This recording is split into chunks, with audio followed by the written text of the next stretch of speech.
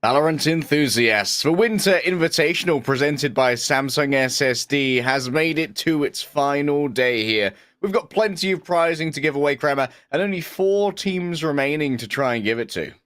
We were talking to our analysts and to our producers before we got into this, and every single one of them said that these are going to be some very close matches. Northwood, they're a team to fear in multiple esports, and that all puts even more pressure onto their Valorant roster. They want to stand out, that they need to do pretty bloody well. You then look over to our other semi-final with Northwood opening, where we have a team called Carlton.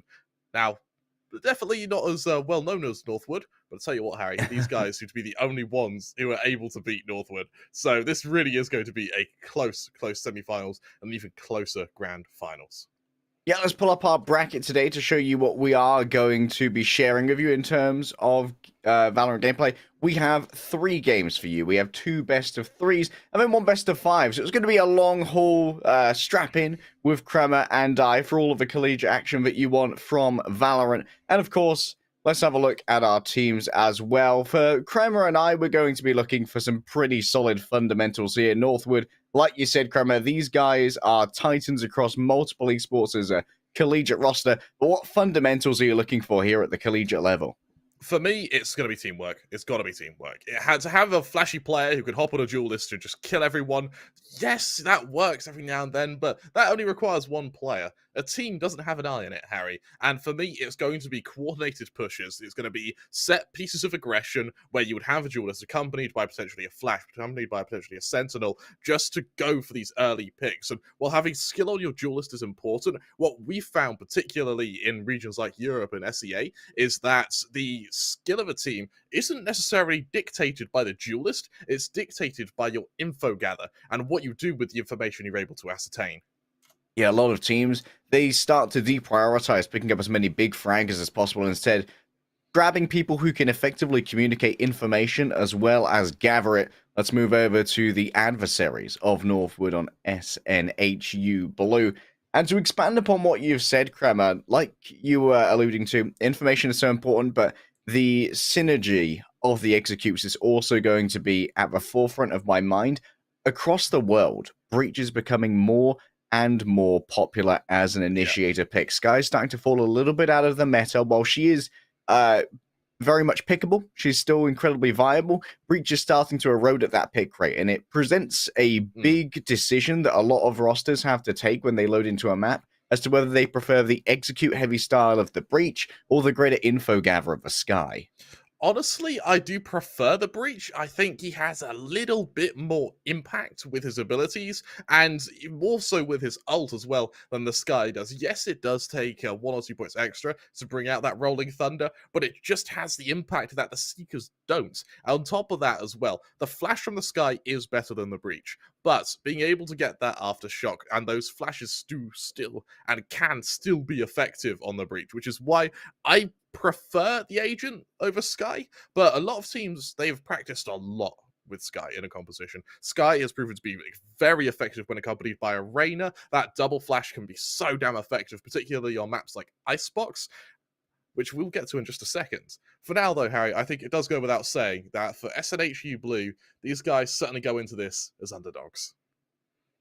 Absolutely so. But when you're playing as an underdog, Kremer, you're kind of playing with house money when it comes to reputational damage. Icebox, like you said, going to be our first map here. And it's going to be Northwood on the attack, of course. And then we've got Haven and Bind. So this is pretty standard. This is a very popular veto over in Southeast Asia. They love their Icebox and their Haven. I'm looking at this veto. I'm looking for a chamber.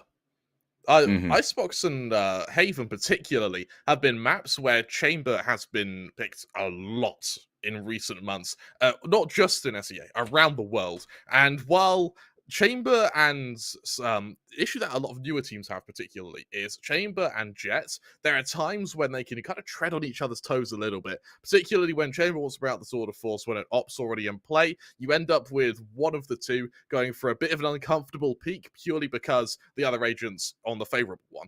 And it does mean that sometimes, I think it usually happens to be the Chamber, can be shoehorned and kind of tucked away on that B site, which just increases those rotation times kind of tenfold.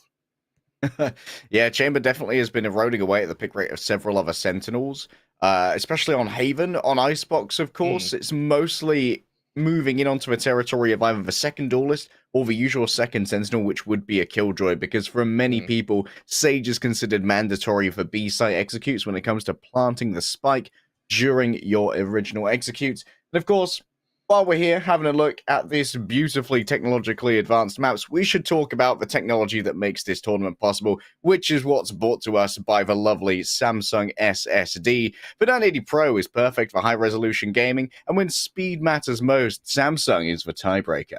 On the topic of speed, Harry, I want to see if Coffee brings out the secondary duelist. What we have seen is a Jet, a Rain, as you see, Ferbs is like kind of hovering over the Rainer at the moment, and then the Chamber. And the Chamber is almost played like a duelist. I mean, we've seen the Headhunter can be so bloody effective when it comes to your pistol rounds. It gives you that extra bit of oomph behind you, and particularly in best of ones, winning 2 pistol rounds increases your odds of winning a map from circa kind of 50-50 all the way up to kind of 60-40. And that's off just 2 rounds. So I'm really looking forward to seeing if there is going to be that triple duelist setup. We didn't quite see the end of the Agent Select there, but I do like the fact that we're guaranteed to see a clash between the Raider and the Chamber. Yeah, I think we lost someone from the lobby right there, but that's fine. We can continue expanding upon the chamber as well, because not only does the chamber bring that power from the headhunter in the pistol round, Kremer, but also the trademarks will be running the same kind of duties that you'd usually see from a killjoy, and that means mid control, especially up in kitchen, where you aren't able to easily visually gather info about enemy presence. Obviously, when you're checking the main open area of mid, you can use your eyes. There aren't that many hideaway cubbies that you can really tuck Yeah. yourself into, but because kitchen is an enclosed area, you really have to commit yourself to a rotation in order to check for info inside of it. And that means either going in with your knife out, trying to move as quickly as possible while also being stealthy, or just making a full run with your rifle and being a Yeah. bit more ready for combat, but also revealing where some of your personnel are to anyone who might be lurking. On the topic of kitchen control, which we quickly highlighted, is a lot of the time it will be down to the Killjoy to just leave your static defense there and sort of write off that area of the map. But what it means is that Killjoy's effectiveness can only really be down to either a lockdown or their pure aim. Now, that's great and all that, but the more you rely on your aim, the sooner the sooner you rely on that human element, the sooner something's going to go wrong. And for me, I quite like the chamber pick because of that, because you can leave your gadgets just lying around in kitchen. You can then just completely leave that side of the map. You get the call if someone's pushing, and you still have your TP, and that tour de force does still have that effectiveness, which I really like seeing on that B site. And of course, we also have the other spot for a trademark at the exit of B long, which is almost impossible to really deal with Exactly. unless you're going to put down some AoE damage utility to take it out without actually making contact, which is likely going to be something like a shock dart from a Sova, who's basically universally picked here on Icebox. This is one of a few maps where single initiator is generally the go-to. It's very rare to see a double initiator here with a Sova alongside either a Sky or a KO or a Breach. None of those really get too much of a way of value simply because Sova's Owl Drone is very good at being able to gather info on sites where verticality is important. The Tasmanian Tiger Yep. can't platform. You're absolutely right. And while it it has been attempted in the past, unfortunately, that Tiger, it does have its effectiveness. I think it is probably a little bit better when it comes to info gather compared to a Sova drone. It can be a little bit quicker. You don't have the tag, but if your communication is good enough, you don't really need it. The problem you have with it, though, is that, well, as you know, the Hellhound, getting around the map, it can only really follow the footpaths of what players would be taking, on top of the fact that it can be killed. If it runs, we can kill it, Kremer. Yeah. Damn This is, of biology. course, Damn biology, right? this is, of course, a single elim bracket here in our semi-finals, which means the winner's going to the Grands. The loser is out of the tournament, unfortunately, and our 3,500 USD prize pool gracefully provided by our friends over at Samsung SSDs, only for first and second. First place is going to take 2.5k, second place $1,000. So there's so much to play for here as we head into Icebox. What I really like from Northwood is that triple duel list. I say triple duel list. It's the Reina, the Jet, and the Chamber. And what it means is that I expect to see some unrelenting aggression from them. This is going to be a fast map, Harry. Win or lose, Northwood are playing this as a fast map. And you look over to SNHU with that single duelist in the Chamber. It does mean that it may take them a while to hit a power spike, particularly if the Chamber can't get up and running fairly quickly. It does put a bit of pressure on the fact that you need to bring an op out, just so you have that kind of point aggression. It means you have some quicker rotations. Something else to highlight, Harry, is Northwood are going without a Sage. Indeed they are. The choices here seem fairly standard elsewise. And Dip, the choice of a Frenzy here. It's not usual for a Jet, to be honest.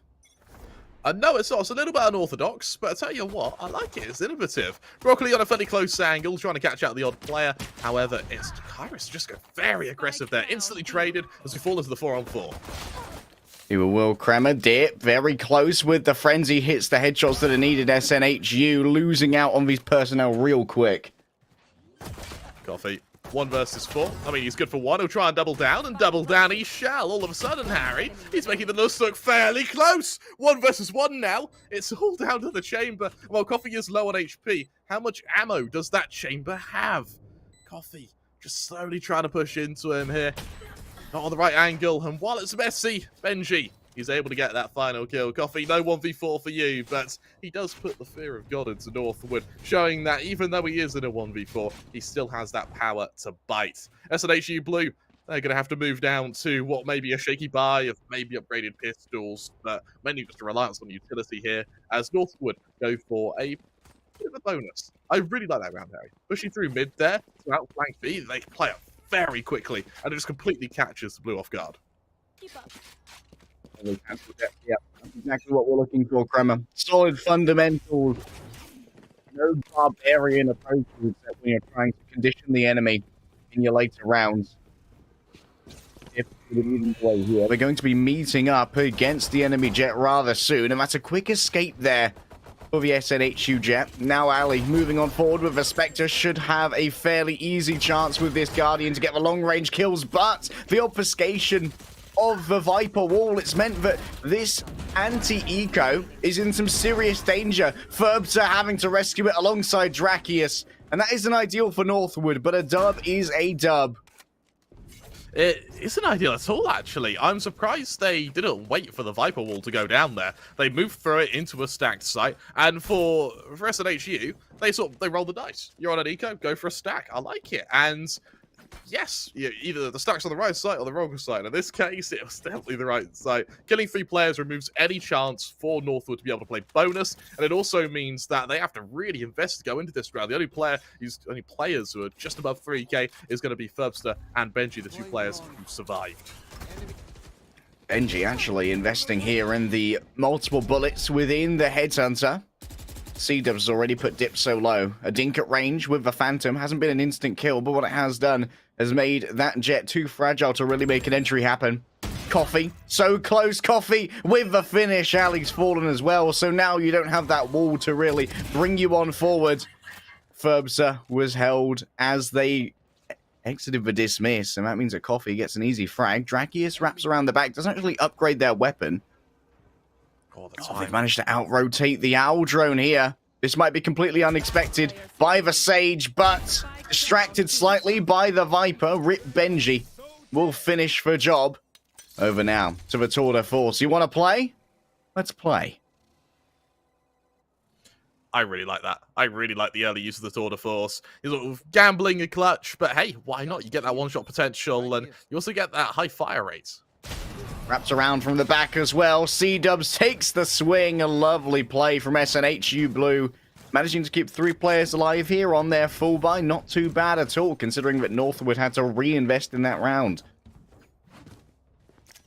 Yeah, it's really pummeled the Northwood economy here. And I'm quite surprised by Ali, who is really preferring these Guardian buys. One away from that Viper Spit means it is going to be something to watch out for, but something of watching out, Coffee already has his readily available. And on other ults, Ferb's one away from the Empress, but the others got 2, 3 off in the distance. That means that the only ults that have the option of being thrown into this round would either be that double Viper Spit or maybe an early Empress.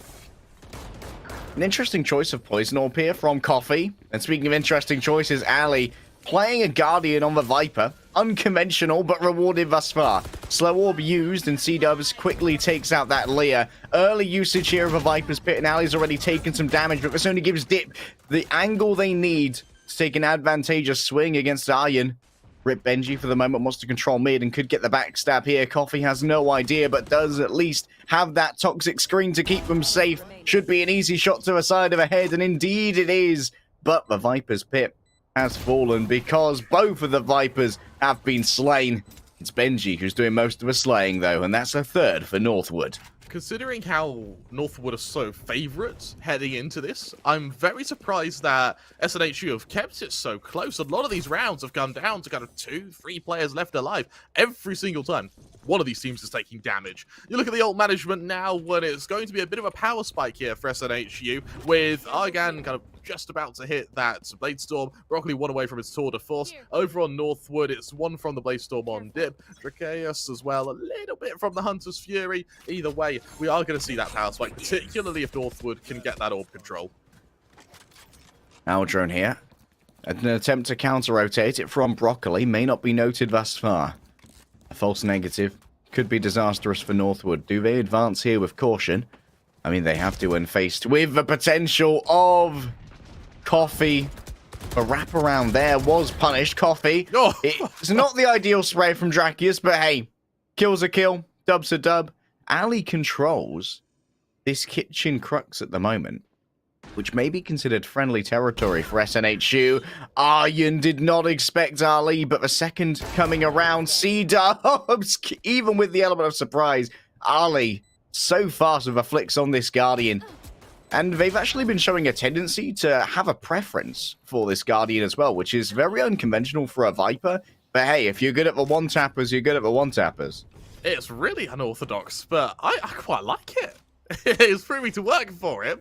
And for Northwood, that's the first time so far we've seen a fairly one-sided round. SNHU instantly call for the timeouts. And something I want to highlight, actually, is the adjustment from the Viper on SNHU Blue. What they realize is that when Northwood go for these B executions, they really like having Dip flank through mid, and they go for a bit of a wrap onto that B site, rather than just brute forcing your way through B main. And what it means is that their adjustment, bear in mind, this strat's only been shown 2-3 times. They instantly adjust, and now the second they hear that aggression in mid, the Viper, accompanied by the Chamber, just gun it down B main, and they force a fight with one of the attacking parties. If it works, and you also will get spike control off the back of it. If it doesn't, and in this case it doesn't, the time it took them to shut down the Viper bought enough time for Northwood to really start committing to their rotations. And while it took them a while there, that's because they aggressed through A main to be able to get that rotation, and through mid, rather than just booking it past defender's spawn. And quick adjustment to strats shown in only 5 rounds, Kremer. This is the kind of cerebral play that we want to see over a long best-of-3 series. That's what can really start to mess with a team that might have an inherent advantage when it comes to the map picks they've gone for, but to be able to mess with their plans can start to erode confidence over time. Yeah, absolutely right. With another spot of aggression now over to B. This time, though, that mid presence is completely dissipated. They're looking to swarm this Viper, and they're looking to quickly drone him out with a very high drone from Dracaeus here. Coffee. Only a small buy here, but small guns have big dreams, and Dip has to take down Coffee the hard way. A swap over here, and that's a lovely usage of a shock dart. Forces the TP away, stops the plant itself, and now so many members of Northwood are low. Both Dracaeus and Benji close to the F. And Benji prepares to maybe make the swing shoulder peek instead. And SNHU Blue starting to wonder about their lack of information. We see a quick run from the Sage and Ali on their signature Guardian. Might be able to get a long-range battle here. They have the advantage and the wall bang. High penetration on that Guardian. Oh! Even against the Tour de Force, Ali will take any fight that is offered to them. Of course, it was an eco here from SNHU Blue for many members. So it was going to be difficult to try and take these at range, but it appears that they are specialists with the Sheriffs. Appropriating that Guardian that Ali's been using means that C-Dubs now has some long-range penetration, avoids a sonar wave of the Recon Arrow. Benji's so low, but could actually backstab here while that drone is being used. Is it going to be a knife? No, it's just trigger discipline. Benji, good patience here. Waits for the spike as it ticks on her way. Of course, Aryan. Oh, they've put up the wall here. That forces out the ultimate. Even if this is not a one round, I think for SNHU Blue, they're glad with what they've achieved. Tracheus might not be able to get away. No, indeed they won't. That's quite economically damaging for Northwood, considering they're against Sheriffs. That's a terrific eco from SNHU. Able to shut down almost every single member, and they hit a huge power spike off the back of it. 4 of their ults now available, and while Northwoods are getting close, unfortunately they haven't been able to get them online yet. Ali and Benji still 1 point each away from being able to bring out that Tour de Force and Viper's Pit. And I really want to highlight how effective C-Dubs has been on the Sova so far. He, on the execution to 8, he was able to get a kill on the retake with that shock dart. He then almost ruins that execution onto B, almost killing 2 players alone with a single shock dart again. Really liking the impact he's having so far. Broccoli. Moving up to try and control mid, but the rest of Northwood, they are faster than a Samsung SSD in their attempts to try and take A. Aryan and C-Dubs are going to meet them, though. And now Agran directly hit by the shock dart, and the second so low finished off. A 6th sense on Tracheus. But a resurrection available here for Aryan. Cannot afford to fall to Fabus, but they will. And Benji at range with the Tour de Force leaves only Coffee alive. With 900 credits in the bank, Kremer, I think this one has to be an unfortunate save. I'm surprised Coffee's even kind of humoring this at the moment. Oh, this is very risky. Someone died here previously, but between the legs, Coffee leaves that angle and does not peek it again. Right, Coffee? Tell me I'm right, Coffee. Right. That was a play. Yeah, I'm A really choice. surprised Coffee went for that. It was definitely a decision. SNHU will remember that, as they now, yes, they can buy, but it's going to be a laboured buy, sure. What I really want to highlight is the second we hail C-Dubs as playing well on the Sova, Tracheus goes, actually, I'm pretty good as well. And he 2 wonderful shock darts there onto Agran was just perfect. And with SNHU looking to defend the safe site once again, it's a ramshackle buy from a Banjax team. However, there's still hope, and with a Blade Storm, Agran's looking to deliver that aforementioned hope. Dip. Lies in wait here. Oh, Tracheus has identified the Blade Storm. The main threat that may well be leveled here. And remember that Leah, you don't want to destroy it with a knife. You don't want to be expending your limited resource to take out an emplacement. Dip here takes so much damage, but inside of a Viper's Pit, the snake has planted yet again. C-Dubs, rezzed on up. Broccoli going to be spotted by Benji, who looks for a headshot and a quick TP out, but isn't able to guarantee the kill. Aryan removed as C-Dubs racks through the site, easily sprayed on down by Tracheus, but Broccoli. Oh, baby. You're going to eat your greens now. You're not worried about the Viper's Pit when you've only got 5 HP, right? Like, what difference does it make? I was always going to be one shot, baby. They could actually die to a single tick of a snake bite, and there it is. Well, it's a way to die, that's for sure. And for Northwood, it's another round where they are kind of limping through it with only 1 or 2 players left standing. In this case, only 1. And they committed fairly heavily to this, as did SNHU, with the Res, the Hunter's Fury, the Blade Storm, the Viper's Pit, and the Tour de Force all being committed to 1 round there. And it means that SNHU Blue, they moved to this eco, sure, but I would have much rather seen the Blade Storm get used now rather than with the shaky buy.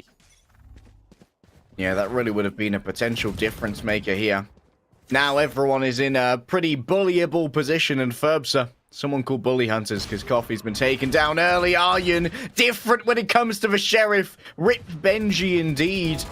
As Broccoli's going to level the Headhunter at their enemies. Patience is their ally here. Waits for the wall to dissipate. And Ferbsa now going up against Aryan, who's managed to loot themselves a Vandal. Won't get a single shot out of it, though. Drakius waits to see if anyone wants to interrupt this plant, and indeed they do want to interrupt. But Dip is going to be interrupting their circadian rhythms. I'm afraid, boys, you're going back in body bags. I think it's at this point I need to remind you, Harry, that this is Northwood's map pick. They are on their home ground right now, and they're certainly showing it. And for SNHU, here's the thing. They make this relatively close. They have a successful attacking side. They recover the defensive side. Suddenly, we have a series on our hand. But they're running out of chances now on the defensive side. They still need about 2 or 3 rounds. And you look at the ult management as well. They do have that Viper's Pit, but there's not going to have any other ults for a good round or 2 now. Over on Northwood, you've got your Empress, but your Hunter's Fury is about to come online, as well as multiple other ults as well. Oh, we might have a DC'd player here. Is that an attacking or defending player? I think it should be a defending player. How well do you know a blurry map? We're back, though, as Dip and Ali are able to open up with C-Dubs trading. Interesting that SNHU Blue here, they haven't really had the economy to build up towards an operator, so we haven't really seen what their jet can do in that particular instance. Angren, though, they can do plenty with the Vandal. Even more damage here over to Ferbsa. Uses one of Aliyah's. And now they're all out of obfuscating materiel. Might as well use this Emperor soon. I don't know if we've seen one from Ferbsa yet, but they're so easy to get with only 6 ult points required. For a duelist, that's a pittance! Benji. They are the operator player now, and Dip is simply so fast, wrapping around, pinching in, and making sure there's nowhere for SNHU to escape. Destroying their economy once more. Northwood have no mercy. Credit where credit is due to SNHU Blue. They were able to keep Northwood's kind of player count and economy so low that the only time the op has been revealed is 3 rounds before the end of the half. So they have been able to keep it close, and the scoreline doesn't really portray how close this has been, because Northwood have been winning these rounds with 2 or 3 players left standing. They have been losing players consistently. And for SNHU Blue, unfortunately, it's just those extra duels that they haven't been winning. Empress comes out as well as the Blade Storm, as Northwood look to make their foray over to the safe site, with SNHU Blue just going for the retake. Dip goes high, looking to try and leverage the high ground. But moving through the Viper's wall is easier with Valia. Dip now needs to check behind them, as Coffee is going to run out of this fuel fairly soon. Indeed, it has been bottomed out, and Ferbsa plays from a high ground. They've now popped that Empress. A long-range duel against C-Dubs. It's all a distraction tactic, but the distraction didn't work. Both of the duelists from Northwood have fallen. Now it's 3 versus 1. Benji is on fire when it comes to the operator. Already 3 kills, and Coffee, they tap the spike. They're up against so many. The spam is too much, and Drakius can do it for free. No traces from the Phantom, as they're making ghosts out of SNHU Blue. Plenty of spam, but no tinned goods to be found here today, Harry. Northwood, they've been using them for target practice. And something I want to highlight on Northwood is the frag splits. You know, bar Drakius, there's only 1 frag separating 4 of their players. It means you don't necessarily see one player who's carrying, sort of lugging everyone through on their rucksack. No, this is the entire team are delivering right now. Drakius isn't going to have as many frags because he's setting up every single player. I mean, even in that last round there, sure, it's a Viper's Pit, but even then he has them pinged. The United Fragging Republics. Ali, oh, the covering fire. Savior. A return to the Guardian. And the Guardian beats out the full spray against Coffee, deciding I am the better Viper today. But Broccoli needs to stop so many of these players. 1 shot left in the tour de force, and now it's down only to the Headhunter of the Classic. Ali's happy to take the swing before being taken down by Angren at range. Simply did not have the health to sustain a longer battle. Angren fakes out with an updraft, tries to keep crosshairs pointed skyward for this 1 versus 2. But Drakius, are they going to be forced to use a shock dart here? Do they even have any to play with? Angren, 7 bullets left in the magazine. There's a miss on a tour de force. That was almost a direct hit there with the recon arrow. But SNHU Blue are running out of time for their second round here on Icebox. Angren, brave to continue. The shock dart hits home. Draki still had 2 in the quiver. And I'm afraid that this archer is just too powerful. I will admit, I think that arrow actually hit A-Ground there. Like, he was hit by that. I mean, yesterday on VCT, we saw a direct shock dart, didn't we? Yeah, teams have decided, you know what, this is enough gunplay. You considered bow play. I used to be an attacker like you until I took a shock dart to the face. Granted, I imagine taking a shock dart must suck to any part of the body. It must be like catching C4. As Northwood, they stand 11-1 up, Harry. I think it goes without saying, SNHU Blue, if this isn't a victory in your pistol round, then you are in big, big trouble. Must win, Kremer. Otherwise, you're going into match point against an anti-eco. And while it wasn't clean for Northwood the first time around, they actually lost 3 of their players. Already too much has been lost. This is an interesting move through the back. Coffee on the rear guard. Ali now trying to go up. That's a double player drop there. Benji somehow got up top and Dip is round the back. And now it's a 3 versus 4. Post-plant at least for SNHU Blue. Out goes Valia. C-Dubs has to reveal their position to take that on down. Not many bullets left in the chamber now. Now with the last bullet, they will take down Ferbsa. And Dip allows for the reload. So gracious with the double peak. 3 versus 3. Cloudburst deployed and moving as a trio. Hunting in packs are the defenders here. Northwood now have both of the players lined on up. A swap over against the Sheriff here. The law must be lain down by Angren. Only Dip remains with plenty of time to defuse. Northwood, they have signed the death knell for SNHU on Icebox. I tell you what, Dip hits a wonderful 3k there, and if he didn't, I was going to have a little go at him, Harry, because he did kind of leave Ferbsa to die. His Ferbsa goes takes a fight. Yeah, we'll swing. That fight lasts about, I want to say 5 seconds, that fight, and Dip just doesn't peek, doesn't have his teammate. Yeah, you'll be alright, just let him reload or something.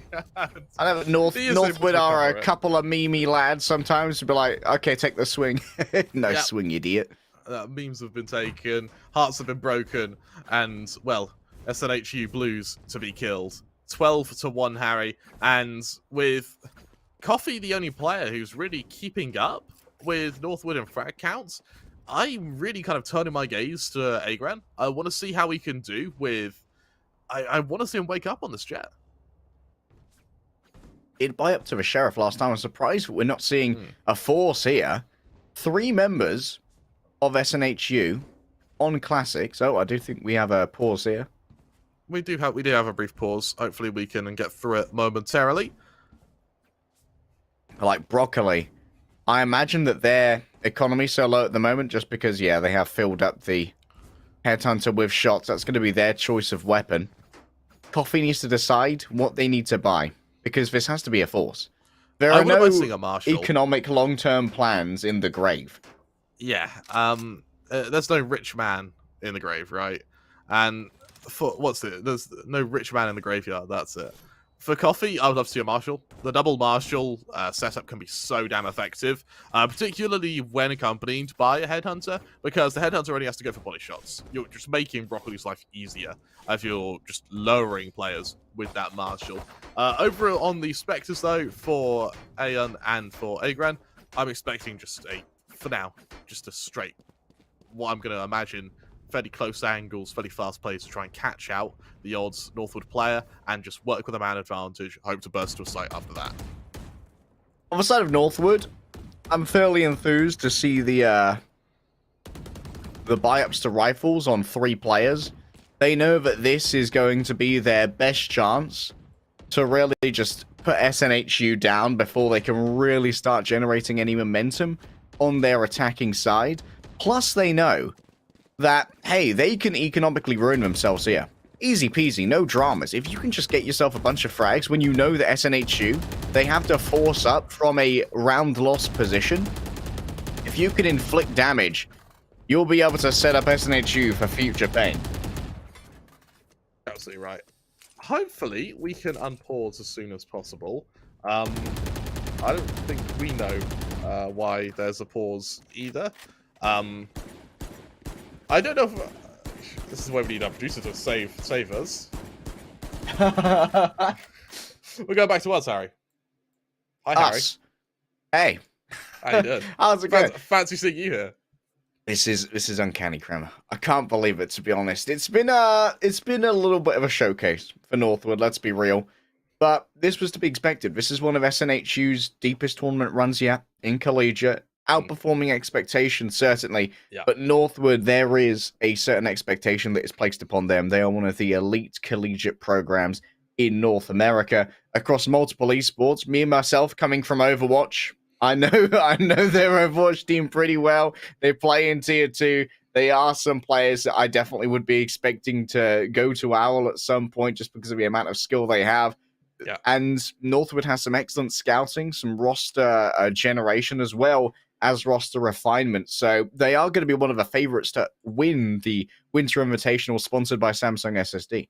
I'll tell you what, we were waiting for a moment just to get the all clear from our production. We currently have a potential rule break and a rule dispute between these two teams. So if you think they can argue for a while, that means we will be on camera for a while.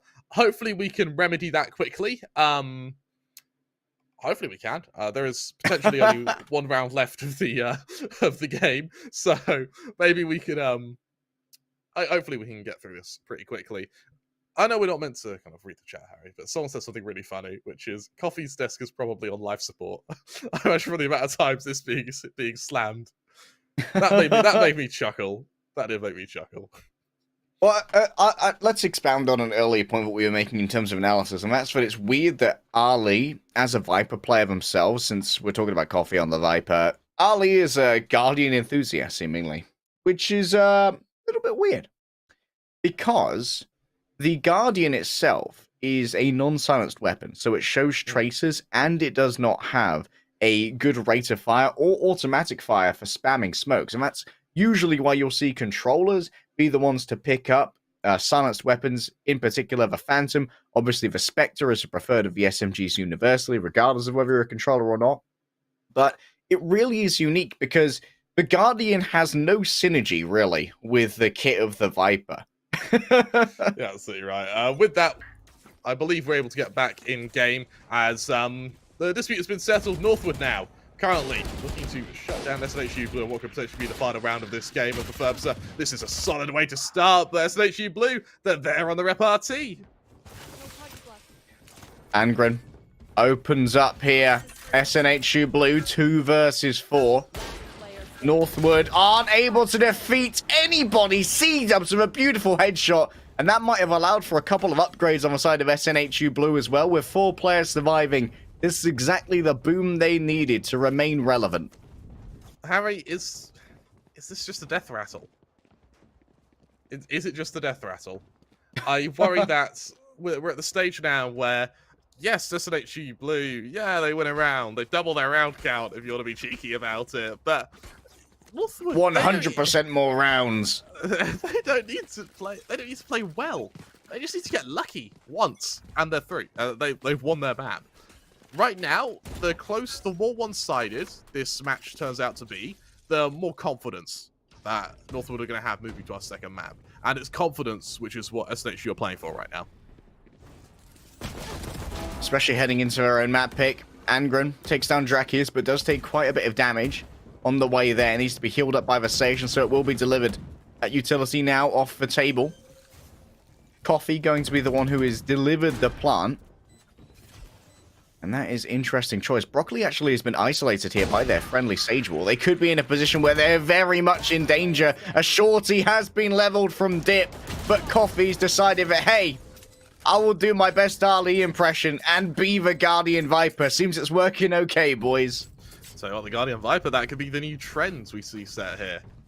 Ali, aren't you just a trendsetter? As we made Is that for a moment, never mind. an Odin for a moment was undenied, Harry, and I got pretty excited. But no, it's going to be Vandals around the board, bar Dip, who has a Blaze-Storm readily available. So why not just use it, Harry? As I quite like the early ult usages we're seeing right now. It means that you do get a cycle in before before your opponents get theirs on board. Agrad is just one away from his own Blaze-Storm, but he's not going to use it when working with a Vandal. For everyone else who isn't bringing out the blades, it's Vandals across the board. Benji, patient now, lying in wait in the cubby. They should be checked here by Broccoli. Drakius has already struck one. Good patience, good delivery! It's Rip Benji who makes everyone else torn apart. C-Dubs now unable to save Icebox. It was the Frenchman from the cubby that eventually spelled doom as Northwood claimed this map 13-3.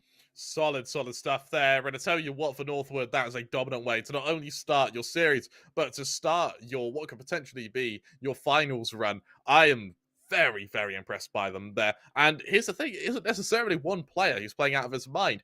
Any one of them can go out and they can deliver, which is what is making them so damn effective over on Icebox. For SNBU, this is their chance to really recuperate between maps and just try and get it behind them before they move to their second. One of the things that has been quite enthusing here, at least for Northwood, more so than a 13-3 scoreline, in fact, even possible, is that the Chamber's looking strong, which going over to the map pick of Blue is not great, because Chamber is proving to be pretty effective as a substitute Sentinel. On Haven, it means that you can often proliferate double operator setups with relative safety, because Chamber can act as a duelist in the defensive manner that you'd like to see an operator, which is simply the take a shot and fade away. With the Jet, that's for Tailwind where you get out of dodge. With the Chamber, it's even better because you can teleport. It means that it's very hard to track where you've gone, whereas obviously with the Jet, you can see the direction they've moved. You can try and chase that down a little bit easier, and that might prove to be an actual problem here if Rip Benji continues to play on the Chamber. Someone else I want to highlight, actually, from both sides is, goodbye, Harry, Goodbye, I want to highlight the Vipers. Both of them had some really nice ult usages, and I don't think once did we see a Viper Spit go down with it kind of looking useless. Every time it has been deployed, it has led to a round victory, and it looks like your camera's going through an exorcism. It really is. My camera just got 13-3 on Icebox. It's unfortunate, man. It's just, that's enough. It's enough. It doesn't want to be here anymore. Sod that second map. We will be able to head to a second map in just a moment. Of course, it's going to be Haven. My worry, though, is that a lot of the play style that comes from Icebox can be transferred over to Haven. It is a very aggressive map for your defensive side, and we saw from the peaks that are being kind of shown over on B Long that Northwood aren't scared of going aggressive. Same could be said for SNHU Blue. I just can't wait to see how that chamber is going to play out. And if we will see another chamber from both sides over on that next map of Haven. We're going to go to a quick break. When we return, though, the action will continue. In LCS, every nanosecond counts. And with Samsung SSD, being fast means being first. That is fast blood in record time.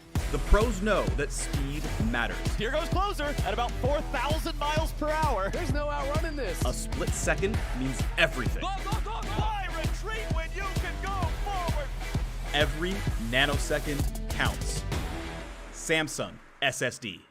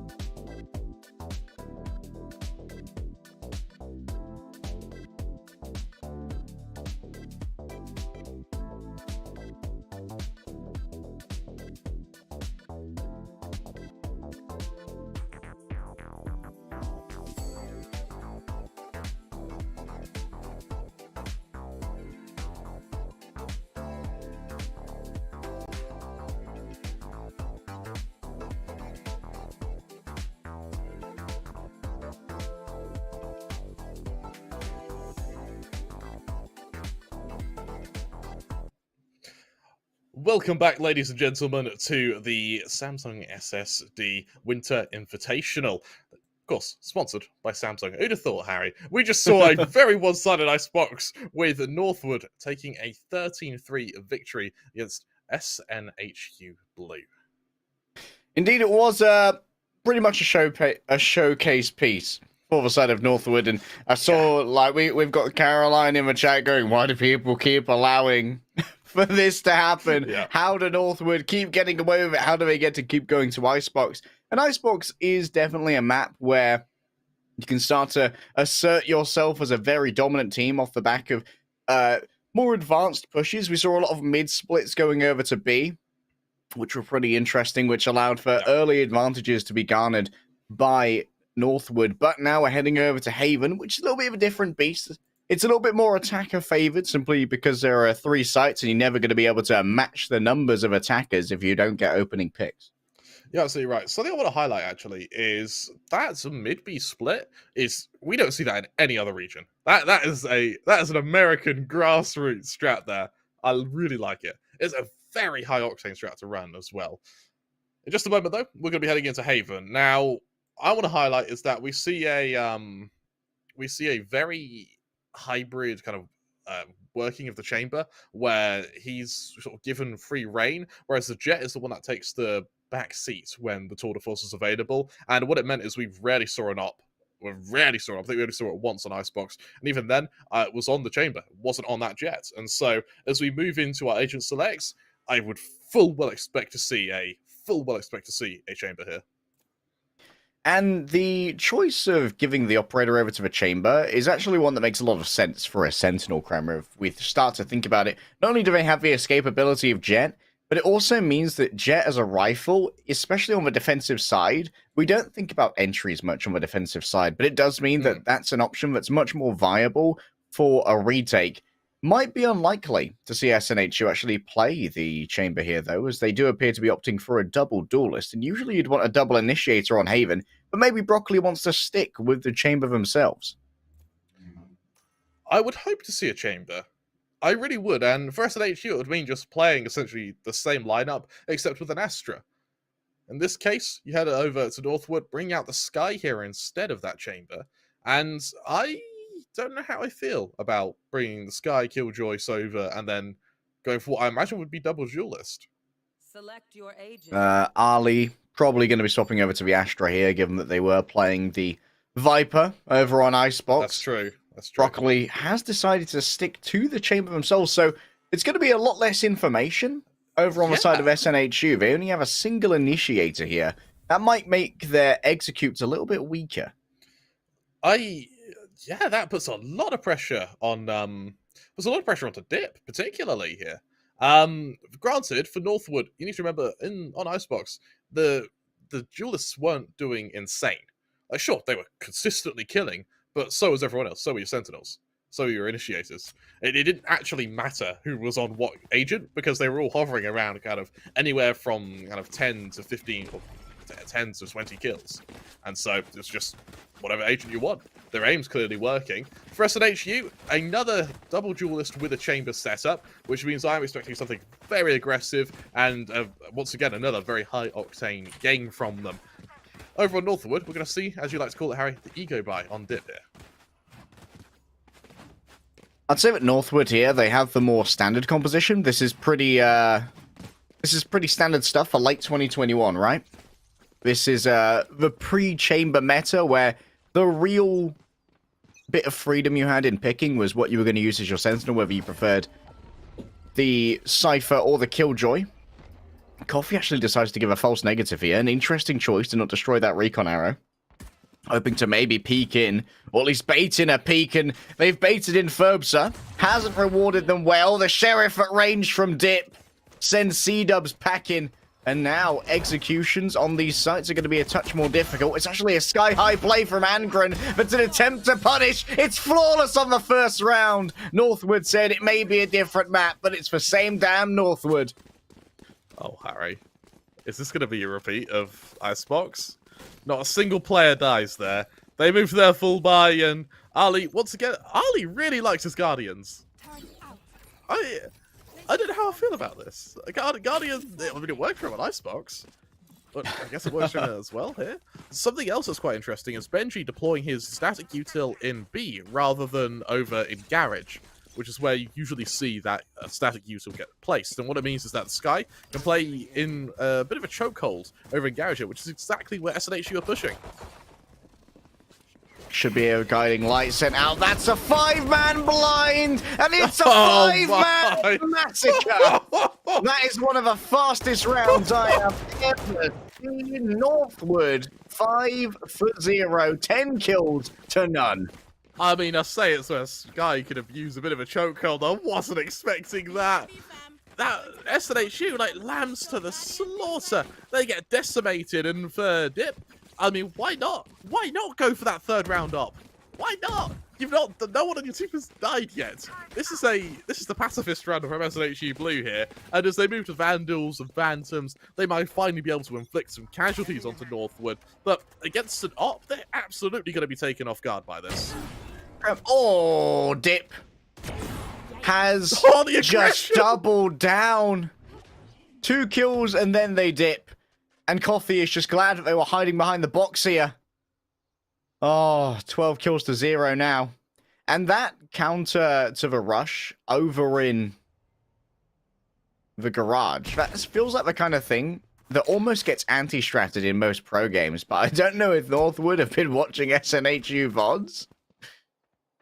Still, it was quite loud, but you got to remember that there were 2 players pre-positioned there, including Ferbza, who's apparently been set to guard this area.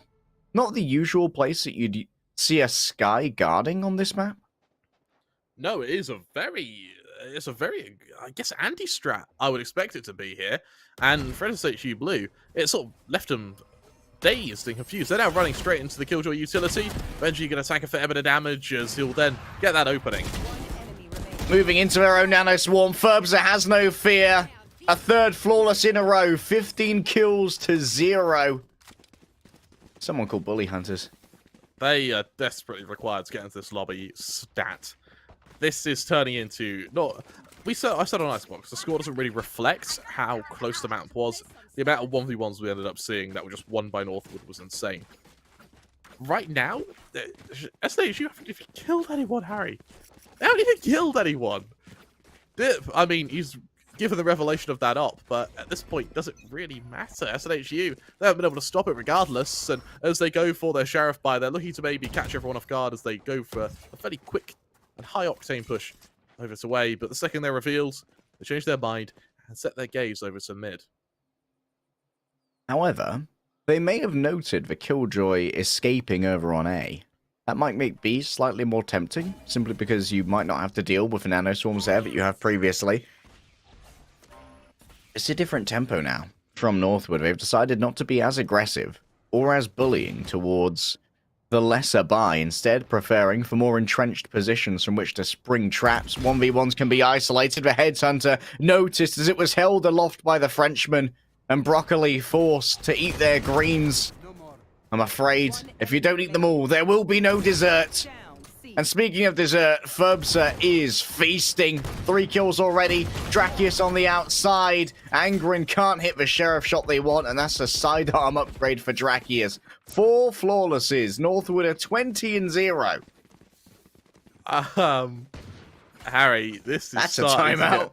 This is starting to get bad. I'm glad SNHU are calling a timeout.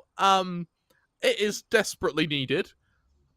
They haven't killed anyone.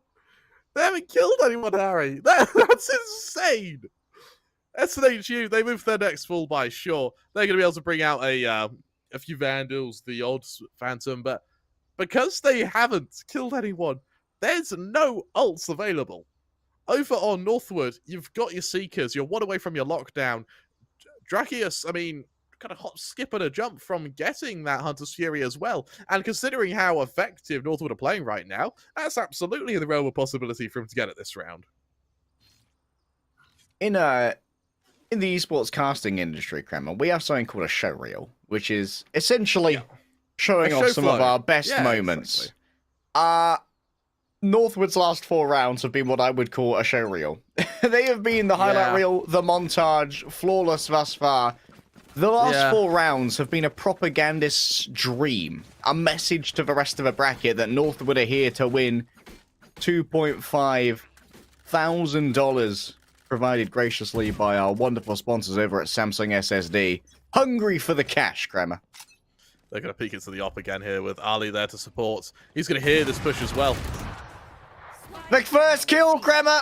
It is real! It is live! It is Dip! With the first now to try and refrag, even while pinged. Dip does not care. The ace may well be on the cards here, but Ferbs is going to take that away by tracking well with the Vandal. Ferbs, so why you got to deny the ace? But still, the first kill here for SNHU Blue. That is progress. One kill in 5 rounds. In 5 rounds! Hey, Grandon, I mean... Top fragger, baby. Hero amongst SNHU for killing a member of Northwood, for usurping. Is it regicide when you kill a king? It is regicide. Northwood find themselves 3 ults to 1 now. SNHU, what can Agran get done with his Blade Storm? We might be beyond regicide, Kremer. We could be at deicide at the moment. It very well could be. Goes to the high ground. No one peeking him yet. No one humoring him with a peek yet. Ali, this time with a Vandal. It's going up close and personal. Oh, they've cancelled their favourite weapon.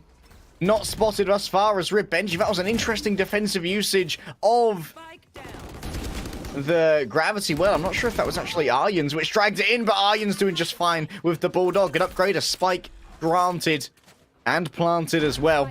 Not ideal for the ult generation, but at this point, you simply just want to get it done. Now, all alone is the one Astra that could. The queen of the astral plane, counter-rotating against Ferbsa, but didn't expect Dip to be coming in from a defender's spawn. And unfortunately, there's no one to get the ult point from the defuse. 6-0, Harry. Northwood lead, and that doesn't even come close to describing how dominant they're looking right now. 4 kills in 6 rounds for SNHU. That is harrowing. We're going to let you guys into another little secret in the casting industry, which is we also have something called a show flow, which is when we join Discord, we join VMix, our producers will send us a little document about the times things are meant to happen. So it'll be like, at X time this game's meant to start, you then predict 3 hours because it's a best of 3, this will finish. Northwood have, in the space of, I want to say about 1 hour, turned that whole thing on its head, just chucked it out the window. Oh, Dip with the miss, swaps over to the knives, Coffee slays them. Finally, the Operator Warlord has been taken down, but look at all those vulnerable players. It's easy for Ferbsa. Drakius now feeling the pressure up against Arjun. With the last bullet, they're able to slay the Cosmic Queen. And now it's 3 versus 1. The good news for C-Dubs is that they do have the spike in hand. They can wrap their way over to C, but that turret might still be active. And here, they could be moving into the range of this alarm bot. And Benji will be able to trigger the Nano Swarm afterwards. Unfortunate there for C-Dubs. The Nano Swarm is going to be used. Benji unprepared for C-Dubs to take the swing. The bravery rewarded. A spike plant and a little wiggle of happiness for the frags that were given. He's a happy little murderer, C-Dubs is. C-Dubs, hoping for an angle. Ali, there's that kill, and oh, Harry, this is heartbreaking. SNHU are being dismantled right now by Northwood, and as they go off, Drakius will save that up. Go on, Jet, you can have another go at it. Even if Northwood lose every round for the rest of this half, they've had a successful half. 7 rounds on your defensive side of Haven is really quite a successful half, regardless of what team you are, regardless of what team you're against. You look at ult management now with Northwood, I mean, they just have a plethora of utility and a myriad of ways to kill SNHU Blue. Right now, SNHU are averaging 1 kill a round. That works. it's laughable. You guess you smile through the pain, don't you? You can have a smile, or you can cry. No survivors as well for any of these rounds. 7 rounds in, 7 deaths for everyone. Almost a direct there. Ferbsa with the dodge. Coffee's already taken a dink, I believe, through the wall. 42 HP remains. 42 may well be the number that's the meaning of life, but I feel like the meaning of life might soon be taken away from Coffee. Flying in wait is Ali. Swapping away from their Guardian tastes. But Broccoli has done well here with the tour de force. The refrags are strong from Ferbsa, who's had themselves a standout game. Moving down C-Long is going to be difficult. How do you make this entry work with the 2 players that are currently here? The Chamber and the Sova, not good at the fast movement. But the Jet may be more so. Angren could be given a little bit of additional information. Ferbsa has been pinged. And C-Dubs has won that one out. Now it's a 1 versus 2. This could be a round for SNHU Blue. Benji creeps around through defender spawn. This duel may well decide the entire thing. Angren caught unawares. The spray is messy, but still the kill is delivered. And C-Dubs, once more, might wrap their way onto B. 5 HP is what we describe as not ideal, Kremer, and I think that we might see a solo ult here, to be honest. I wouldn't be surprised, and I think we're going to see Benji wait a little. Spike goes down instantly, and now C-Dubs has no choice but to just get the hell out of there. With only 5 HP, his options are very limited right now. Timmy Turret is suddenly going to become C-Dubs' biggest killer. I don't want to see C-Dubs take a fight here. Shock darts are the most important. You can use your ultimate as well. Doesn't matter. Benji's backpack was shown, and you've hit Benji in his only weak point, in the rucksack. It ruined a rucksack there. Perfectly good rucksack. A player I want to highlight at the moment is Ferbsa. He's currently going 15-2, which in itself is just frightening. But it's because he has been hitting some godlike flashes throughout this half. And, you know, the one to highlight is that flash through garage window, where he and Benji just slaughter the attack of SNHU. And even that round there, he gets a wonderful flash, gets the first player, hides behind the site, and just maneuvers around the site so the Aldro doesn't see him, uses the false negative to shut down Benji while the Tour de Force is active. A miss there from Dip, but Dracius. Mum said it's my turn with the aim. The shorty does its work, and Coffee. Now the crunching will come. Leg scene, fire exchange, Dracius and Ferbs around the back. 2 initiators, 2 kills! Oh! 4 on the board for Dracius. It's my turn now, baby. The dragon hath risen. I mean, and he breathes a lot of fire. What a round from Dracius there. A quick little adjustment garners him 2 very clean kills, a 4K for him, and an 8th round for Northwood. 8 to 1 the scoreline, SNHU Blue looking to stare down the precipice of what may be another repeat of Icebox. Harry, not only is our schedule out the window, but SNHU Blue may also be out the window. I would say that Northwood are Thanos snapping right now, but Thanos to snap only killed half a life in the universe. C-dubs opening up here with no, How does he survive that? You don't get a double there. That's illegal. You're going to jail, mate. You don't get a triple. Surely not. Not the quad. Dracius with 32 HP. Surely he dies here. No, the peel from Dip is so strong. Oh my God! Dracius gets 4 again. This man is Smaug cosplaying as a human. The greatest of the dragons. What? Dracius, an insane round on his part there. Peeks into window, gets 1 when he absolutely shouldn't. Gets that second one. He absolutely shouldn't. The third, he shouldn't be getting that either. And then the shock dart, Harry. Dracius, I'm begging that you buy a shield. There we go. We need to summon some hobbits because no one else is getting past Dracius. The desolation of Dracius. Oh, he's gonna do it again. Oh my. That flash! Dude, Dracius is so good. Dracius is playing like a duelist right now. Just claiming mid. It's easy clap. Takes out their counterpart, but Aryan. Oh my. That's enough of that, they say. Calm down, mate. You ain't Legolas. Oh, but Ali wrapping around the back with the pinch from C. Northwood don't want to give any territory away to SNHU Blue. There's nowhere that they can feel safe. As we're in the last round of a half, Northwood have already hit double digits. That was a insane flash from Ferbster there.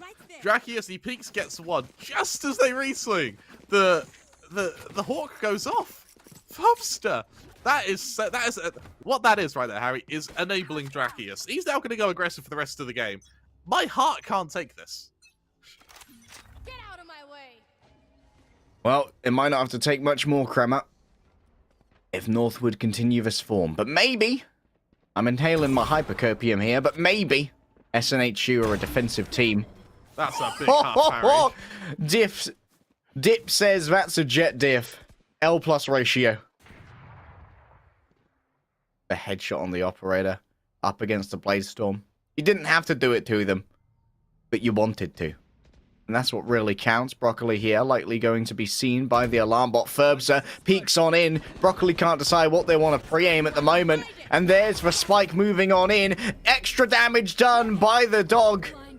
The blind given over. Coffee, do they dare emerge from behind this cosmic barrier? Benji wonders if they should move on through, but Broccoli's already pre-firing it. Ferbster takes the same risk. And now Dracius is left in a 1 versus 3. Very interesting that they're going for the knife out rotation into an active site. Maybe a touch of ego there, boys. I won't lie, Harry. That's about 3 or 4 times now Dracius has been staring down someone with a knife out. That time it doesn't work for him. And you know what? He's playing Assassin's Creed. I'm kind of thankful for that, because if he keeps doing it and he keeps winning those duels, he's going to be unbearable. As SNHU Blue, they move to their defensive side. 10-2 down over in SEA. We call it the curse score line, but I don't think there's any curse on Northwood right now. All right. SNHU, a defensive team. Hypercopium. 10 is all they get. Northwood, now. They are I want to see SNHU Blue. Their stack here on A, it needs to win. They need to win the pistol round, but Dip opens up with 2 headshots of the Sheriff. Aryan wants to grab that effective weapon, but they simply don't control the territory. Instead, trying to control those who move through A long. The magazine is limited. C-Dub's aim is not, but their health pool may well be. Drakius grabs another coffee, drops on down. A near-sighted Ferbsa is taken away, but still the spike is planted. And this means that North would have even more cash after their victory on the pistol. 11-2, Harry. This hurts. SNHU Blue, they go for the force buy. They just don't have a choice. Double Marshal buy. I do like the double Marshal. It does have its place, and it really does work damn well. However, is it enough? Like what can SNHU Blue change in the space of kind of 1 or 2 rounds to suddenly start winning? Drakius waits with the Bulldog. Triple shots on the burst fire, covered by Ferbsa for the moment. Noted that this is a big foray out. There's the guiding light. One player blinded. It's not the one who's blinded who takes the swing, but now up close and personal with the Sheriff. It's a dirty spray from Ferbsa. They still have the cover of the Bulldog. The Initiators have decided that this map belongs to them. And you know, Kremer, the only thing faster than how North would win on Haven is a Samsung PCIe 4.0 SSD. They've doubled the speeds from 3.0 up to 7,000 megabytes per second. That's the only thing faster than Northwood on Haven. It does come close, and it did take a few bits of scientific research, but yeah, that SSD is definitely quicker. Only by a little. SNHU Blue. They do have a buy to their name, and for C-Dubs, he does have that Guardian, kind of the only real rifle that can be wielded by the defenders here, and, well, for Northwoods, push into the Rainer, Coffee only on 2 kills right now, and only a ghost to their name to try and stop this attack. Coffee with the ghost. I believe, Kremer. I believe. Dip sits within their cloudburst for now. Benji moves on forward. Drakius joins the fray with that Bulldog that was previously so effective. Ferbsa going for the plant. And now 4 versus 3 in the post plant.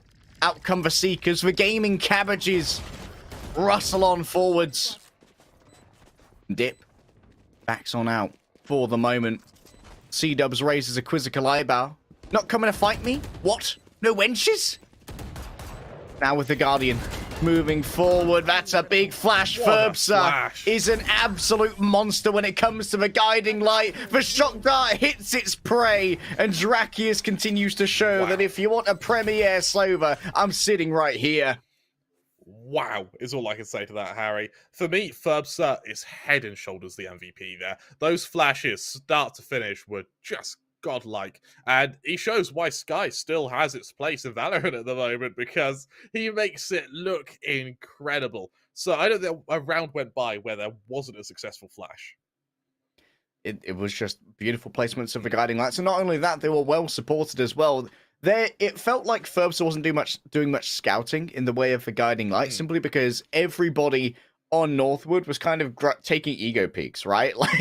Dip was taking the ego peeks. We saw the forays down C long from the Astra as well, and it meant that the guiding lights weren't needed as much for scouting. They were mostly used for dual enabling from either Drakius, which is weird when you have your 2 initiators just moving as a kill squad, or for someone else to try and take a preferential swing from an unexpected angle.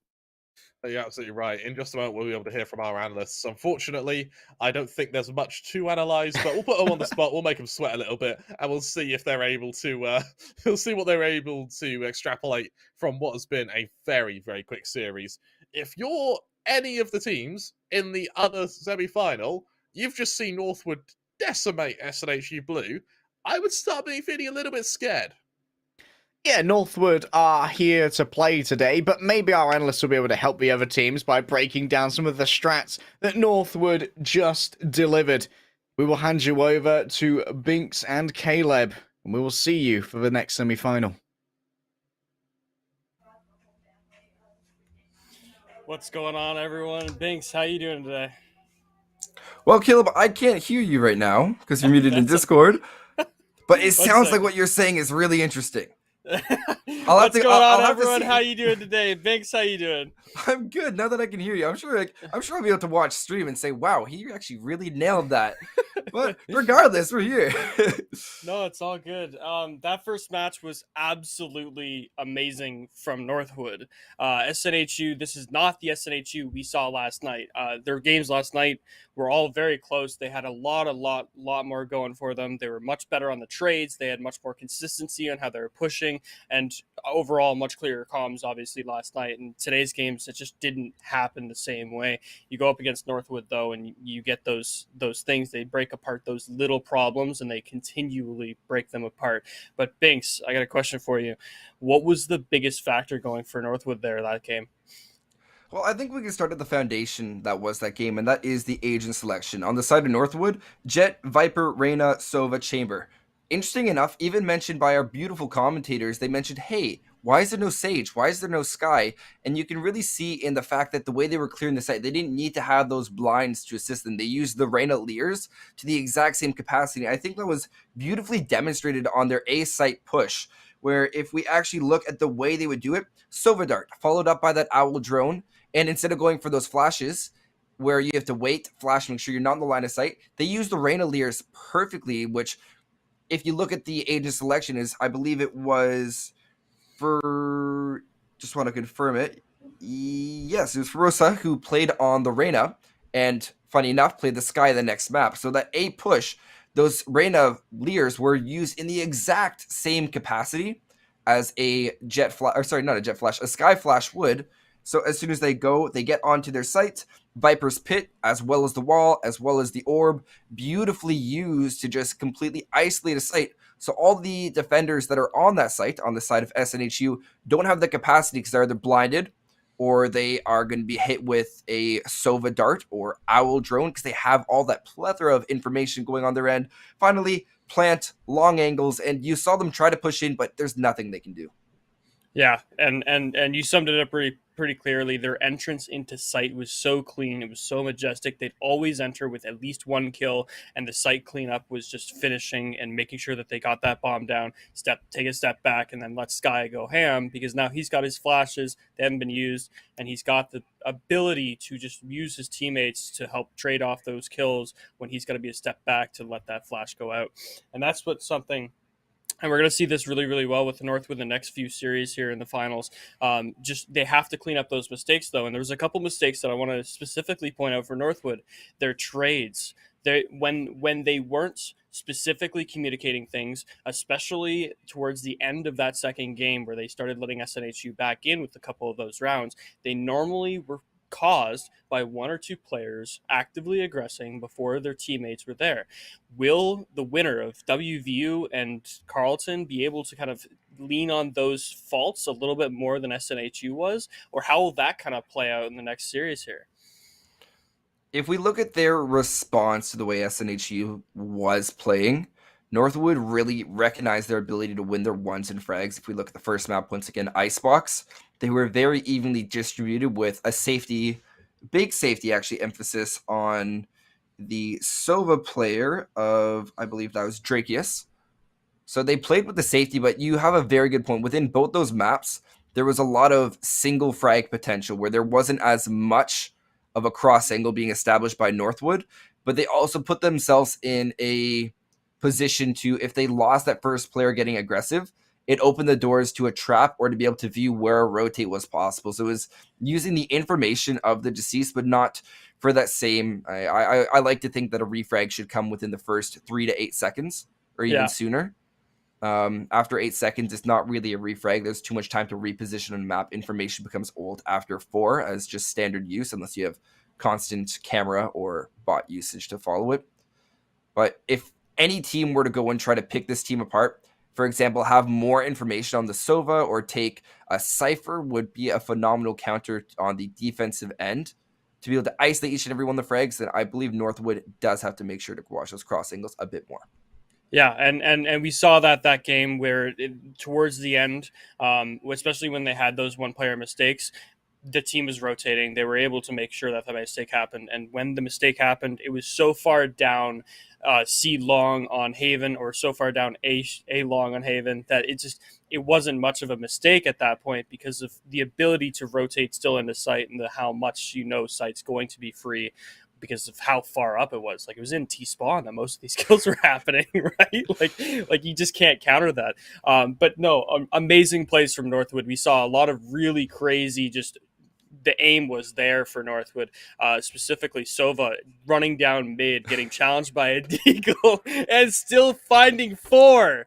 It wasn't like it was like, okay, this is a mistake. It was like he made the best out of it. He had 20 health or 30 health, but he just turned and just obliterated everyone he could, and then Dip helped him out when Sova needed to back up. Dip allowed that frag to happen and then allowed Sova to do the shock dart on the last Sova on SNHU's side, which was just unbelievable plays. And yeah, you got to get lucky to be good sometimes, and that was one of those times. So you got to point out some of these rounds. It felt like deathmatch. It really felt like deathmatch, where I was expecting to see the little timer, like, oh, it's not going to be a double. Oh, maybe it might be a triple kill. I was expecting to see a timer just slowly going down at the bottom.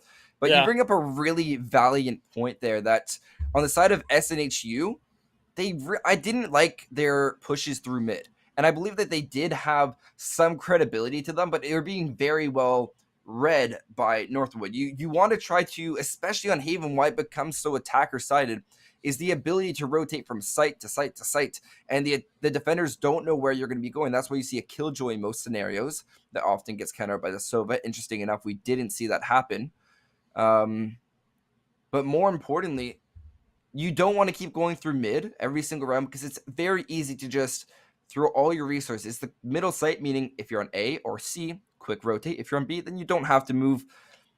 There was one round, and it was round 8 on the side of SNHU, where they finally went for more of a split push. And I believe it was the round that they were able to win using the tour de force chamber ult, where they had a push up C long, as well as a push through C garage, and that came down to the 1v1.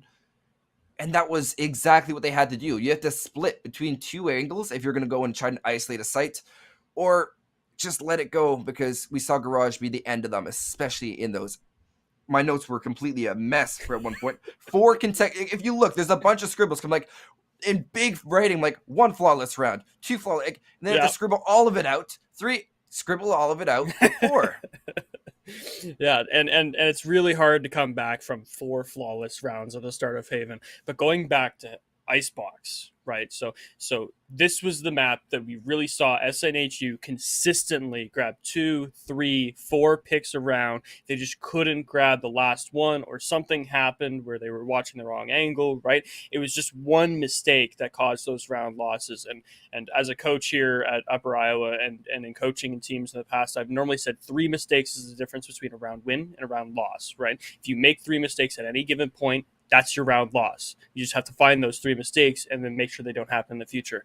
With SNHU, it wasn't the same 3 mistakes all game on Icebox, right? It was different mistakes made on different maps or different parts of the map and by different people, right? It wasn't just, okay, well, this is happening continuously mid, this is happening continuous B main. And that's what really starts to dig into that mental of SNHU.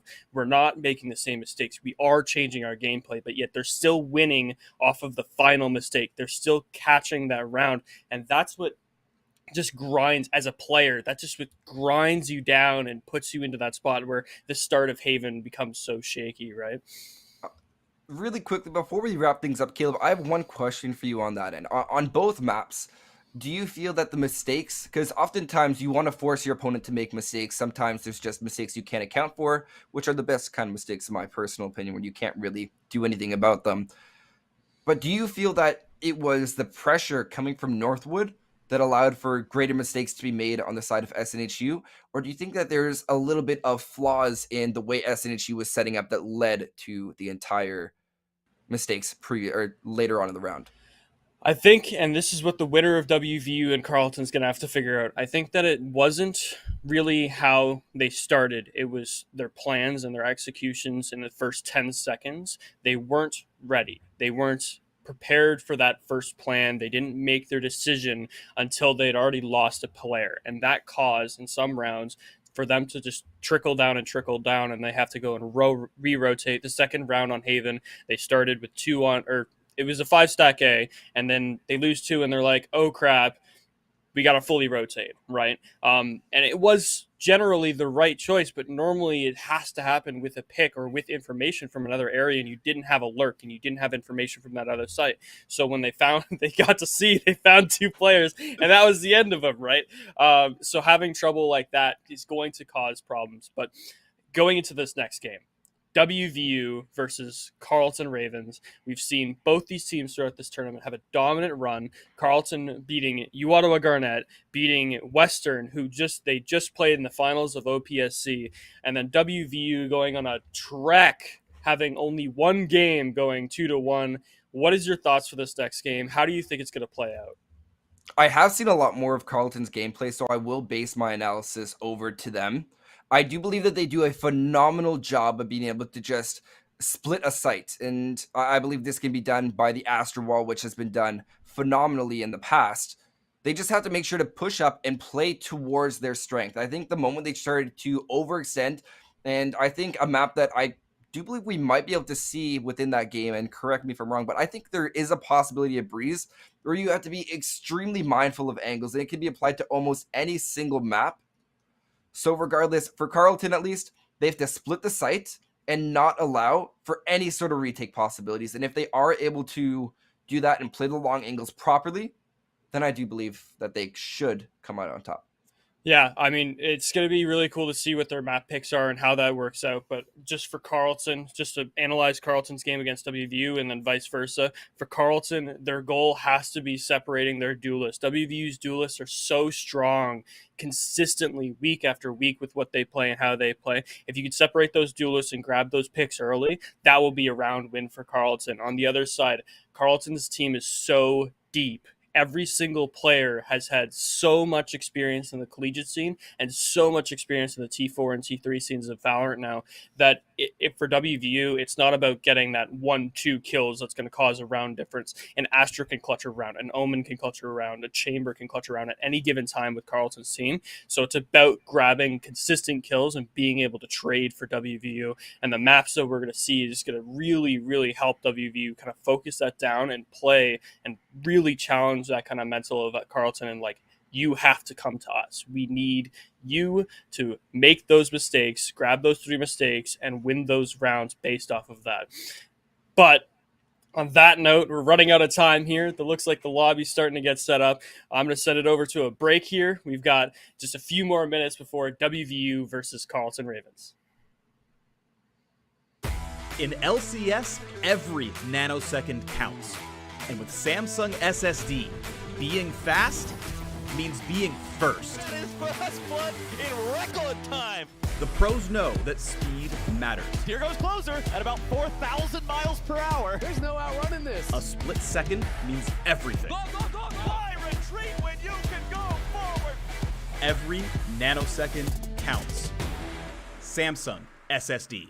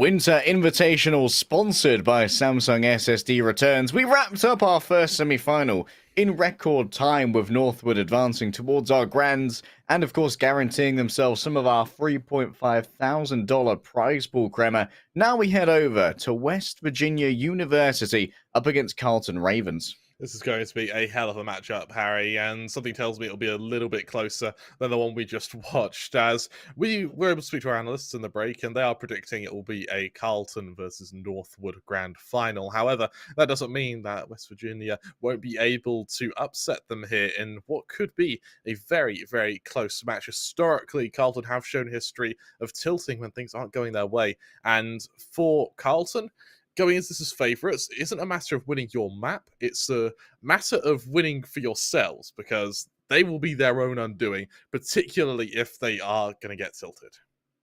Let's head into our rosters and take a quick look at who's going to be on your screens for the next hour or two in our best of three. First up, we have West Virginia. This is a much newer roster, Kremer. Haven't been together for quite as long, but they're already showing off some serious prowess, making it into the top 4 teams, with, I believe, over 80 that signed up for the Winter Invitational, sponsored by Samsung SSD. Yeah, so what's happened is Jay Chronic and Sorston, what they've done is they had a very solid team in West Virginia. These 2 guys have stayed on, and they've picked up 3 guys as freshmen, and they're now looking to potentially build quite a good roster from it. I mean, they're in the semi-finals. They've clearly done something right, Harry. And honestly, they've taken some names to get here. They've definitely beaten some very good teams, actually, beating the other Carleton team, Carleton Black, as well as UVic Blue. So I'm really looking forward to seeing how they're able to play moving into this.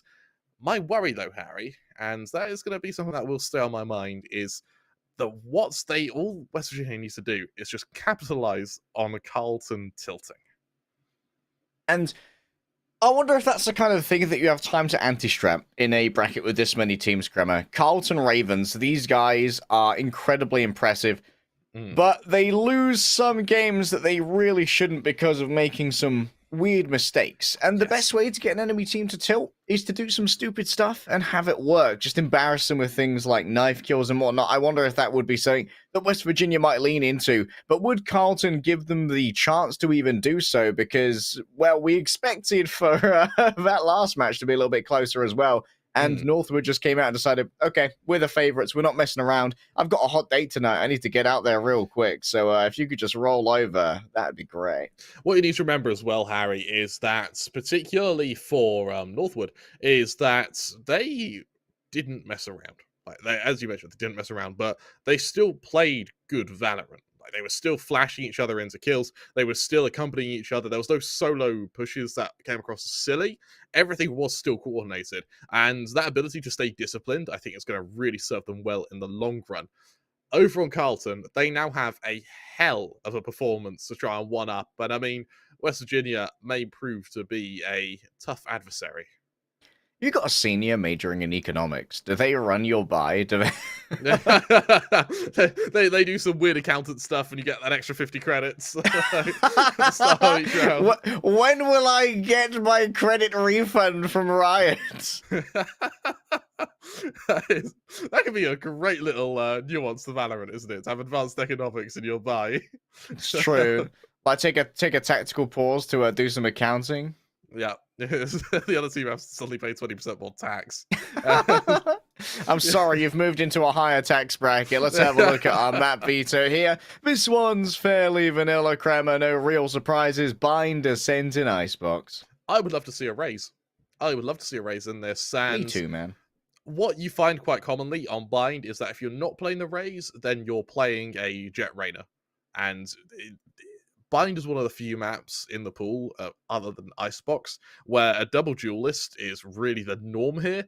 There have been some really weird plays, particularly in Europe, where we've seen Omens make a bit of a resurgence on Binds, but that does come with a hell of a lot of practice, and it does come with, particularly when you have smokers who really have specialized in Omen.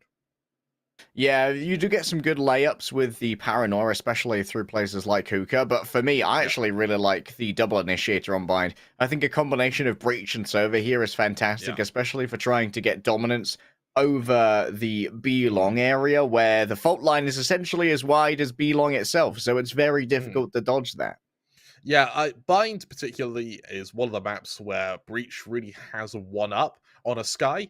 It really is just a big requirement to have that Breach. And while Sky isn't completely removed, teams do still run her. It just doesn't have the impact, particularly with such narrow corridors, as you mentioned, like Hookah, like Elbow, where your Aftershock comes in so damn handy. Raze here, of course, that you advocated for earlier. Really Yeah. good at shutting down some of these smaller areas like Hookah on the left-hand side of your screen. Ooh, rotation. For some reason, I felt like going wee as we spin around, but I'm just very juvenile, Kremer. And obviously, Bind is one of the maps in Valorant that has its own gimmick with the teleporters. It's a little bit more, maybe, strategically diverse. I think that it's fallen out of favor for a lot of teams quite recently, just because a lot of teams are starting to enjoy Breeze because it allows for their jets to really start to take over a map. I wonder if we're going to see any double control. Brimstone. Oh, damn, I mean, agents. Let's get in there. With the username Memelorf, I'm quite liking the fact we're seeing a Brimstone. And with a Raze as your solo duelist, this is a very hybrid agent lineup from Carlton. And it also means you don't get the No Sova. Sova. That's a lot of pressure on your Sky. That hound. Sage. A Sage Hound has to Brim. get so much info gather. And on West Virginia, did they go for the Yoru? I think Sora might be trolling you. Do not get baited. I hope he is. I hope he is. If I not, we mean- sort of throw our pens up in the air. Any research is out the window. There we go. Behave yourself. Brings out the Raze. Again, single duelist raises. It's been played in the past, but I'm really interested to see if it works out. I'm surprised, actually. And I would love to see a world where we see some very fast plays with the Razors just blast packing up into the face of your opponents, particularly when accompanied by a Sky Flash. The fact that there is no breach means that there is going to have to be a lot of pressure on the flashes from the sky, as well as the info gather when it comes to Carlton. However, if any team could do it, Harry, it's this one.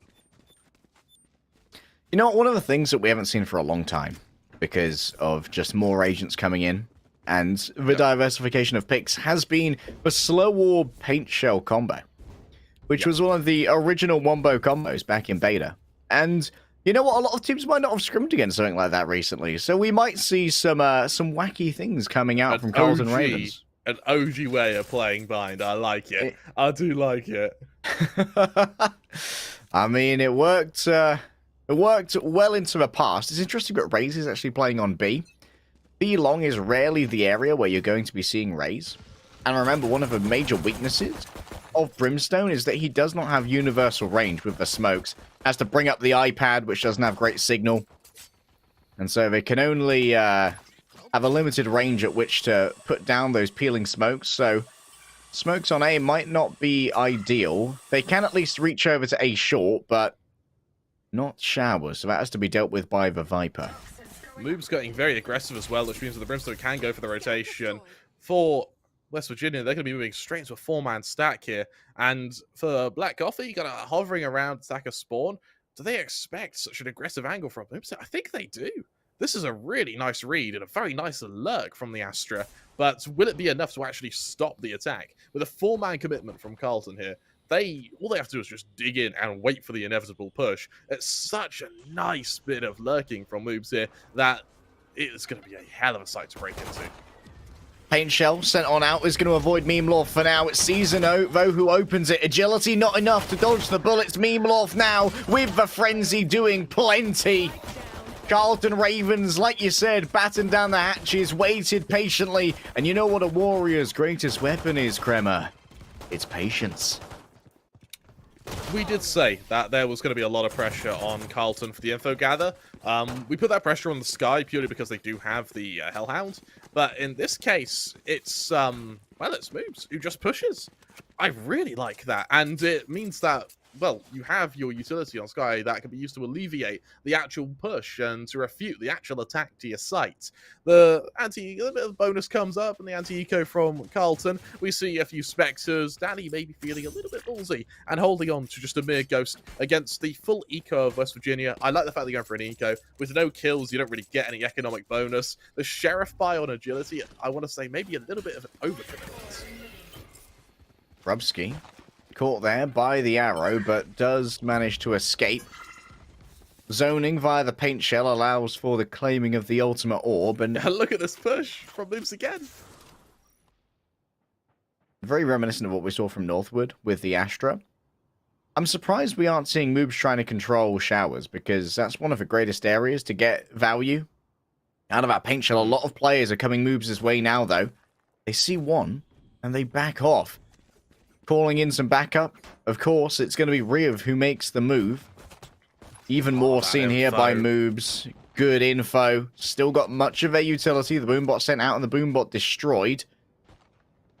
Now the question is, will the rotation be fast enough? As Sage just made their way down, the Tasmanian Tiger will be able to gather a load of info. Danny sends out a slow orb. Not going to be combined this time, but the damage isn't needed from a grenade because Moobs has done plenty with the Spectre itself. Riv cut down by the pistols. At the moment, it feels like maybe the anti-eco might have met its match. 3 versus 3 moves falls down. Sorstin says L plus did not inquire plus no suitors. And Meme Lord, or Meme Lorf, has been left with just the Sky on this site, but they don't know about the Sky Lurk. It should be... They've been wrapped around. The timing here might be solid. Source has picked up a Spectre. Doesn't actually catch Meme Lorf on their escape here. And Rub still remains alive. The toxic screen can be raised. But the backstab should be easy from agility. Lines up the headshot. Takes them out. West Virginia. What is this? It doesn't quite recognize that incendiary. What's this ability? Name Law for the 1 versus 3. Good turnaround. Remember, still got full armor. A tap upon the bomb. Agility is going to give it a peek. The Sheriff is solid. And somehow West Virginia have managed to run it with an eco. I feel like Carlton got a little bit over-aggressive there. You saw when they knew the attack was coming to be, they were peeking before the Brimstone smoke was down. They were deploying their Raise utility a little bit preemptively, and then when Riv flashed the peek to be main, that flash went off. They had the audio cue that it didn't hit anyone, and Moose peeks it anyway. It feels a little bit kill hungry, actually, and it does end up leading to their demise and down to their own eco. As West Virginia is taking no prisoners with this one, going for Vandals. They don't want to risk being caught out. Interesting coalescence over towards the edge of showers. Agility lies in wait. It's easy to kill Moobs. Meme Law falls as well. The Brimstone is no match for my bullets. Maybe an attempt there to pick up a Sheriff or something from Riv. But it simply means that Agility can continue to farm, and only 1 away now from their Viper's Pit. That's the Viper's Pit gained. 4 kills for Agility. And now West Virginia, when they go up against a real buy from Carlton, they're going to be able to bring out a dub ultimate. Really, really strong stuff, actually. And you look over to the full buy now. Danny brings the op out on the Sage. That's interesting, and we'll have to see what mileage it gets, as West Virginia, with that Viper's Pit available, are actually going to have the Vipers still lurking, despite having that ultimate ready to use. Sora one away from the Showstopper as well, so the Power Spike is definitely here for West Virginia, but matching up against an op, it comes at a pretty good time. We talked about potential tilt on Carlton, right? And few things are more tilting than winning, or rather than losing something that should be an easy win. Moves. How do you escape from this grenade? A lot of damage taken, and that's going to be a raised diff in favor of Sora. However, Riv has already struck first. The rifle catches its man, and now it's 4-4.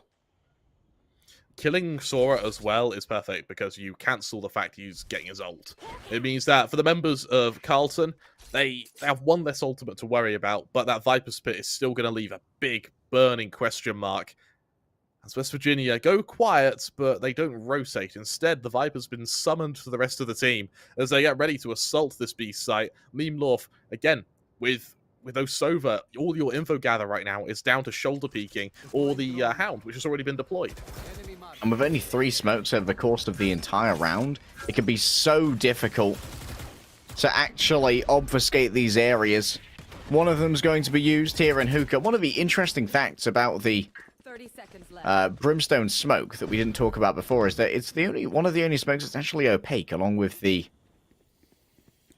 Jet Cloudburst, which means that playing inside it, less likely with something like a Judge. Danny misses with the off on the first shot, but it's Rumsky on the bait and switch. Catches you while you're in your astral form. Agility now has to work against time in a 1 versus 3. Meemlorf takes a swing, grants over a touch of attention, and then is for double from both the operator and Meemlorf. Carlton Ravens convert their buy. That's a solid round from Rumsky there. Really solid stuff, and that 3K, I mean, that third one on pre-fire is what garners a lot of control, and maybe that's the anti-tilt. Just by getting that, you're no longer tilting.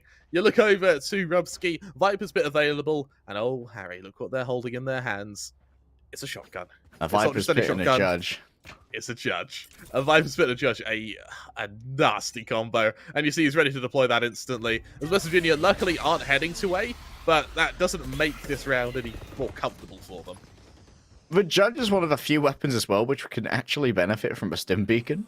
Because it's not like it's going to bloom more in terms of the end than a shotgun already does. It just means it's even more obscene in terms of rate of fire. It feels at the moment like West Virginia, they want to actually try and penetrate this barrier. That's brave. It's That's a very brave. huge risk. Here they come. Rub, what can they do? That's one. That's all they get, though. One is all they get. Sora, great adjustment. A flick upwards takes out the Viper. And now the counter pit comes on through from the side of West Virginia. 4 versus 4. That snakebite does leave a lot of players low on West Virginia, but it doesn't kill them, and as long as they're alive, Harry, they have the power to kill. Combat stim used. Oh, it's Meemlorf! How does he survive that? Only had a touch of HP left. It might well have been 1 HP. One way to clear that pit is to use the orbital strike, and Meemlorf has no such concept of mercy. A 4K from the brim, based and orbital strike pilled.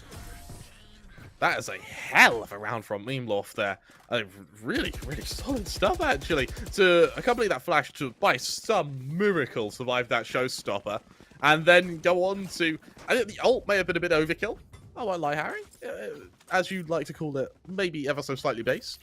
But the only red pilling to be done right now is West Virginia to realise they're currently 3-2 down. And while there aren't any ults available, they're 1 away from their Hunter's Fury and 1 away from their Seekers, which means that some ult orb control may come into play here as they look to push up to B long. Admittedly, when you put down the orbital strike and you take the swing alongside it, you see the... Oh, okay, Moobs just stares at this bird. Interesting choice. Please, feed my eyes additional calories. You know how much sodium's in a flash, Kremer? Because I get pretty salty. Did that Tasmanian tiger just body block the nade? Yes, it did. Oh, it's wild, wacky rides here for West Virginia. Carlton Ravens, they slay the force up to Vashiko with pretty easy plays here. Carlton Ravens on the flawless. Solid stuff, and it also gives them that power spike. While off the back of that, the Seekers become available for Riv, on top of the fact that they are also 1 away from another ultimate as well. For West Virginia, the full bite here, and because they died, they do get the Seekers, they do get the Hunter's Fury, and that Hunter's Fury is going to be so damn effective, if not in zoning Viper's Pits, but in winning afterplants. And the afterplants, bear in mind, West Virginia, on their buy rounds, have always got to a site. They haven't held it, but they've got to a site. And that alone gives reason for that Hunter's Fury to be saved and then used in the aforementioned afterplant. Obviously, at the moment, it's not much of a true indication of who's going to be planting the spike that the Sova has it. I'd like to see the Viper consistently being given that spike to plant or the Raze, because those are the 2 most valuable ultimates I think they have in terms of being able to both clear the enemy Viper's pit with your own showstopper and, of course, generating your own. Seekers versus Seekers might well be a fair exchange. I would like to see the Seekers maybe saved on West Virginia in case they lose their Sova, to give them a way to try and enter a site with information while lacking the recon arrow. I really like the Viper's Wall that gets thrown down by agility every round. It's a... Conditioning wall? Yeah, it's not only a conditioning wall, but it actually severs elbow in half as well, so it really means that you're kind of shoehorned into being really aggressive on your defense, or not fighting for it at all. Couldn't decide what weapon they wanted to use to destroy that. It's okay. Happens to the best of us. Also, a little bit of interesting wall play here in market. Rarely see that, well. but yes, here As we go. expected. Agility, the timing isn't on their Oh, the side. timing! It's an Riv was like, I've got the I'm gonna hold back on this for a second. Out comes the showstopper. Oh, Doesn't that appear to be rotation. delivered readily. What a rotation! Indeed it was. That means that, hey, there's nowhere for that showstopper to go. The Seekers might well time out here. It's going to be an all-out battle for A. Moves will be able to at least control Heaven and have this long sight line to work from. JK Ronick given over a plant. In the midst of all of that, they somehow use their ultimate, so they need to recharge it now. Riv moves forward. No one detected in this area, but they're going to send out the dog instead. Needs to be sure. Danny hits a shot with the operator. Does exactly what they need to. An attempt at the blast pack kill. Blinded a multiple members. It was actually a friendly blind from Riv onto Rub. A lack of teamwork there from Carlton, but maybe a touch tilting as Moobs is hit by the posthumous shock dart of Jay Ronick. It all comes down to one shot, and one shot is all that he needs. It's simply a Moobs diff. Carlton went around there. They really shouldn't have. And they actually... Oh, they do save the op. I'm so impressed by West Virginia's reaction there. They see they're being flanked. They know it's two players. Straight through the teleports and back to A. And they time it to perfection. And they go into a 4-on-5 after plant, which is... You've got a fairly high win rate for the players who are defending their site they've just planted on. And for Carlton, I mean... they should have won that. They were two... Well, West Virginia, they should have won that. They were 2 players up. Carlton, though, they do because Moobs has just built difference. This op now on Danny. I'm so surprised the Sage is the one who wields the op in this comp. Yeah, it's weird. They can give themselves to additional verticality from the wall, but I suppose there's no one on Carlton Ravens who's actually well-suited to play the operator in terms of agent. They also get the Brimstone ult as well from that orb control. That's all. You always guarantee 1 orb with that Sage. Always guarantee you get at least 1. And I quite like the utilization of Sage with that. Bear in mind that Sage is a very situational agent to select on binds. And in this case, accompanied by the Brimstone, you're getting that orbital strike as quick as humanly possible by using the Sage alongside him to keep getting that ult orb. There's a world where they make this work, and at 5-2 up, I tell you what, Carlton are looking to build a bit of a hefty lead here. As West Virginia, in a bit of a default, they were able to get an orb of their own outside of showers. However, there's no opening handed to them, so attacking a site is still up in the air. With the rotation of Sora, it looks like A has been where they've set their gaze, but the Sky utility is just going to tell Carlton that right now, B isn't in the interests of West Virginia. Moobs vulnerable there from the snake bite. The second agility has to run away. Rubsky, unbelievable hit there onto Sora. A fully dined upon guiding light means Rubsky has to give up the angle now, but Source, they are going to be refragged as Moobs comes onto the scene with a 2 and Rubsky gets the 3rd. Carlton Ravens, they seem unperturbed by that second loss. What a round, though. Rubsky, for me, has had 2 standout rounds, and almost all of his kills have come from them. There was that 3k where he won it with pre-fire, and there was that nasty shot he hit into A main there, where he just absolutely ruins the West Virginia attack, and what it means for Carlton, as they do stand with an ult advantage moving into this. At 6-2 up, they could lose every round here for the rest of the half, and they're still relatively comfortable moving into the second. Top frag Brim, PogChamp. Danny holds B long. It should be checked by the drone. The jump peaks here certainly are cheeky. Have they walled themselves out of there? And there must be a gap. There's a gap. Riv's given some space here. Aggressive. Yeah, tries to clear out a little bit of this space. Sora's going to be the one to challenge it. Slow orb here. Means that Danny's going to back away for the moment. Once again, the avoidance of these guiding lights from Carlton Ravens is something that I really have to pick a bone about. We have seen a load of full blinds just completely eaten. That aggression on short, though, gives so much space for the Rays, and they can very well catch out Black Coffee here. It's easy for Moobs. For Moobs flank returns once more. Black Coffee Brood for the moment. But agility. They have been able to garner themselves a lot of space. Good trust there from Rub to have Riv take it out instead. U-Haul is confirmed as clear, but we have no idea how close some of these enemies are. No taps upon the spike just yet. The double swing is solid. Agility with the second. Ooh. Suddenly, this has turned into a 2 versus 2. Moobs is caught on the flank. 15 HP remains. A snakebite is used and a resurrection invested as well. Now, how do you peel for those who you have rezzed? The operator's not ideal! Oh my goodness, I think I saw an attempt there at the Viper's pit, but I don't know if it was used in time. So it is going to be maintained for next round. But that right there was pure panic. I was about to criticize Danny for missing a very easy shot there when peeking from CT. However, it's recovered with a wonderful shot into U-Haul to finish the job. Riv is like, congratulations, you are now bait. Yep, congratulations, Riv. And I mean, hey, expending the res in order to go 7-2 up, I think they'll take that any day. Danny is currently holding on to that up nonetheless. And with West Virginia, though, they have a lot to throw at this round here. They have their Viper Spit, their Hunter's Fury, their Cosmic Divide, as well as Sora's Showstopper about to come online. Now, Moves is a Showstopper of his own, and he may fire that kind of fruitlessly into the Viper Spit, just so he can try and get a bit of extra control, and maybe even get a lucky snipe onto your Viper. This is quite a bit of early utility here. Using that Tasmanian target. They use for drone as well. Do you really want to double scout into this Oh, area? that fake is so good. Alright, no need to double scout now, at least not until you get closer to the site. Here we go.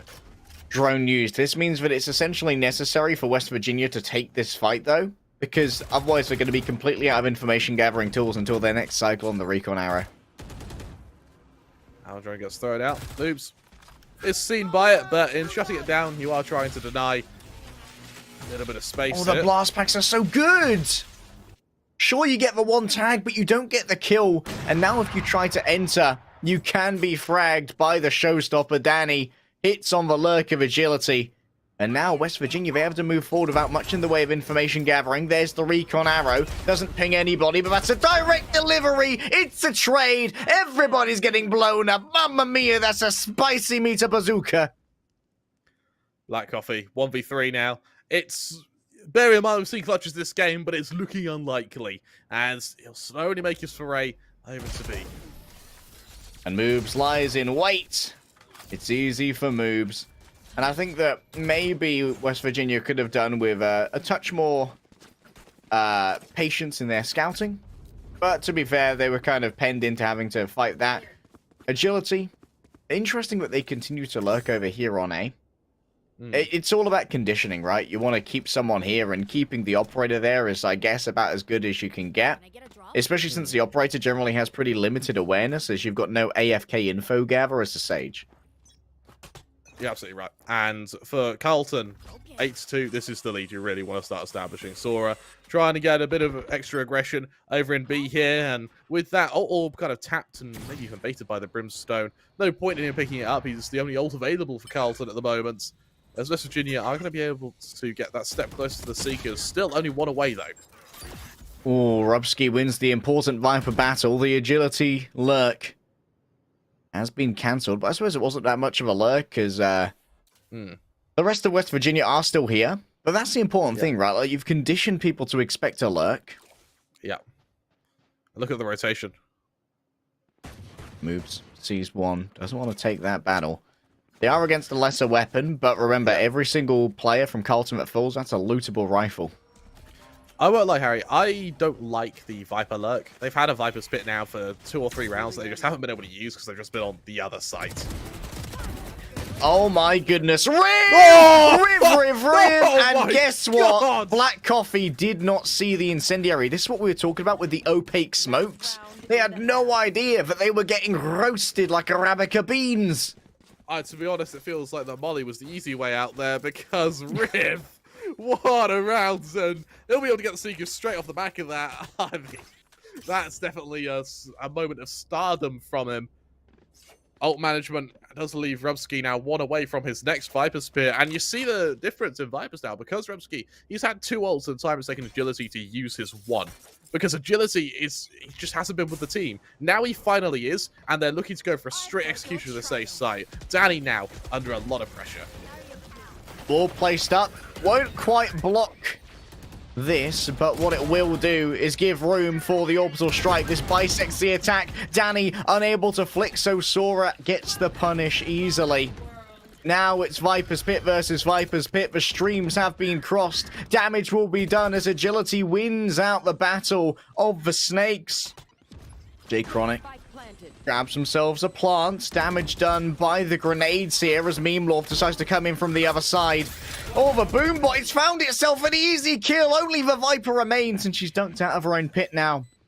Trying to get the wraparound. They should be able to take out Memelorf, but no. There is no vision.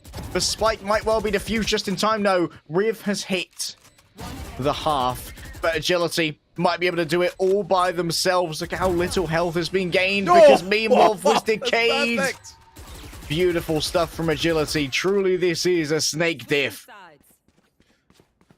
That's a hell of a round to win for West Virginia.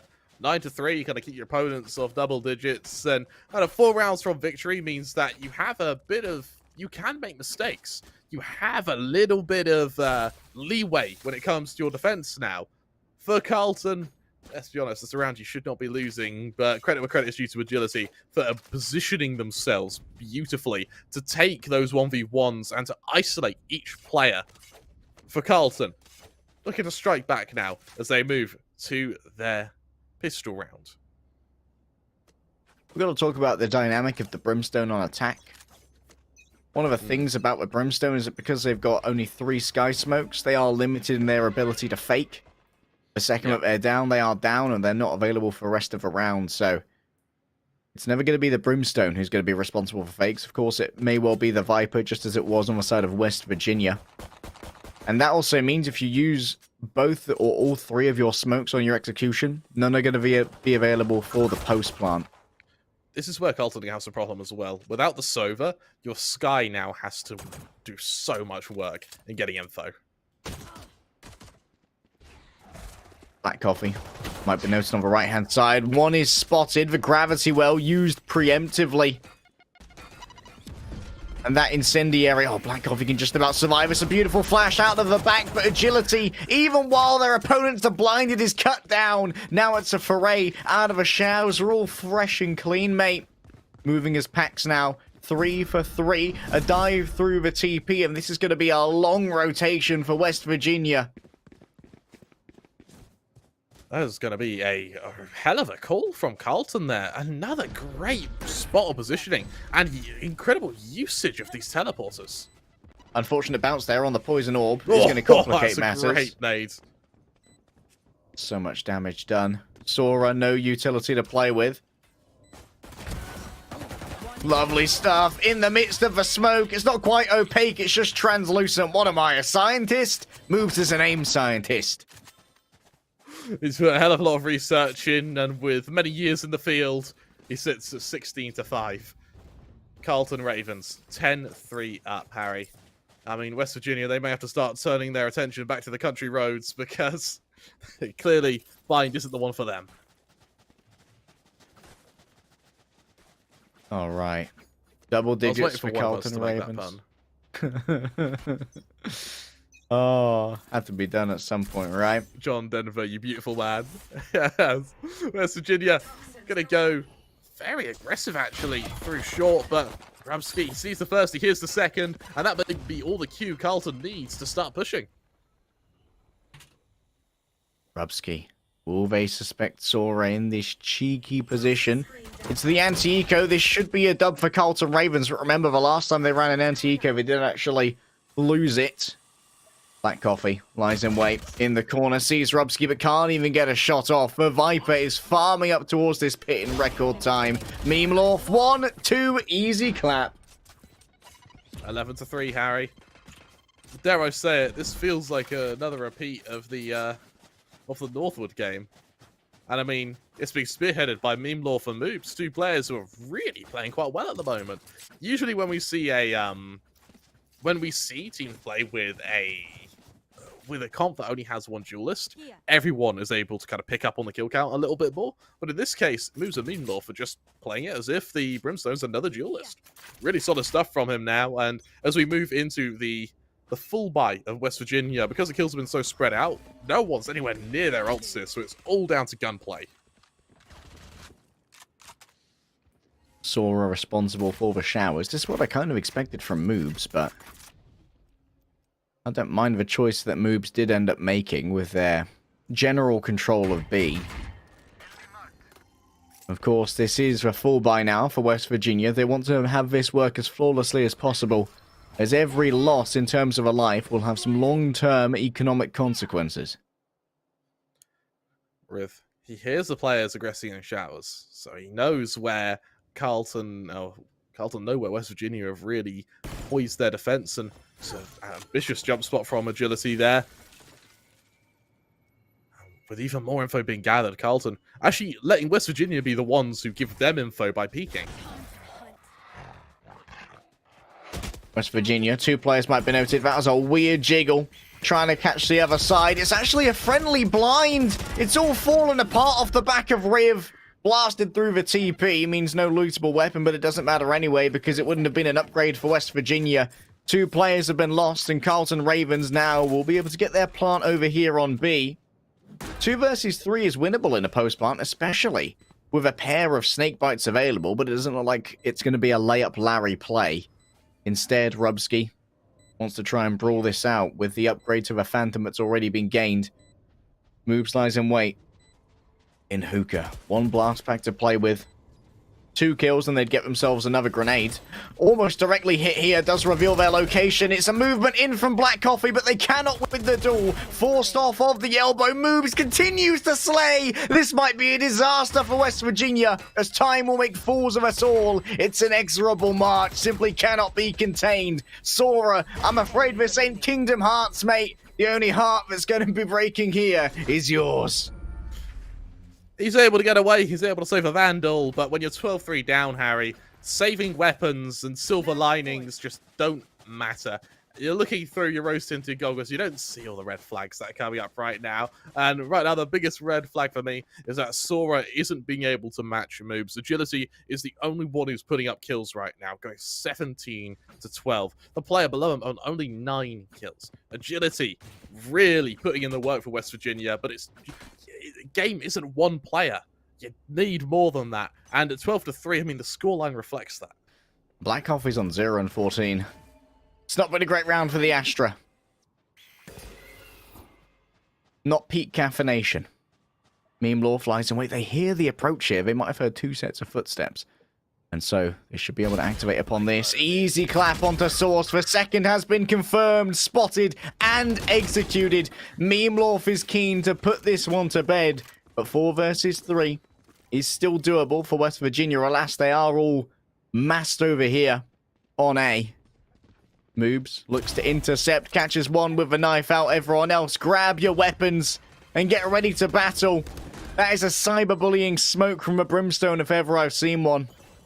And now Carlton Ravens looking for a dub, almost as common as the dub you can get by buying a Samsung SSD. These are getting smooth, Harry. The timing here is just heartbreaking. Smoke dissipates. Sora wins the raise duel. Black Coffee looking for their first frag here. What a way it would be to get it to save the map. Danny lies in wait. The Vandal with the headshot. Black Coffee is denied the frag they so desperately wanted. And Carlton Ravens dominate Spine 3-3. I mean, it's a hell of a game. It's a hell of a game by the Ravens. And they prove that once you have your Brimstone, once you have your Race feeling it, you can be unstoppable. We went into this map worrying that when they tilt, their biggest enemy will be themselves. Harry, if this is how they look when they're not tilting, then my God, are we going to have a good finals? It has been a pretty dominant performance here by Carlton. Like we said, our analysts before were expecting for Carlton to be the ones who made it to go up against Northwood in our grand finals, which is going to be a real testament of endurance as well. It depends on how long this series goes. Evidently, Northwood probably weren't that tired out from our first semi, with only about 30 rounds played across 2 games. But best of five definitely will test these teams to their limits, but will Carlton be arriving tired or will they be arriving at all? There is still everything to play for from the side of West Virginia. Yeah, it's going to be an absolute hell of a match. You need to remember, that was West Virginia's map pick. In just a moment, we're going to head to Carlton's selection of Ascent. With Icebox being our decider, Harry, I don't want to be negative Nancy, but I can't help but think we're not seeing Icebox. With Carlton moving to their map pick, where they want to be, I mean, it's going to be tough. I mean, the real zeitgeist changer here will be the swap over to the Jet meta, right? That was one of the few games we've seen in recent competitive memory that did not have a single Jet in it. Usually one team will play the Jet on bind, even if she isn't ideal, just because players are so used to playing Jet as like the crucible of where victories are forged, and it's unavoidable on Ascent that a Jet is going to come out. So maybe that's the change of pace that's needed for West Virginia to really be able to start exchanging rounds effectively. Absolutely right. I hope that we see a reappearance of the Rays actually on Ascent. Now, Rays on Ascent, they've been a little bit unorthodox in recent years, or recent months actually, but they're not wiped out. Someone we have been seeing quite a bit on Ascent is the KO, which I would love to see. Yeah, the KO has been very interesting, especially considering how important the Sentinels are to the overall calcified meta that we've seen on Ascent. Like the Cyphers, the Killjoys, and more recently the Chambers in some cases have made some of those sites ironclad. B especially, Killjoys can be a real pain to deal with, but if you can hit that 0 point and suppress the Killjoy, or if you can suppress a Cypher, then it can mean that those sites are incredibly vulnerable. You're most likely to suppress a Killjoy there because she needs to be in range of her utility to keep it active, whereas the Cypher can kind of set and forget and then begin to roam the map for a little bit more control. We're going to have to see just how these agent selections are going to pan out on Ascent in just a moment. We're going to head to a quick little break. We'll be back in about 5 minutes or so. In LCS, every nanosecond counts. And with Samsung SSD, being fast means being first. That is fast blood in record time. The pros know that speed matters. Here goes closer at about 4,000 miles per hour. There's no outrunning this. A split second means everything. Go, go, go, go. Why retreat when you can go forward? Every nanosecond counts. Samsung SSD.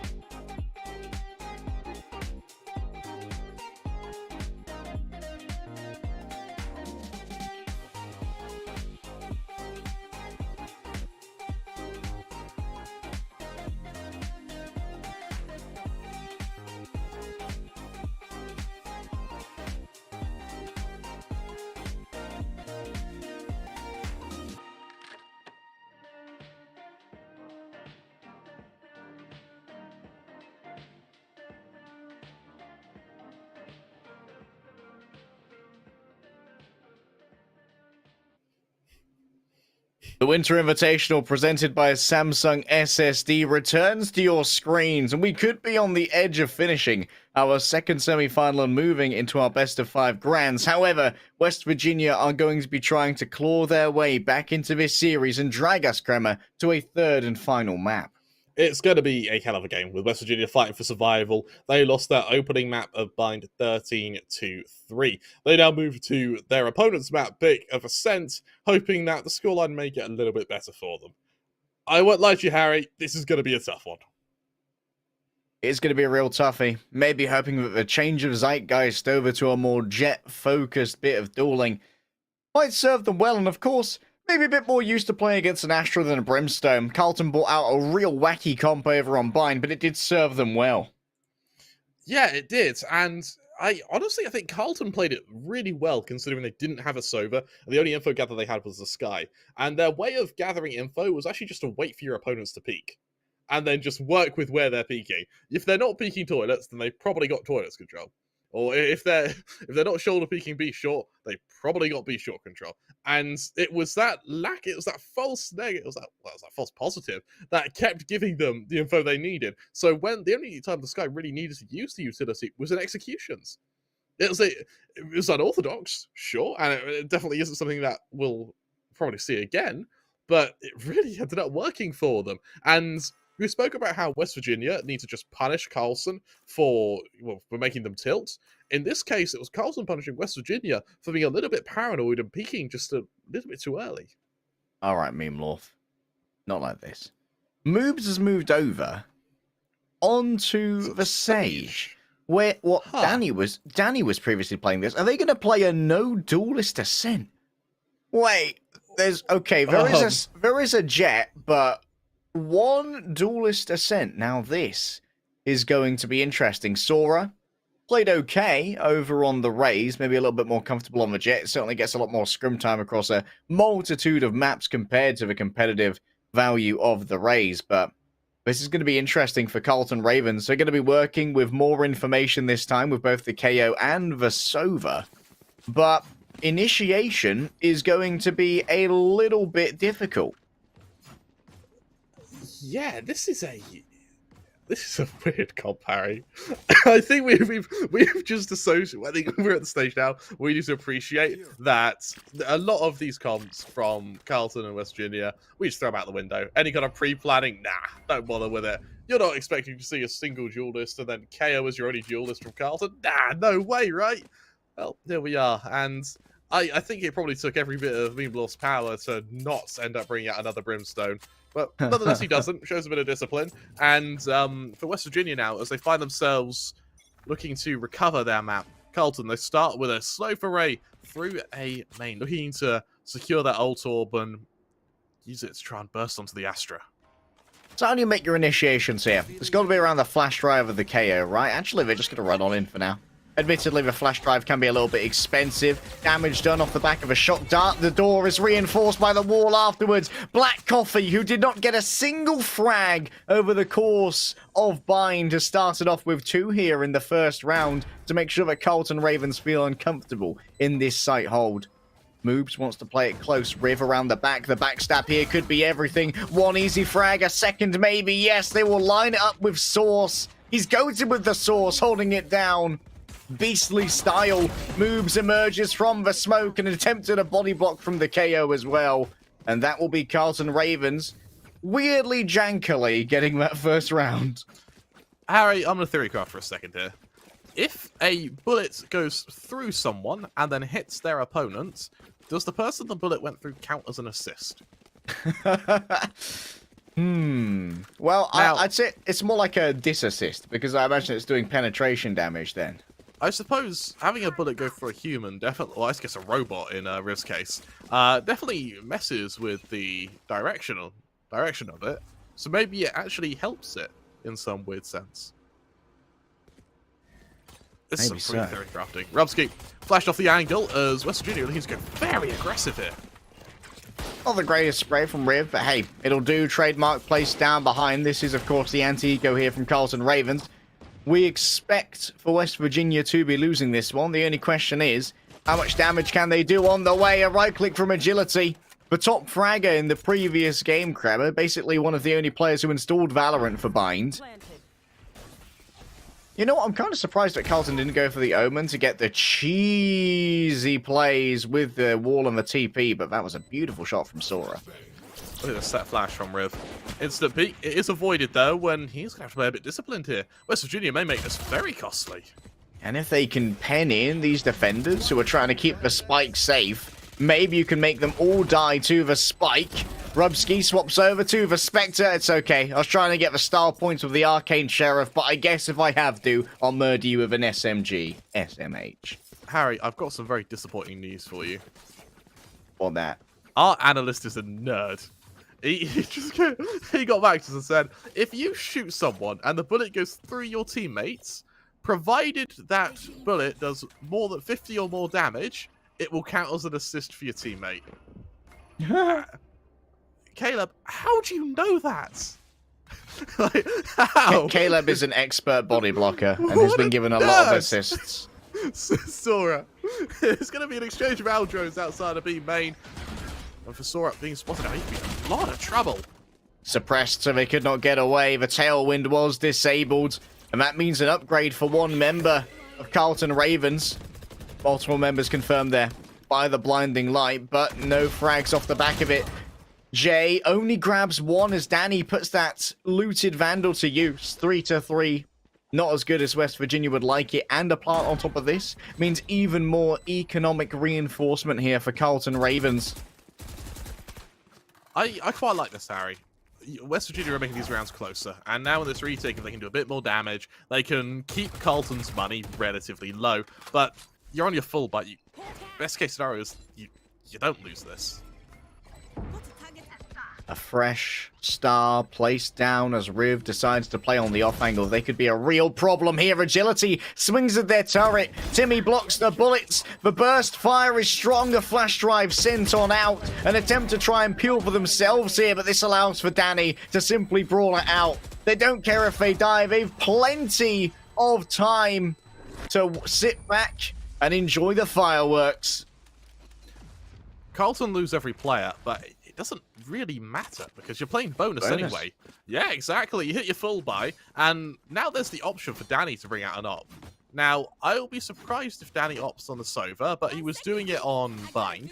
And as we see, it is just Vandals around the board. That Old Phantom on Mean Wolf is buying and pre-buying just to really mess with us, Harry, because our job isn't hard enough as it is. And with the no command available, Mean Wolf just one away from getting that Cosmic Divide. Over on Agility, he's also one away from the lockdown. Now, bear in mind, because of how close these retakes have become, being able to use that lockdown can be so damn effective.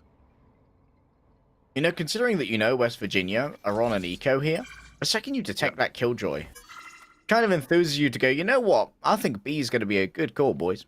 Yeah.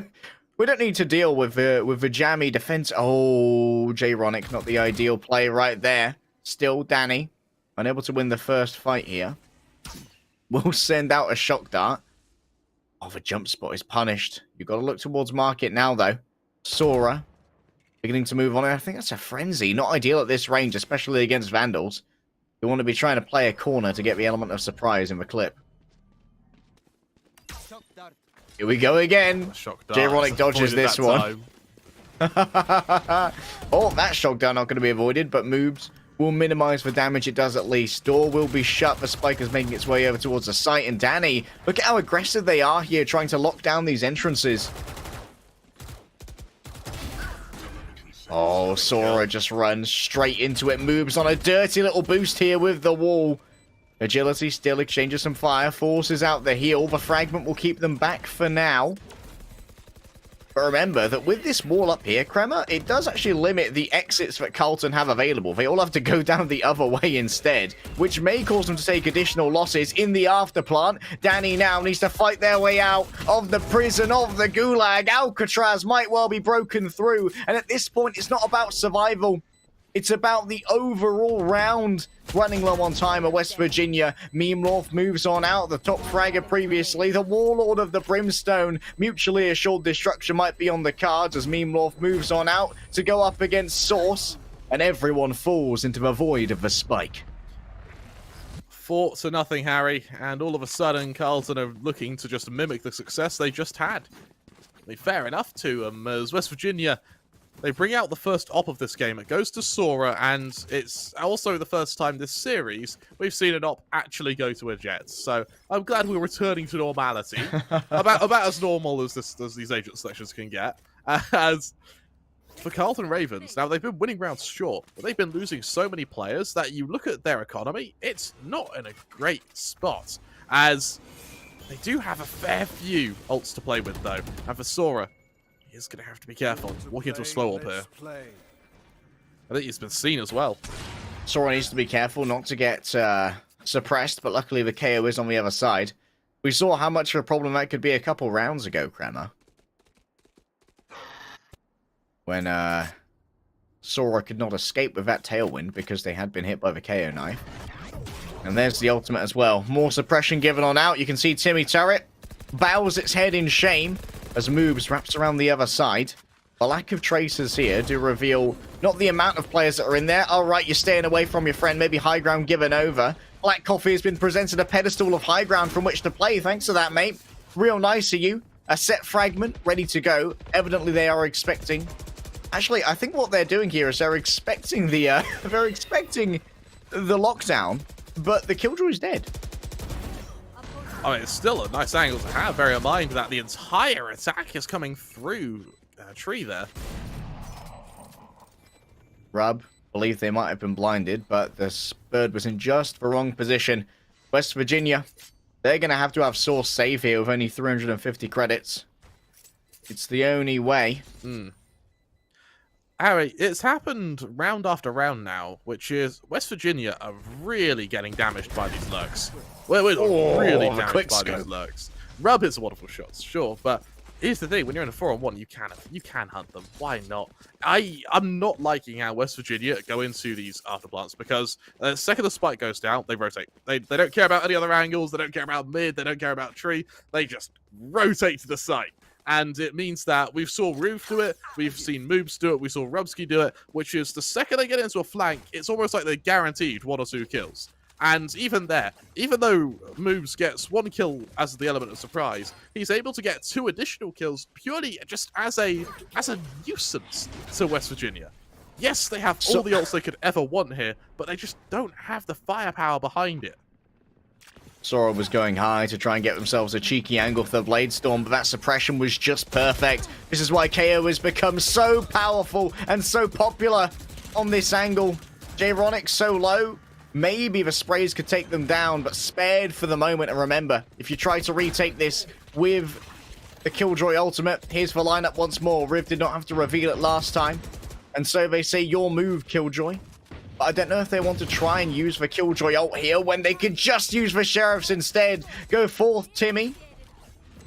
There it is. Riv, once again, with the lineup. The fragment will destroy this lockdown. And that's going to make the timings a little bit complicated here.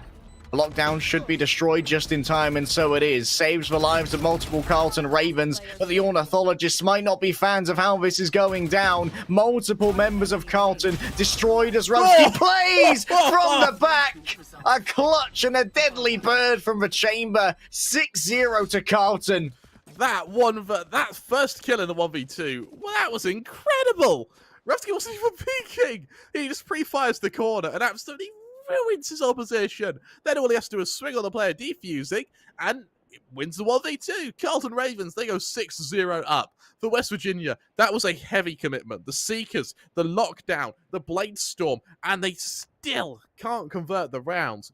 I'm surprised it was such a heavy commitment for the Eco, but after the first couple of kills, it did look very doable for them, and for most of that round, they did hold the man advantage. But now you hit your full buy, and Carlton Ravens have that ult advantage, which is far more important than any kind of almost and just about that you'd had in previous rounds. Hunter's Furies on both teams, Cosmic Divisor on both teams, but it's with the Resurrection on Carlton, do they have the advantage when it comes to utility here? At least that many kills from West Virginia did give them a little bit of an economic boon and stop Carlton Ravens from running away into trust fund territory. Sure, they can all reinvest here. But with the tactical timeout, what has been garnered in terms of information, in terms of tactics, and in terms of strategy? The Odin shall stand ready by B Market. I like the positioning here on top of the boxes. It makes counter fire from an enemy Odin much harder to kill J-Ronic. I love seeing Odin, Harry. It makes me excited. No one's going to be there, unfortunately.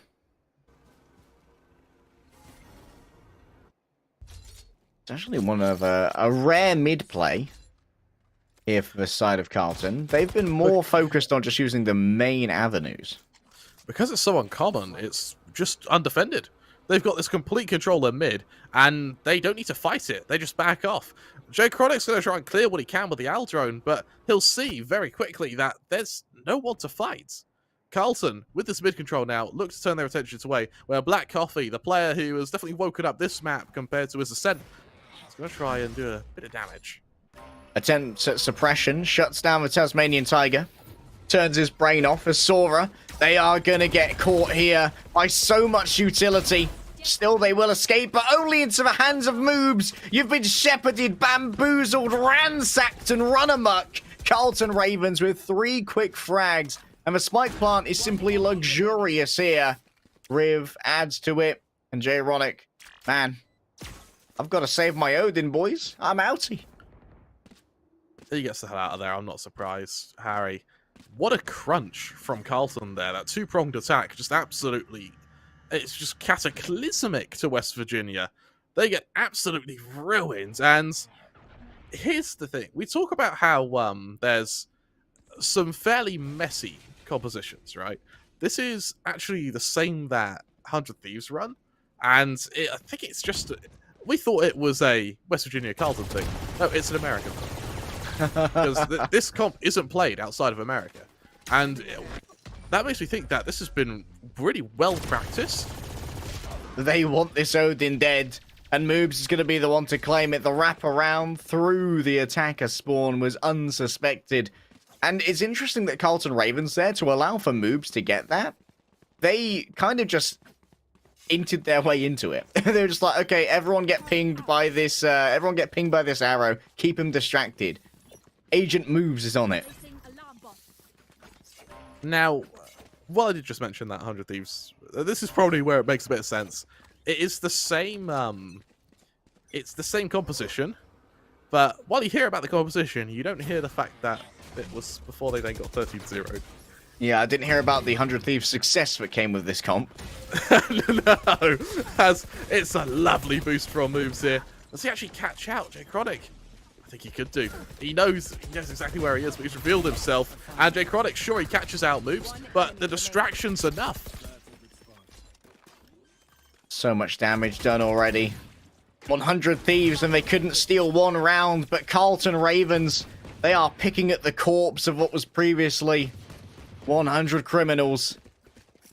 West Virginia 0-8, and this might be a very quick semi-final, Kremer. It's a weird world where after Northwood did something unspeakable to the Blues, we now find Carlton actually having it even more one-sided game. Like, that is impressive. What it means, though, Carlton versus Northwood is going to be an insane final. We look at the ult management. Carlton with 4 ults ready to throw at West Virginia here. And, well, the Hunter's Fury ready to be expended and just shut down this B-hold. Agility here, pinged. Are they ready for moves? No one's ready for moves, but Jay Ronick caught Memelorf and Riv as they moved forward. They may well have been dragged in together by something like a Gravity Well, but I don't think I saw an assist in the kill feed. Just excellent mechanics off the back of a Sova. Still, the plant will come on through. And now it's 3 versus 3. Danny pre-aimed here by Sora. Who's going to be looking up towards this angle? Very unlikely to be seen. 1 of 5 shots used here by Rub. It's very rare to spam with a tour de force, but hey, give it a go. They've taken out all of the reconnaissance here, and I can't believe I'm actually seeing a full spam from a tour de force. Still, 1 versus 2 now. Jay Ronick, who's already got 2 with their ultimate. Oh, man, you're in the boathouse. It's easy penetrations, easy kills as Moob picks up their 3rd. Oh, what a round there from Carlton. And I like the spam from the chamber, actually. You'll notice that almost all of Carlton B-site rounds have been won through the spike going off, not through elimination. And even when you have West Virginia in Boathouse, ready to jump the site, that spike still goes off. And so in spamming with the tour de force, you're buying time. And it's a very successful way to play your afterplants. And on Carlton, they show exactly why. Phantoms around the board now, and they still have a null commands. As West Virginia, unfortunately, they move into this with very little when it comes to utility, other than maybe whatever fragments of hope they're able to salvage. Sora on 3 frags has returned to the operator. Jay Chronic keeps playing that same position, and it continues to be punished. No abilities for anyone within the realm of the null command as it does finally taper off.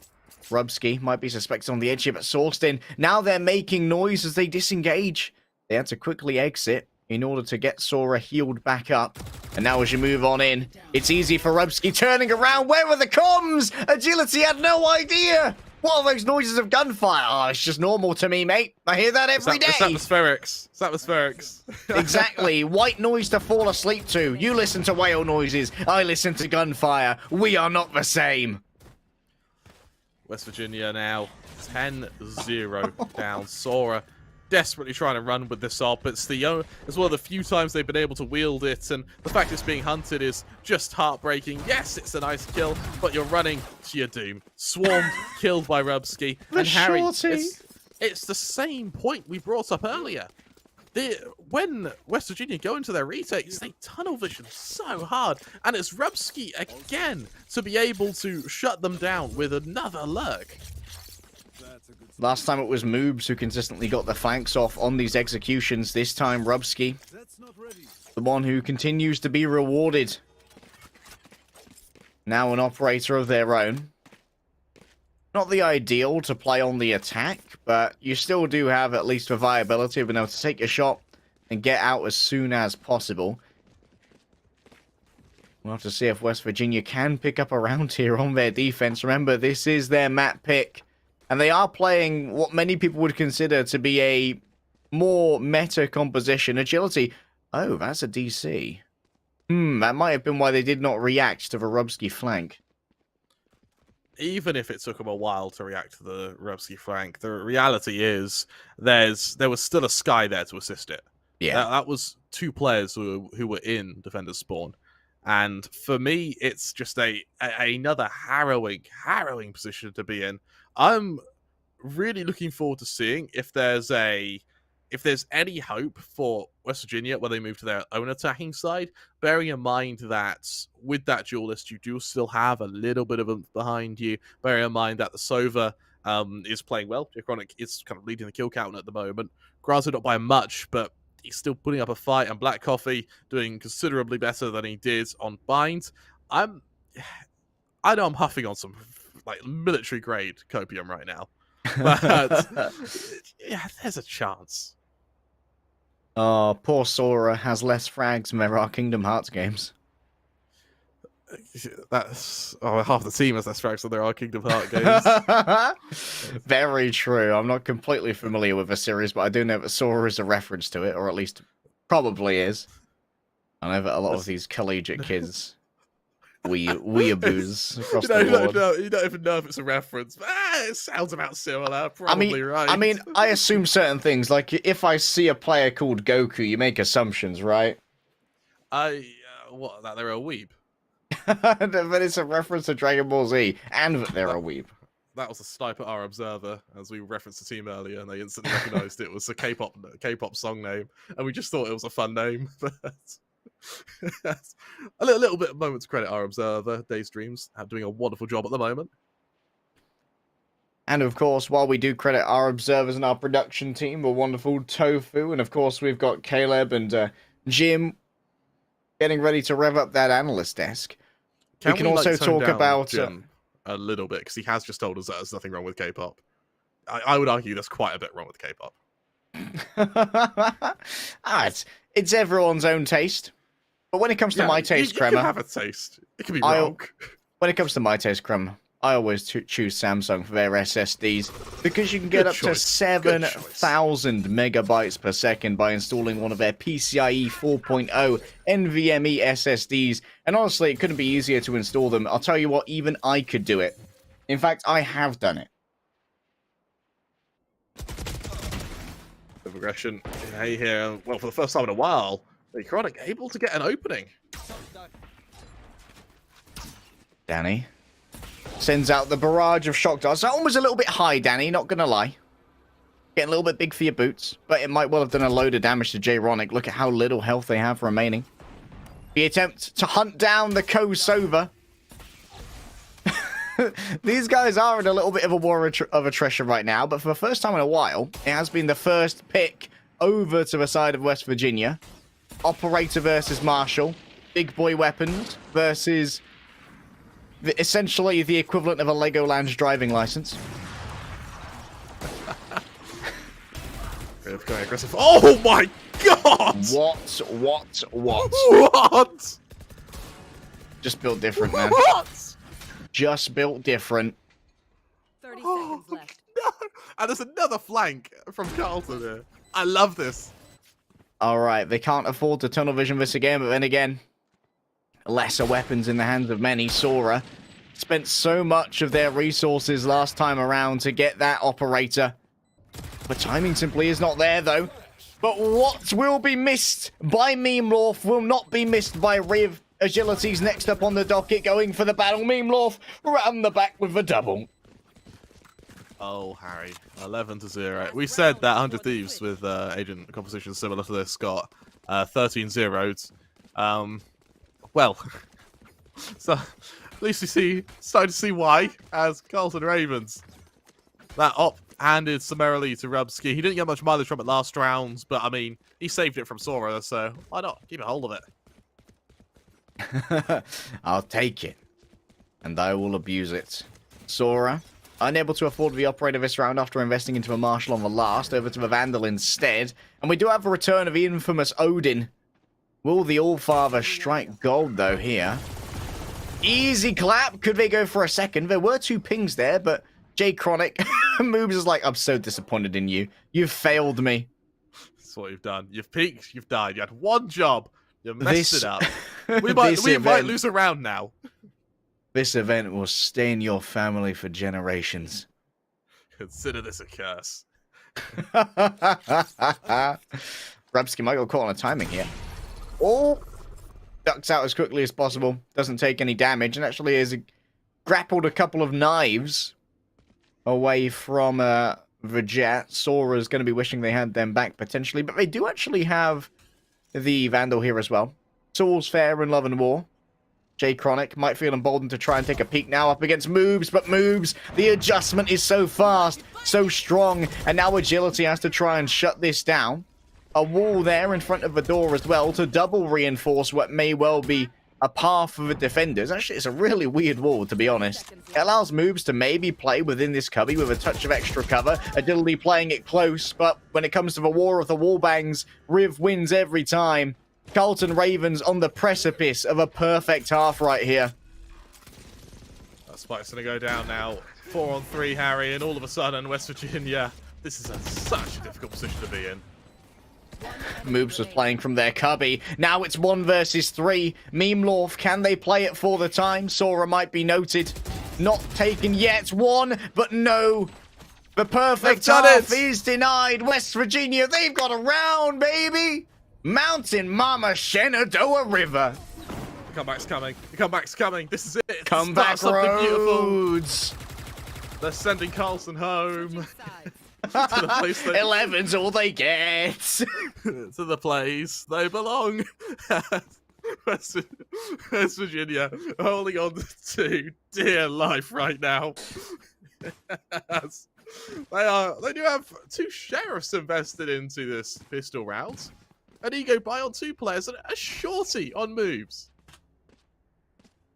Oh, comeback roads take us home to a 3rd map, but West Virginia are absolutely starving for. Sora with the big buy, no utility, only firepower, the same for Agility. Wants to peek off Timmy turret. Timmy's been boosted! More boosted than my ranked rating in Valorant. That pros of being a caster. So it's Virginia. They suddenly make their foray through mid. Looking to duel Danny here, who's laying in wait on the end. Here's the scout from Source, quickly taken out. Sora prepared for battle, but could be flanked upon here. Riv flashes themselves out, but catches a headshot from range. Agility punishes the KO's arrogance. And now it's easy heals for Regrowth, almost completely expended. But it has brought everyone back up into fighting fitness. Rubsky plays from a high ground. This could be a cheeky angle that may not be expected. And moves, they have played it riskily here to go for the shorty. Oh, through the wall there, Danny. A fair bit of damage, and that recon dart is just going to keep getting that info. 35 seconds left, actually, and for West Virginia, they need to commit to a site and fast, and, well, with the Sage at such a close angle, Moobs is actually in danger of being caught out. Moobs might actually get some value off his shorty. 1, 2, no, not 2, but Sora does take damage, down to 51 HP. 1 shot from a ghost might be able to do it, but Danny simply cannot deliver. The spike has made its way onto the site. as Carlton Ravens begin to amass for an attempt at a retake. And I love the varied positions here from West Virginia University. Their post plant here is going to be pretty diverse. And it does mean that they don't have the shock darts anymore. One of them sent out a touch early. Rubsky going to be leading the way now with the classic.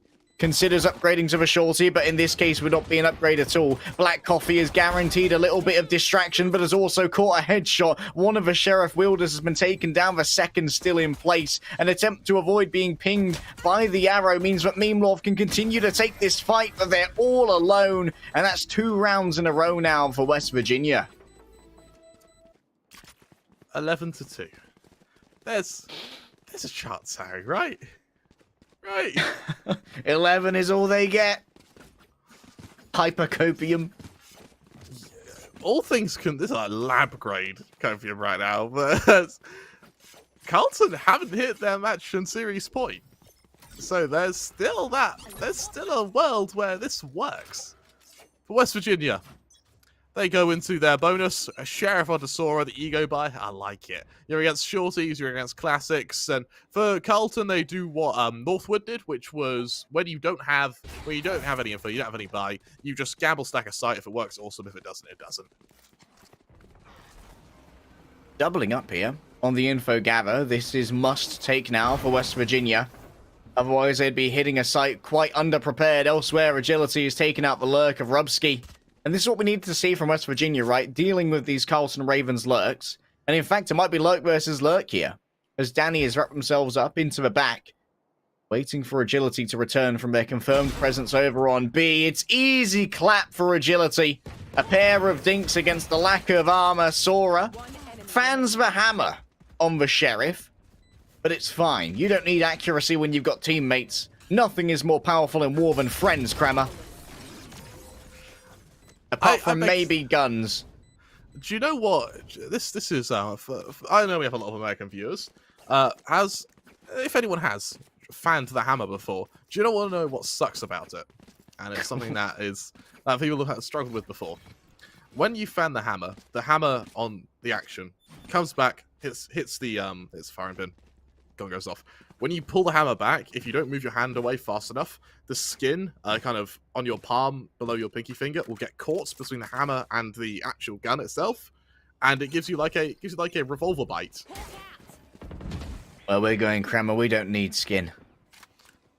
Well, I mean, West Virginia are actually holding on to this by the skin of their teeth. True. Now, Carlton have brought themselves out. Oh, lovely avoidance there off the drone. Danny moves out of the smoke. It was brave to do so. Now they're pinged. It's Rubsky on the bait and switch. You came to kill Danny, but you found yourself the rub. 33 HP remains. And Danny, they might actually go out of this along. What? Sora! 2 headshots. Wow. 2 initiators dead. And Rubsky's simply the cherry on top of the old cupcake. West Virginia. They're just an attacking team, Kremer. 11 is all Carlton get. Black Coffee on the angle here, inviting Memlov to try and duel him. Tracers betray position, but betray intention. Oh, that pathing of the smoke does, though. Easy for moves to simply aim where they expect Sora to be. So much of the Asher utility, good to go. The gravity well makes Black Coffee vulnerable. They get absolutely ground down. You won't find that in a Starbucks. And now the defuse should be easy. I was wrong, Kremer. 11's not all they get. 12 is all they get. All. like it's not much. It's only 12. It's only a guaranteed overtime. Yeah, exactly. West Virginia just come back. Just win 9 rounds in a row, hop to overtime and win. Easy. I've been reliably informed by chat that the war cry of the Carlton Ravens is "Kaka." Very nice. Do you reckon that the pitch of the Kaka gets higher the more panicked they are? Kaka! Yeah. We've got this! I'm not scared! Mum said it's my turn on the victory! Trying to flap their way out the nest. When in doubt, flap it out. A lot of noise made outside of A main here, and it is all an elaborate ruse, a bit of a fake, as Sova, clinging to the spike, is sitting patiently. outside of B here, but this rotation is taking a while, and the KO pushing through mid is going to see all of this. Oh, and that's going to give it away. Actually. J Chronic could not resist going for the early frag, but I mean, hey, numbers advantage, numbers advantage. Robski now lies in wait with the Headhunter. Fully blinded, backs away as to not betray their location already. Headhunter hits one head, not a second though. Black Coffee with the Sheriff is more than enough to take this down as Danny lies in wait. Still no spike plant just yet. I like to see someone who's not the Sova plant this, since J Chronic already has their ultimate, but hey, beggars can't be choosers, Kremer. They can't be moves. Very aggressive on their retake here, and while they are a man down, Carlton have actually got West Virginia relatively zoned in this. That was until they lost moves. Sora pinged, same for J Chronic. Agility on the cover, should do fairly well. Meme Lorf on one side, Danny on the other. 2 versus 4. I think at the moment what Carlton Ravens want to do is just try and pen people into this site. Make sure that those who are looking to exit with their life are going to be dying. But no one expects Sora to roll up with another 3k. Look who's woken up. Yes, Sora, welcome to the stage, bud. He's a little late, but better late than never, and these last 2 rounds have been damn effective for him. You look at the ult management, and while Robski's one away from the tour de force, that may come online this round if they are able to get a little bit of orb control over on the Ravens. But for West Virginia, they've got their Hunter's Fury, the Blade Storms available should their economy end up taking a bit of a beating, and with the Cosmic Divide, for Meme Lorf, here's the thing. The Cosmic Divide isn't an ability that can be used with an eco. You need guns behind it, and because of that, Carlton are going to have very little walking into this. Carlton. Oh, it's interesting there that with the claiming of the ult orb, but there was actually the stack up on top of it to allow for the blind spam to kill 2 people. An uncharacteristic misplay here from Carlton Ravens, and you know what, Kremer, with this many rounds being gained, could be a touch tilting. Admittedly, Carlton Ravens are expected to lose that as an eco, but even more in the pockets of West Virginia.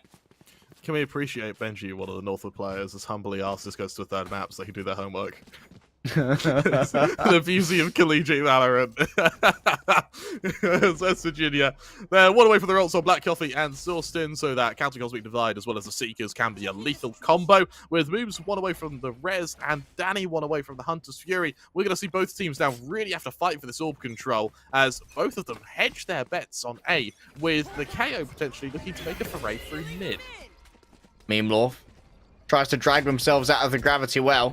Little do you know, that's my gravity. I own it. Sorstin, lovely little jump peek there. Gets information on 2 players. Doesn't know about the 3rd, though. And at the moment, it's a fairly conservative 3-2 split from Carlton Ravens. They have given up a large amount of mid control, though, so that needs to be something that they keep in mind. Look at this flash primed and ready. They really want to counter this A-long control, and they go for the peak, but it's too little too late. They're playing the time on West Virginia. Still a minute to toy with, and as they slowly but fastidiously gain this control, the Blade Storm comes out on Sora.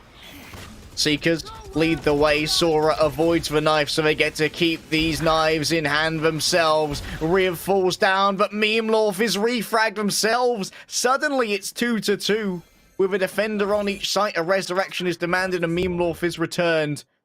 Moving into the zone of influence of Rubski here is agility. What a read! It's a beautiful read. Is it a beautiful shot? Oh! No! A miss! Agility is simply better, built differently. That's an insane read by Agility there. What a shot! And for West Virginia, they thrust us into the afterplan. The Cosmic Divide is available for the Ravens, and if they can trap someone backside, that may very well be an option for them. But for West Virginia, realizing this, they aren't playing the afterplan. They aren't playing from that angle. Cosmic Divide used. Cuts off the back of sight. However, J Chronic may reveal their location here from the trajectory of this arrow. Instantly destroyed. Agility stands ready to try and take out the cross. It's Whiff City, baby!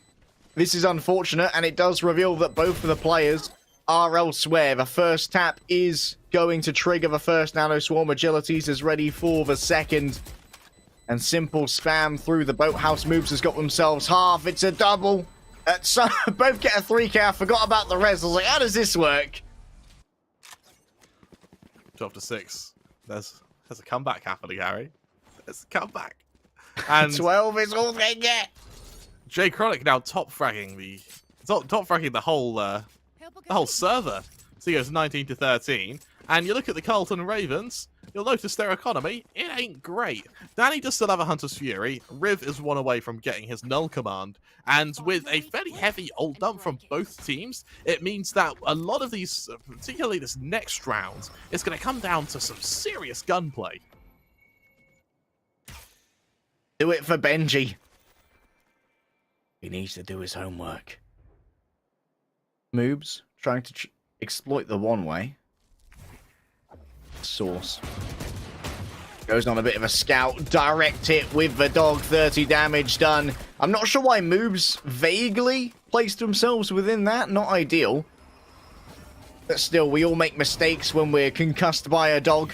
I know that I have in my life. Sora easily hunts down Memelorf, and Sora has certainly activated now. It was a bit of a stinker of a game over on Bind, and certainly not an ideal beginning on the defensive side for West Virginia. I think across maybe 10 rounds we got 3 kills, and that's across 2 op buys as well. But now Sora, a different beast. Rubsky falls down. Danny does not have any health to play with. It's easy to be a flawless West Virginia. Pick up 7. 12 to 7. It's could be happening, Harry. It could very well be happening. We see the full buy come out from Carlton now. If they are to close out the map, now would be the time to do so. They and ah about bringing the op out on Rubsky. Instead, it's rifles round the board, looking to combat that of West Virginia. And for West Virginia, a lot of these rounds have been tailored to just fighting for A-long control. Carlton, they think the solution to this is to go aggressive in mid, where both the KO is stacked up with, I believe, the Sage. So maybe even catch out a player here. I like this change of tempo. Mid control certainly has been not too hotly contested, to be honest. Neither team has really put a huge amount of personnel into it, so yeah, it's a major change up here. Oh, okay. An early ping. Unable to get the second tier onto agility. And that means that Danny simply gets a touch of information. And nothing more than that. Agility actually gets healed up, so while the armor has been stripped, agility is fighting fit. For now, West Virginia turning their attention back to A here. And, I mean, A's been the sweet spot for them. Why fix what isn't broken? Danny, in mid, is going to see that there's a flank coming, and for Riv, this may be his chance to maybe even try and push into it. Underarm flow on the flash. Oh, Sora was a little bit panicked there. An attempt to hit the direct. That should be able to destroy the lockdown. Lovely stuff. A set throw. We've seen 2 of those now from Riv. Really understands the KO. This could be it for Carlton. And despite the struggles towards the end, Kremer, Carlton eventually find their tempo, find their groove, and find their path to the grand finals. I tell you what, it's a little bit messier than it could have been. That was a really nice kind of final last hurrah from West Virginia. They're able to at least retain a bit of dignity there, even though Carlton are the ones who emerge victorious, looking to enter the grand final and battle it out against Northwood for the lion's share of over $3,000. It's going to be an absolute slobber knocker between the pair of them, but I've enjoyed seeing that Carlton, they've got a touch of weird in them, right? Like, the compositions aren't all entirely as the meta would predict, especially over on Bind, which was their pick to begin with, but their attacking sides definitely seem to be where they are at their strongest. Defensively, they can get a little bit antsy, and they like the efficacy of the lurk as well, which can really help in post-plants, where sometimes teams might tunnel vision a little bit in the post-plant scenarios. Yeah, right. We're going to have a moment what our analysts believe is the solution to these comps and what was done right or maybe even wrong by both sides. But before we do head over to them, Harry, do you have a prediction for our grand final? I feel like Northwood may have shown a little bit more in terms of just overall Poggers gunplay, but what I do predict is that our friends over at Samsung SSD will be getting a good amount of value out of this grand final, and you can get a good amount of value out of a Samsung SSD as well, because they are fairly priced and they perform very, very well. The speed you can get up to 7,000 megabytes per second when using PCIe 4.0. That NVMe drive is so bloody fast. I barely even noticed for warm-up time when I turned my PC on anymore. And now that I've gone and sold out a little bit, I'll send you over to the desk.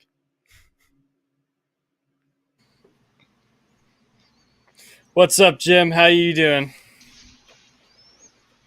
Oh, Caleb, I think Did it you again. might be muted. I can't did hear it you. again. I'm consistent with this. At least I'm consistent. Consistency Jim, what's is up? key. How you doing? I'm doing a little bit better than West Virginia is, Caleb. Yeah, I mean, tough game. First game, you really weren't right in the paces. It took until game 2, round 11, before you started to figure it out and started to grab the picks. And I mean, at this point, it is what it is. The games are over, and now we're looking at the grand finals. Like, holy crap, this just happened in both of our semifinal games. Not one, both of them. I kind of want to talk about the fact that if West Virginia played all of map 2 like they played the last 8 rounds, we'd be seeing a map 3 right now. West Virginia in the last 8 rounds was like, right, we remember how to play Valorant. We're here for a reason. They looked amazing in those last 8 rounds. Yeah, one of the biggest key points of the last 8 rounds is it wasn't just 1 or 2 players kind of getting on the leaderboard like we saw in the first game. It was the entire team started activating. The entire team was getting assists. The entire team was getting kills. And really, we saw just kind of WVU start to fall in place with what they knew they could do, like you said. But at the end, it was too late. You had 13 or it was 11-0 before they started to get that flow and the momentum in of we can beat these guys. We know we can beat these guys, but it's 11-0.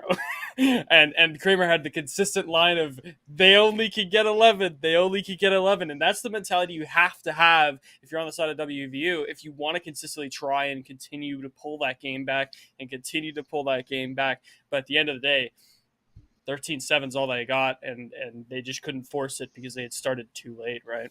Just absolutely too late. Fun to watch, though. I mean, round 12, when it was 11-0, they were in a 3v4 situation, took it. 2 rounds later, they had a flawless. Round after that, Sora had the triple. They lost the round, though. But then they went after that. Sora said, I'm going to triple again. Why not? I'm going to triple again.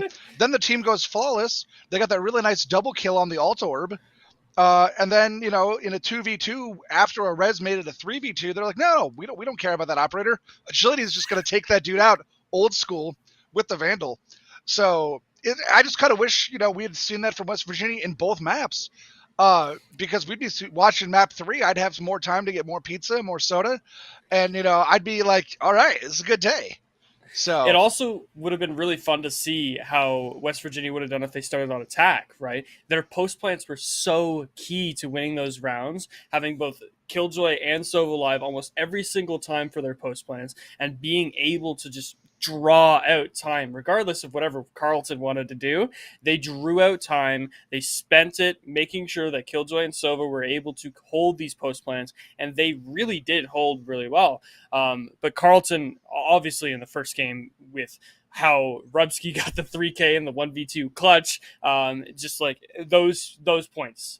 That shows how good Carlton really is and how good they really played in that game. And it's really tough to beat when Rubsky was activating, when everyone else, Jay Ronick was activating. Like, it was just so calm and collected from Carlton up until that 11th round. And then they just had to close it out. And that's so hard to beat when they just have to close it out. the end of map 1 for Carlton, like you were saying, was just showed what they were going to do for the rest of the day, probably. What they were looking for, like you said, calm, cool, collected. They did kind of lose that a little bit at the end of map 2, but when you're up 11-1, you can afford to lose a little bit. Find your center once again. Maybe go grab a coffee, come back. You're still up 11-4, and yeah. But going into this final game here, because there's really not much you could break down for both the side of Carlton and WVU, especially with that kind of score line in both those games, going 13-3 and then 13-7. But going into this last game, we've got 2 massive teams. This isn't a David and Goliath anymore. This is Goliath versus Goliath. Let's see what happens, right? Northwood in their series going 13-3, 13-2, and then now Carlton with 2 dominating score lines as well. Immediately, first thoughts, not knowing anything about the teams, what do you think could happen here? Why do you assume I don't know anything about the teams, Caleb? Why would that be the assumption? No, I like Northwood. Yeah, I'm gonna go with the girlfriend answer when picking teams for the NCAA tournament. I like Northwood's logo. I'm just gonna throw it out there. I like Northwood's logo. No, it's a clean logo. It's a clean logo. No, they had such a good match earlier in the day. Just everything they wanted, they got. And it's going to be interesting seeing that go up against Carleton, who proved that they can make mistakes. Like Northwood didn't really show any mistakes, whereas Carleton's like, no, we're going to make a few mistakes. We're going to let our opponent dictate what we're doing. And they did a little bit. Carleton allowed WVU to dictate the pace of the game. And if Northwood can take that initiative and take the pace of game control, I don't think Carleton looks very good. Fair. So let's go back a little bit into the games yesterday that happened. We had UH Premier and Northwood on stream, and honestly, dominant game for both teams. UH Premier pulls it back after losing 13-1, and they draw out Northwood into that game 3 because they win game 2 13-8, and then forcing Northwood to win at 13-11. It was a really clutch round for Northwood's side. That game showed Northwood has flaws. Northwood has things that you can capitalize on. Not on Icebox, that's for sure. But on the other maps, there was so much that UH could take away from Northwood in forcing them to rotate, in forcing them to make mistakes. And towards the end, we had, I'm going to forget the guy's name, the raise on bind from Northwood's team, just consistently having 1 or 2 or 3 mistakes, being the first in with no trades, throwing away his ult twice in the last 5 rounds, but and not getting any kills off of it. But Northwood has flaws, and it's shown from yesterday's game, UH Premier versus Northwood, that Northwood is a beatable team. You just have to capitalize on those flaws and wait for them to make their mistakes, right? And then you see Northwood versus UC Davis Gold, right? Totally different roster. They realized what their mistakes were. They started to push out the raise mistakes that we saw from Northwood, but the whole kind of comp and mentality shifted, right? We see a total change from Northwood into, okay, we had mistakes. We just let UH Premier take a map off of us and then take another 11 rounds off of us in the last game. What do we need to do to fix it? How do we need to do it to fix it? And they've taken that right into the SNHU game earlier today. Just not stopping, not letting their drive go, continuing to win rounds. And the only rounds SNHU is winning off of those hard pushes that they get the first 2 couple kills, right? It's going to be something that Carleton has to look at the last few games and say, hey, Northwood's figured their crap out from the UH Premier game. They know exactly what they've been doing wrong, and they now know what they need to do in order to see Carleton, because they just watched the whole game. We saw them in chat all day. they just watched the whole game. If you don't think Northwood isn't prepping right now while we talk to make sure that they could play this team and play this team as well as they possibly can, I don't know what you're thinking. So which roster do you think we're going to get here from Northwood, Jekyll or Hyde? It really depends on who's showing up in this game. They've had an hour break, right? Who's been playing, who's been practicing, who's been keeping themselves warm in this last hour. That'll show off who's really kind of pushing them. But we saw them all in the NECC Discord for the last couple hours. They're all at least online, which means that they could have been practicing. They could have been in deathmatch. They could have been playing. And if we see that roster that's been practiced, that is warm, that knows what they're doing, I don't think we see Hyde today. Fair. That's fair. We're looking forward to it here. They're getting the lobby ready for us, Caleb. Do we have the maps? What maps are we going to see? Yeah, actually, I think I do have the maps, and I will be able to show the overlay with LEGDAY and Kremer in a bit here, but the maps should be somewhat done. Remember, this series is a best of 5, so we're going to see potentially 5 maps coming in from this map ban link. I just have to go grab it because it's sorry, I put you on the spot there. I'll kind of. Oh, there's only one map has been picked so far. Fair enough. You see, we're getting the There information. Our producer unmutes himself, gives us the information. Gotta love that. So then let's switch over to Carleton. We've broken down Northwood. Let's switch over to Carleton a little bit. They've had a totally different tournament these last few days. Saturday they started off. They got their win. But Saturday is expected to get their win. That's the round of 64. It's really a round that Carleton was expected to win and expected to do well on. But moving into the next round and pretty much every round after that, round losses left, right, and center. Game losses left, right, and center. For Illinois Orange, they go 13-6, 13-11 on. So they had a lot of trouble closing out that second game and just making sure that happened. And we saw that again today, where they just had a lot of trouble closing out that game. They let Illinois Orange all the way back in, and then 13-11. Then they move on to UVic Blue, a West Coast versus East Coast match. Both of them in our Champions Division in the NECC, and they let them in for game 2. Like we said with this game 2 today, 13-6 first game, same scoreline first game, strong first game, strong push, strong, like just overall strong roster. I watched most of the first game. Really, really strong roster. Second game feels totally different. It feels like Carleton was just not pushing the same way that they were pushing on game 1, and they let them draw back in, and then and UVic ends up winning 13-11, and that causes Carleton to now reevaluate for the next game. Their comp totally switches for the next map, and they go 13-10. Yeah, they won, but it's still letting them in, still letting them have that space and challenging them as much as they possibly could. Oh, that's the Carleton Black roster.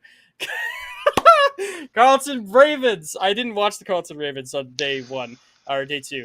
Carleton Ravens played CGC UIC Flash in game 1 on Saturday. You know what happens? We've got 83 teams here playing in the Samsung Winter Invitational.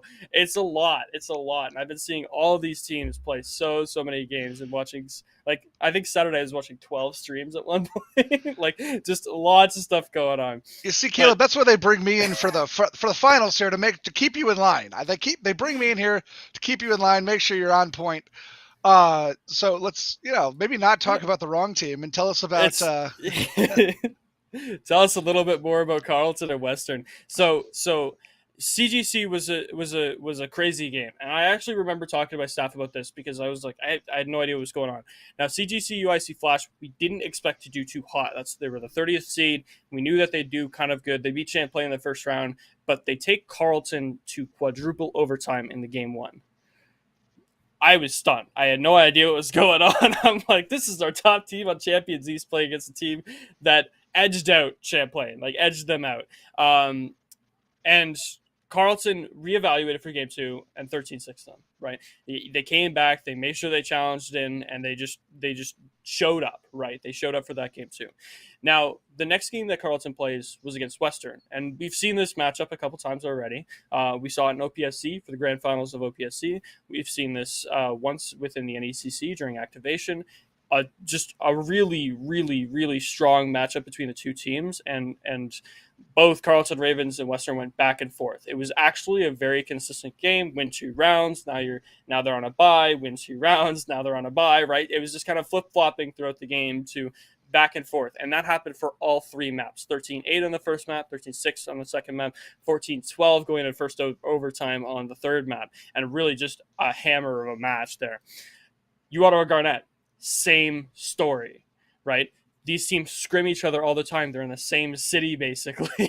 They're so close to each other. They could go eat at each other's restaurants if they wanted to. But such a grindy match. 13-8 first map, Carleton's win. They were consistent. They took their maps where they needed to. They took the rounds where they needed to. And they put... I'm so bad with names. They put Danny on the operator in that first game on bind, right? They just did exactly what they continually do with that roster. Now, Ottawa Garnett 13-9s them the next map, and Carleton has to really reevaluate because their first 6 rounds, they were consistently taking 3 or 4 lives, but they weren't really winning. They won 2 rounds in the first 6, but they didn't really win, right? It was one of those devastating losses kind of situation where, yeah, we won, but we can't buy next round, really, right? So they have to kind of like look and change their kind of style. So Ottawa Garnett really kind of showed that Carleton is a roster that isn't really consistent enough to continually win on every single map. If you can get a good map ban here, and we'll find that in a second, if you get a good map ban here, you can easily change the outcome of what that looks like against Carlton Ravens, right? And then you see them on against West Virginia. West Virginia has a much easier bracket throughout the tournament, but you see them against West Virginia, and you see West Virginia start to wake up towards that end of the game, and you start to see the same flaws you saw against Western and Ottawa Garnett. How is that going to look against Northwood, right? How is Northwood going to pick apart those flaws like they just did for SNHU this morning, right? What's going to be the major changes for all of this? Yeah, no, all good points there. And I think the way you put it out there, you talked about a lot of the negatives on both sides. So hopefully someone can find the positives here when they go into the grand final here. Our producer is asking us to take it to break because the lobby's almost ready. We want to get a break in before we get going here with the finals. We do have the maps picked, but we're going to let Kremer and LEGDAY tell you about those. But Caleb, before we send it to break, any last thoughts here before they start the finals? I think we should pick our favorites here. I know you picked Northwood because of their logo, but I'm going to say just for the heck of it, I think Carleton's got this in 4 games, 3-1. I think Northwood takes the second map here, and we see a 3-1 kind of scoreline. I'm going to go 3-0 Northwood. Oh. I'm going to go exactly the opposite way. I think Northwood brings the roster that they want to win with, and they just kind of just roll over on Carleton. 3-0. Yeah. 13-7, No. 13-7, 13-9. Like we say to these teams every single time, best of luck, have fun. We will be sending it over to the break, and when we come back, LEGDAY and Kremer will be on with the map bands. In LCS, every nanosecond counts. And with Samsung SSD, being fast means being first. That is fast blood in record time. The pros know that speed matters. Here goes closer at about 4,000 miles per hour. There's no outrunning this. A split second means everything. Go, go, go, go! Why retreat when you can go forward? Every nanosecond counts. Samsung SSD.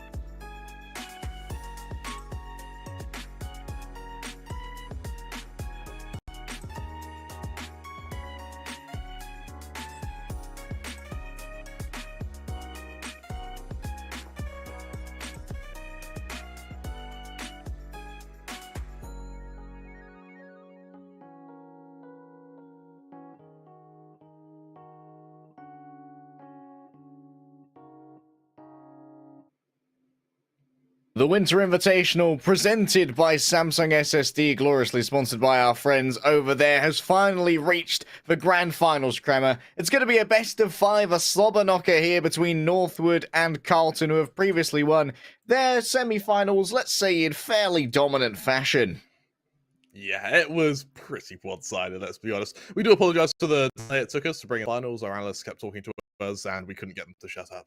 You know what happens when they get too caught up on stats? They just spiral out of control. We tried our best, however. It's only a few minutes delay. Harry, I'm really looking forward to this one. I put you on the spot a little bit before we through to our analysts earlier. Do you want to tell me your prediction? I feel like Northwood probably coming into this with a little bit more fragging power, and Carlton have played a couple of weird comps. I don't know if their bind composition would work against a better team than West Virginia, but that will have to remain to be seen. We'll be able to go to our map veto soon, of course. Because we've only got 7 maps and it's a best of 5, each team gets 1 ban, Kremer. Haven is a surprising ban from Carlton. I won't lie. I would have expected to see something like a Breeze get removed, as Breeze is a map that doesn't really have any similar conversions. For instance, Haven has similarities to Icebox, Split has similarities to Fracture, Ascent with Bind. But for Breeze, there's no real trend. So I would have expected to see that one get removed, but no, it's maybe the pocket pick of Northwood here. And honestly, Ascent, Icebox, Bind is our opening 3. I quite like this, to be honest. It's aim-heavy maps, sure, but it opens up the option of seeing Chamber. And Northwood, of course, are always happy to go to Icebox. Every time we go there, people in the chat ask, how were Northwood allowed to do this? So I'm interested as to why the ban is the choice of Haven. Maybe Carlton saw what happened on Haven in the first time. They were like, you know what, we're gonna veto that, man. We're gonna say no to this. But curiously, Ascent is their first pick. Evidently, they are confident here. But towards the end of their Ascent, they were flagging. They were, and my prediction is going to be with Northwood as well. I think that for Carlton, when the opposition gets a bit of momentum against them, they do struggle quite a bit, actually. And we have seen some fairly shaky results because of that. And so I can't help but think that in a world where Northwood are going to put up more of a fight than, well, of course, West Virginia will, I do worry for Carlton's psyche going into it. Yeah, Carlton, it is going to be a long road ahead. It's a best of 5, so you get your 2 mulligans, and then you are up against match point. Northwood on the other side, they've had some time to sit back and, well, I would say research, but we know that at least Rip Benji, they've been trying to do their homework. They were begging that the other semi-final go to a 3rd map so they could complete that. Unfortunately, Carlton were mean and made sure that Benji would not be completing their homework. Remember, this is for the prize pool of $3,500. First place to Hero $2,500. Second place with only $1,000. That is, of course, thanks to the wonderful people over at Samsung for making this all possible. You look at the agent composition going into this, and double duelist to be brought out by the members of Northwood. Over on Carlton, I like the fact we're seeing the re-emergence of the KO when accompanied by the Chamber. I think it does have a bit more firepower. And once again, we see the Sage on Ascent. Turbs are here, or Thurbs rather. They're going to likely be mirroring the lurks on this Reyna. Reyna's a great lurking hero because you can just get those free escapes after taking out one player using the dismiss, especially if you meet a 2-player or 3-player kill squad in the middle of their rotation. Still, Northwood having to start on their defensive side here. It does mean that they will be tested, as Carlton were much better on their offense than they were on their defense. That they were. Remember, this is the Carlton Ravens map pick, so for the members of Northwood, even if they lose this, as long as they make it close, they're going to have a fair bit of momentum to work with. Remember that not only do you win it's a prize for $3,500, you also get some brand spanking new Samsung SSDs. I'd like one of those. I would also love one of those. I get through so many SSDs. I actually already have a Samsung SSD, but I'd love another. I've actually got 2 SSDs. But we actually Samsung. don't need them. What can I say? I'm a man who likes quality. Rip Benji lies in wait. Oh, hello. They passed on by, could not take out Moves, who turns on their heel and slays the Sentinel. A little bit of trouble was gained right there, and Rubsky wins out with the Headhunter against Dip. Carlton starting as they mean to go on. Ferbs has already taken a touch too much damage, down to only 15 HP. They'd love to get one of those Devours to give him a touch more health, but Moves touches in other places with the Classic. Remember, Carlton have just come off the back of a victory on this very map against West Virginia. They are well-versed, they are warmed up, and they are ready to take on the Titans of Northwood. It's a clean pistol round, only losing one single player. And for the anti-eco, it's Spectres around the board with Rubsky clinging to that Ghost just for a little bit of an ego buy. I quite like that. And with no Jets, it kind of means that Rubsky will be the player who wields the op when he is given it. Bear in mind that on other maps it's actually Danny who ops, but in this case, just on the Sova, it just doesn't really work. Carlton, they want to be doing this as cleanly as possible. And it was worth noting before, we noticed that on B, Carlton were often winning by spike detonation rather than by frags, but look at this stack. This is a gamble from Northwood, and it may well pay off. Is that a pair of shorties back-to-back in the boathouse? This might be completely unexpected. One, the first shorty, the dismiss away. We're reloaded. Shorty is simply surrounded and executed from every single angle. The bullets will fly, and Carlton Ravens quickly make their mark on this second round. I am actually very happy with how Carlton have played these opening few rounds. It's very damn clean, only losing one player per round, and it means that you play a hefty bonus going into your third. 4 Spectres to wield. Rubsky goes up to that Vandal, and he keeps his economy relatively even for the rest of his team, because he was on merely a Ghost last round. Now, for Northwood, it's going to be Vandals, Phantoms in the mix, with not many kills to work with. The ults are a pipe dream at this point, but there is still hope for them as they look to turn their attention to be their third time trying to break into this site, and what may be a third repention from Northwood. Drakius pinged right here. Backs off into a safer position. Benji with the Phantom free to spray through the smokes. No traces here at range. Respector wins. How did Drakius drop that one? This is uncanny. Northwood have forgotten how to use guns. Unbelievable here. Carlton. Wizards with the Spectres. Avanda Cadavra. Just like that. Carlton, they go 2-0 up with the spike down as well. It's looking like it will be a third unless we see some kills from Northwood, and we see them quickly. And the thing is, with 3 players remaining up against 5, you do consider maybe the save here. Gravity well, drags in moves, but still there's no pre-fire as to where that was. One player's going to be pinged, and it's easy. Look at the upgrades here for Carlton. Dip gets 3, and admittedly, that's a little bit of economic damage, but Carlton still, they should not have been winning that. What economic damage, Harry? That was their bonus. That's how effective Takes away Carlton the played that looted round. rifles, at least. Yeah, exactly. And for Memelorf now, he's one away from getting that Cosmic Divide, a very early Cosmic Divide at that. For Dip as well, so close to the Blade Storm, I would fully expect to see Northwood go aggressive for the ult orb here, get it on Dip, get that Blade Storm out, and hope you can wield it against the superior weapons on the Carlton Ravens, who are looking to start Ascent just as effectively as how they started it against West Virginia. Dip dares to creep on forward here. Danny's already pre-firing, knowing that that is a bloody tempting orb right there. It is actually retrieved, and that gives Dip everything they need to use for Bladestorm.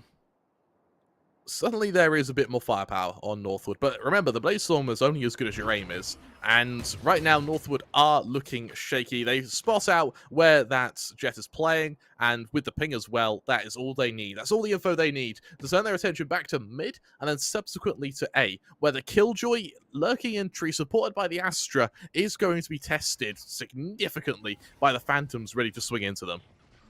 The Sheriff here, good for both the close and the far range. The headshot unable to be found. Riv on the backup there is good as well. Headshot onto Ali. And this could be Carlton picking up their 4th. It's supposed to be easy mine. They are up against mostly upgraded pistols. Ferbs sucked into the gravity well.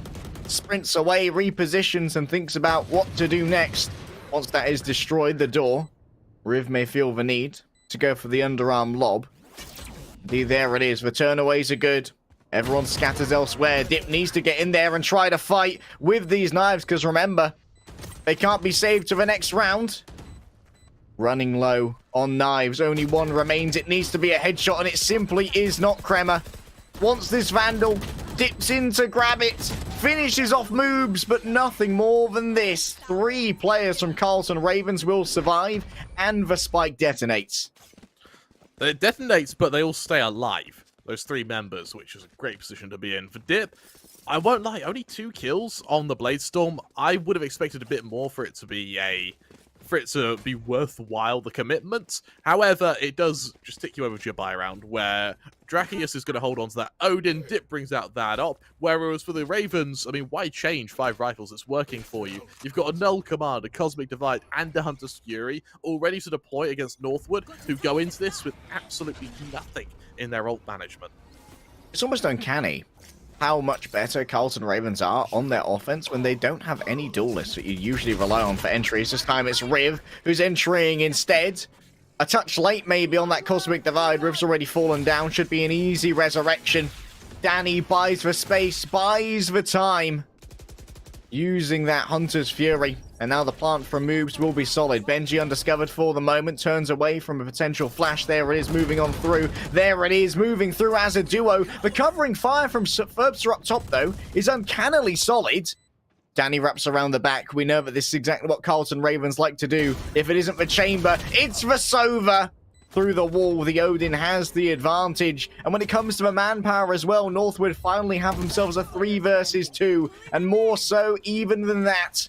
I believe Rob got taken out as they went for a TP. Memlorf in the 1 versus 3. A tap upon the spike. Drakius pre-aims. Dip's got their operator in hand and puts it to use. Finally, Northwood will grab themselves a round.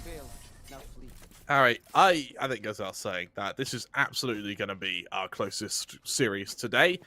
Granted, that's not a hard title to claim, but I think we knew it was going to be close, you know, from the start. No matter who was in the finals, it would be close. And you look at the investments now, I like how both these teams are using Odins. We saw Drakius there, 180 once the flank came. And the nice thing about the Odin is the armor penetration isn't higher than it is, or the wall penetration isn't higher than it is on the Vandal. You just have more bullets, more ducker, Harry. And in this case, it definitely pays off.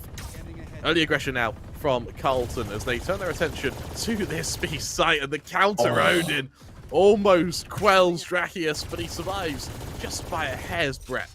3 HP left. Return Daka. And the Daka is stronger. Oh. Drakius is in so much trouble, man, and there's no healing either. All damage taken's permanent. Danny, saw the close angle now. Wanting to catch out one of these players. Hasn't been able to do so just yet. As he is just trying to bait Northwood into going aggressive here, but Northwood have a very clean setup. There's a little bit of a fray from the KO, going through Gelato over to a main, but no one to fight it. Northwood are playing so passive, so reserved, that with 45 seconds left, Northwood have 0 information as to the whereabouts of the Carlton members. Dip should be spotted out here by the owl drone. No way Danny takes this peek blind. Also, that's a very bright crosshair they've got there. Like fluorescent red. 30 seconds left. Like a lightsaber. Out goes the owl drone. Instantly destroyed. Do they expect the second? No. Ferbster can actually dismiss here for free. And Dip is going to get pinged by the recon bot, but holds their ground and holds the angle. Now it's about a mad dash to A, but Kremer, time's not on their side.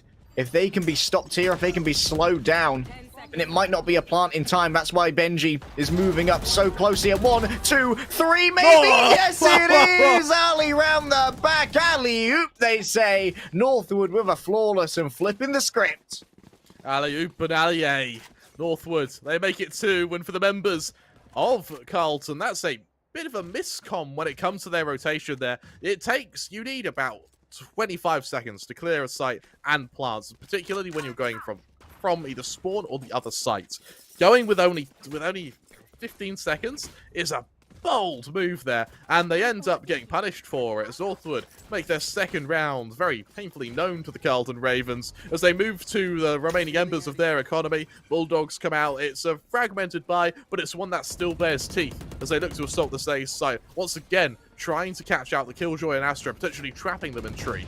Huge amounts of util here, and you know that even though this is planned to be a retake, who's got their lineups once again? If it isn't the Nerd Supreme, I'm afraid, boys, Riv's got you beat here.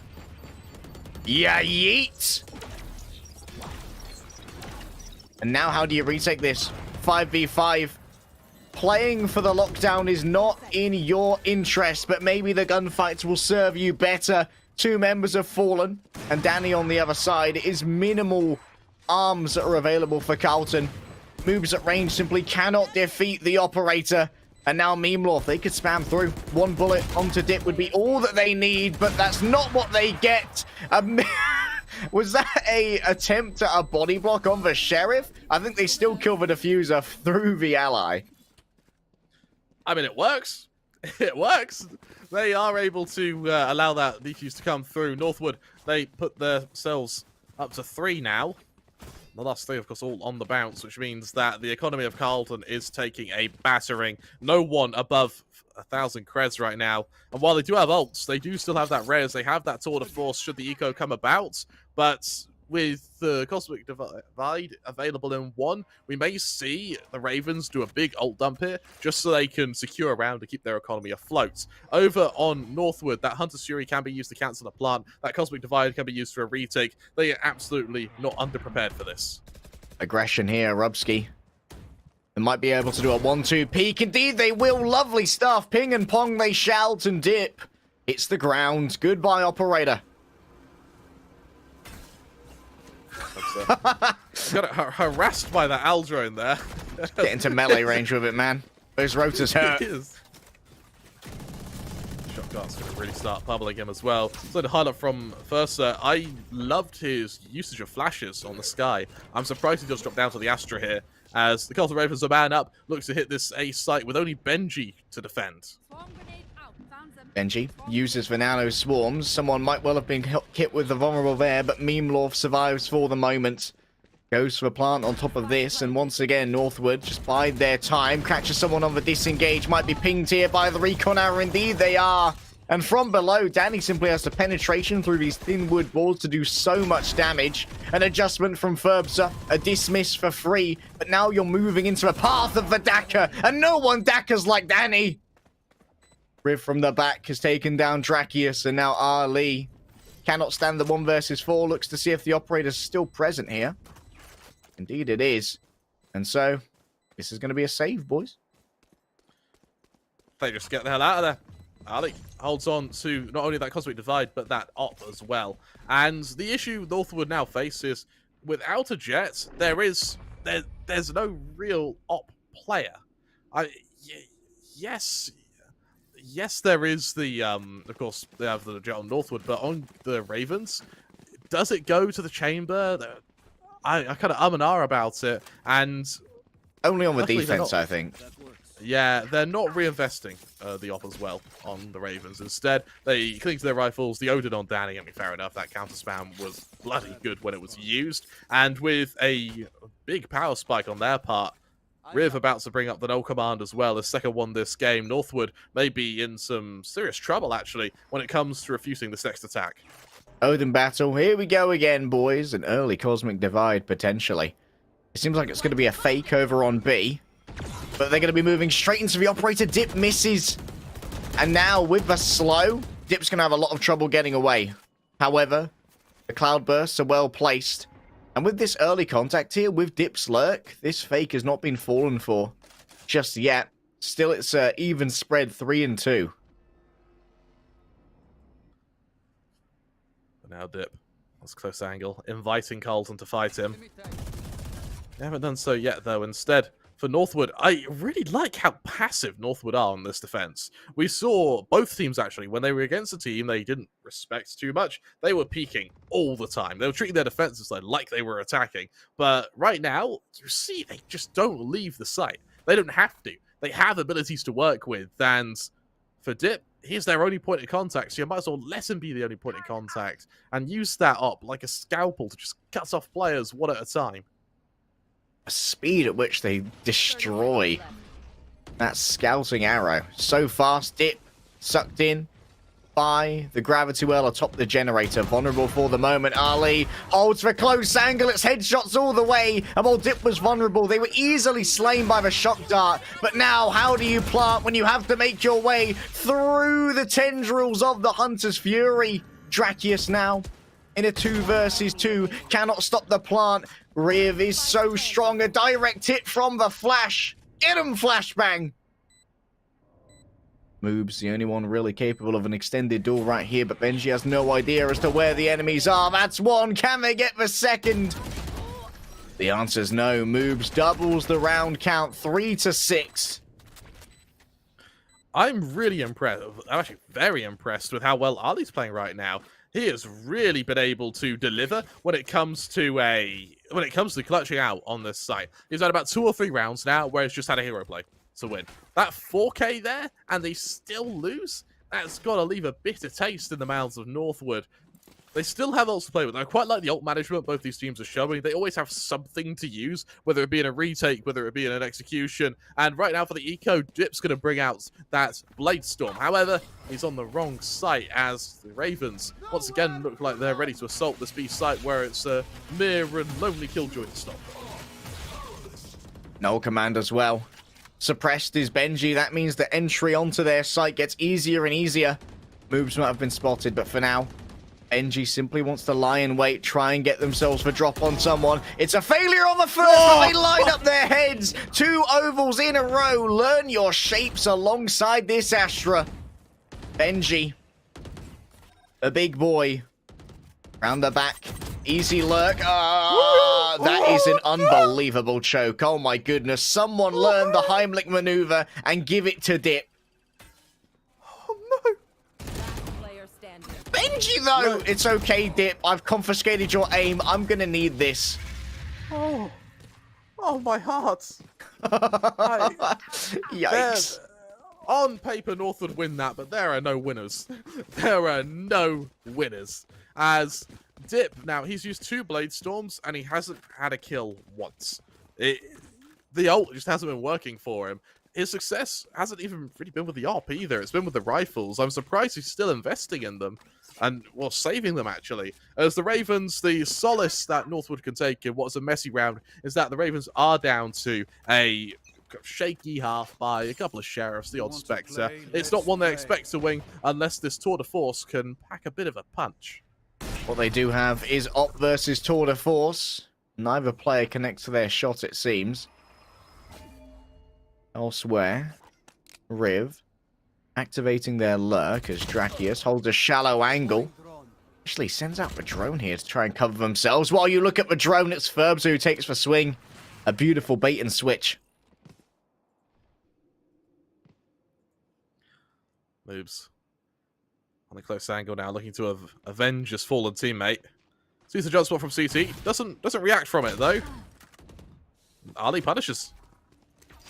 Yeah, when it comes to reactions, Ali's simply faster here. The KO's still active. We'll be moving into the sightline of Timmy Turret. Oh, the Tour de Force was seen. Your barrel's too long, mate. It's not the size of the barrel, Kremer. It's what you do with it. And now Rip knows that they are moving directly into the sightline of this operator. And that only means that it's easier for Dip. Meemlorf on the other side. The shorty stands prepared. Who dares come into my garden? Leave my petunias alone.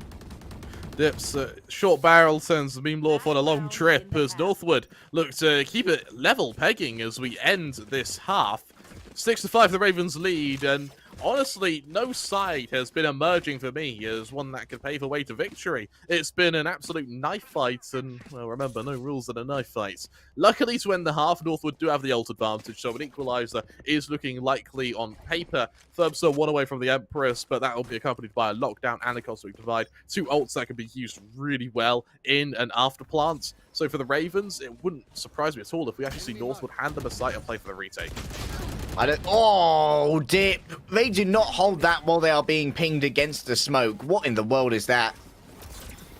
I hate to bully, but Dip, Dip has turned his brain off a couple times in this. Cosmic Divide is deployed. It's a very defensive one as the Empress is thrown out. Ali, hoping for an angle here, sees the ping, instead aggresses to the other side of his divide and actually leaves the site undefended.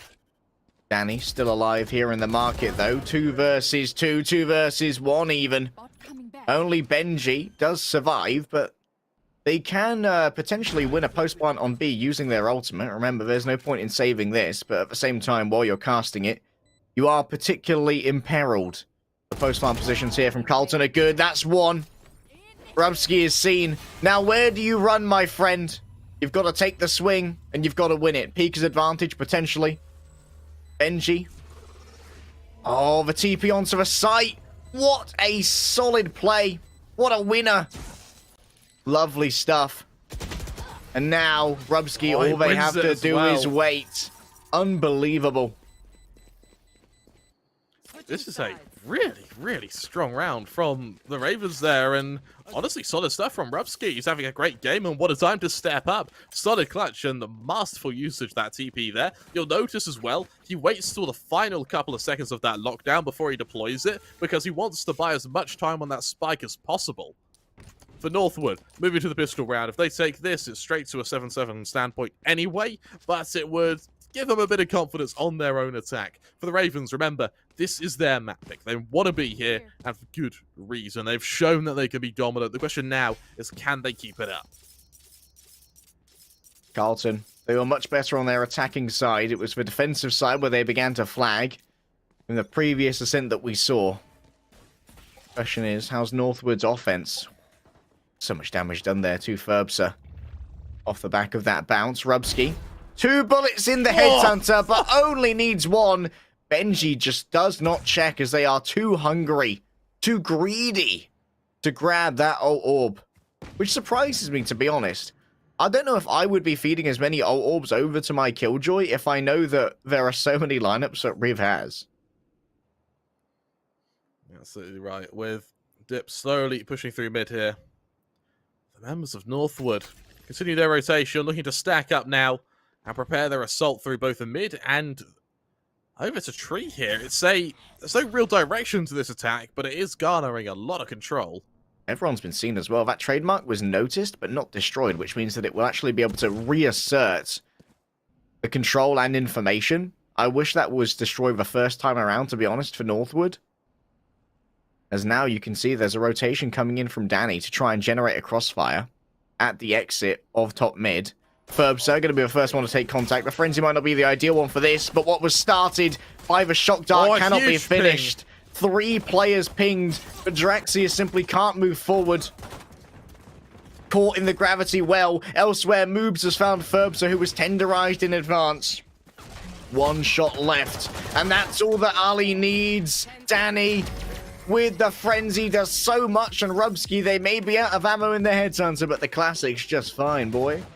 I'm really happy with Carlson's reaction there. Having actually seen that that ping come in, they realize that if 3 of them have been seen together, they might as well be loud about it, and they just push. They realize that if there's a hit to be, then the player who spotted them is probably a lurker, and they use that to just pummel their way through mid into the retake before the spike can even be planted, which just harms the economy of Northwood even more so. Remember, the average split over on Ascent is 6-6. So the fact that Carlton even went into this half at 7-5 up has kind of suggested they've stolen a round. So then win the pistol round, this is where they start paving a way to victory and start considering how they can look to close out this map. You see a fairly even split of players here, maybe hunting for some orb control as Rubsky falls instantly. Oh my goodness, for TP so fast that the corpse teleports. That does at least potentially deny a lootable weapon. I'm not sure if they had one or if they were just relying on the headhunter here to buy an operator later. Play it economically. Now Northwood have themselves a man advantage. And a double lurk over on B, but it's going to be converted into a full push as the spike's going to make its way down. Good stack up again! Ferbsa, another kill. This puts so much pressure onto Danny. Danny needs to do so much with this Bulldog. Remember, this is the anti-eco for Carlton. This is supposed to be the easy clap one, boys and girls. Danny pinged, Danny seen. So much Drakius just goes on in, barrel stuffs with the Sheriff. And while Moves may be able to get something done with the Spectre here already, this is too much damage taken by Carlton Ravens. No such thing as a bonus, but there might well be a couple of kills. Moves gets 3, but there's upgrades for the 2 survivors. I would like 3 kills. It's not bad. It'll definitely help with your ult management, as they are now only 2 away from a res, but the rest may not matter in a round that you should have been winning there. Northwood, that stolen round at the end of the half now doesn't matter because they have been able to steal the round back, so to say. Sure, there's a differential, but that is going to fall ever so slightly as Northwood move to their bonus now against the eco members of the Carlton Ravens. With Northwood stacking up outside A, it looks like it may just be a straight hit here. No funny business, no splitting up to either ult orb. Just get to a side, get the spike down, win a round, and close that distance. No funny business, Kremer. This is a stack up here from Carlton. They've read it correctly. So many members are waiting here on the A site. Moves. What can they do? All you can do here is die. Danny gets 1, spotted out at range for Vandal, easily breaking them down. And now Riv simply waits within the smoke with a shorty. No, no, no, no, no. Where's the cover? That's 2 shots, 2 kills, a swap to the Vandal. And Riv is simply way too strong. How did they get this going? Unbelievable dropping of the ball here from Northwood, but also amazing timing from Carlton on the other side. The flash is out, the turnaway is good, and Drakius will survive, but still, at what cost? Look at where the spike is. The cross is covered by Rub, the first scene. Drakius needs to win this. The teleport away. Very smart. Wants to make Drakius sweat. Wants to make them force a mistake. Spike planted. 1 shot from either player will do it, and it's Drakius who finds it eventually. But this was way too expensive for Northwood. And it makes them sweat way too much. It's needless stress, Harry. And it also just helps with the ult management of the Ravens now. With moves 1 from the res, we also have Riv 1 from the null commands. And it's actually caused Northwood to then go for the timeout. I quite like the fact we're seeing some timeouts used kind of proactively. A lot of the time, particularly in our semi-finals, the timeouts were used really to just break momentum and to calm your team down. In this case, they're being used before you move to a full buy, and you can have a chance to plan a strategy, maybe even get into the heads of the Ravens. The only ult available, you need to remember, from Northwood is that Reyna's Empress. Now, I would love to see this get used instantly, just so they can try and garner that man advantage, because we've seen both of these teams actually really struggle to come back from being a man down. Well, we do have a break. Dazed, can I make a request? Can you take us to Gelato, please? I want to show Kremer how how disturbing. Here we go. How disturbing some of these gelatos are. They look like they are in physical pain to be gelato. Like, I'm melting. The old guy is on the sign here.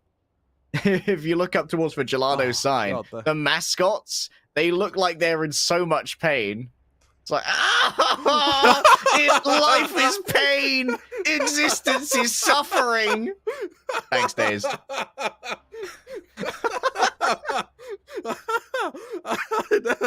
don't do that. Oh, that's made my day.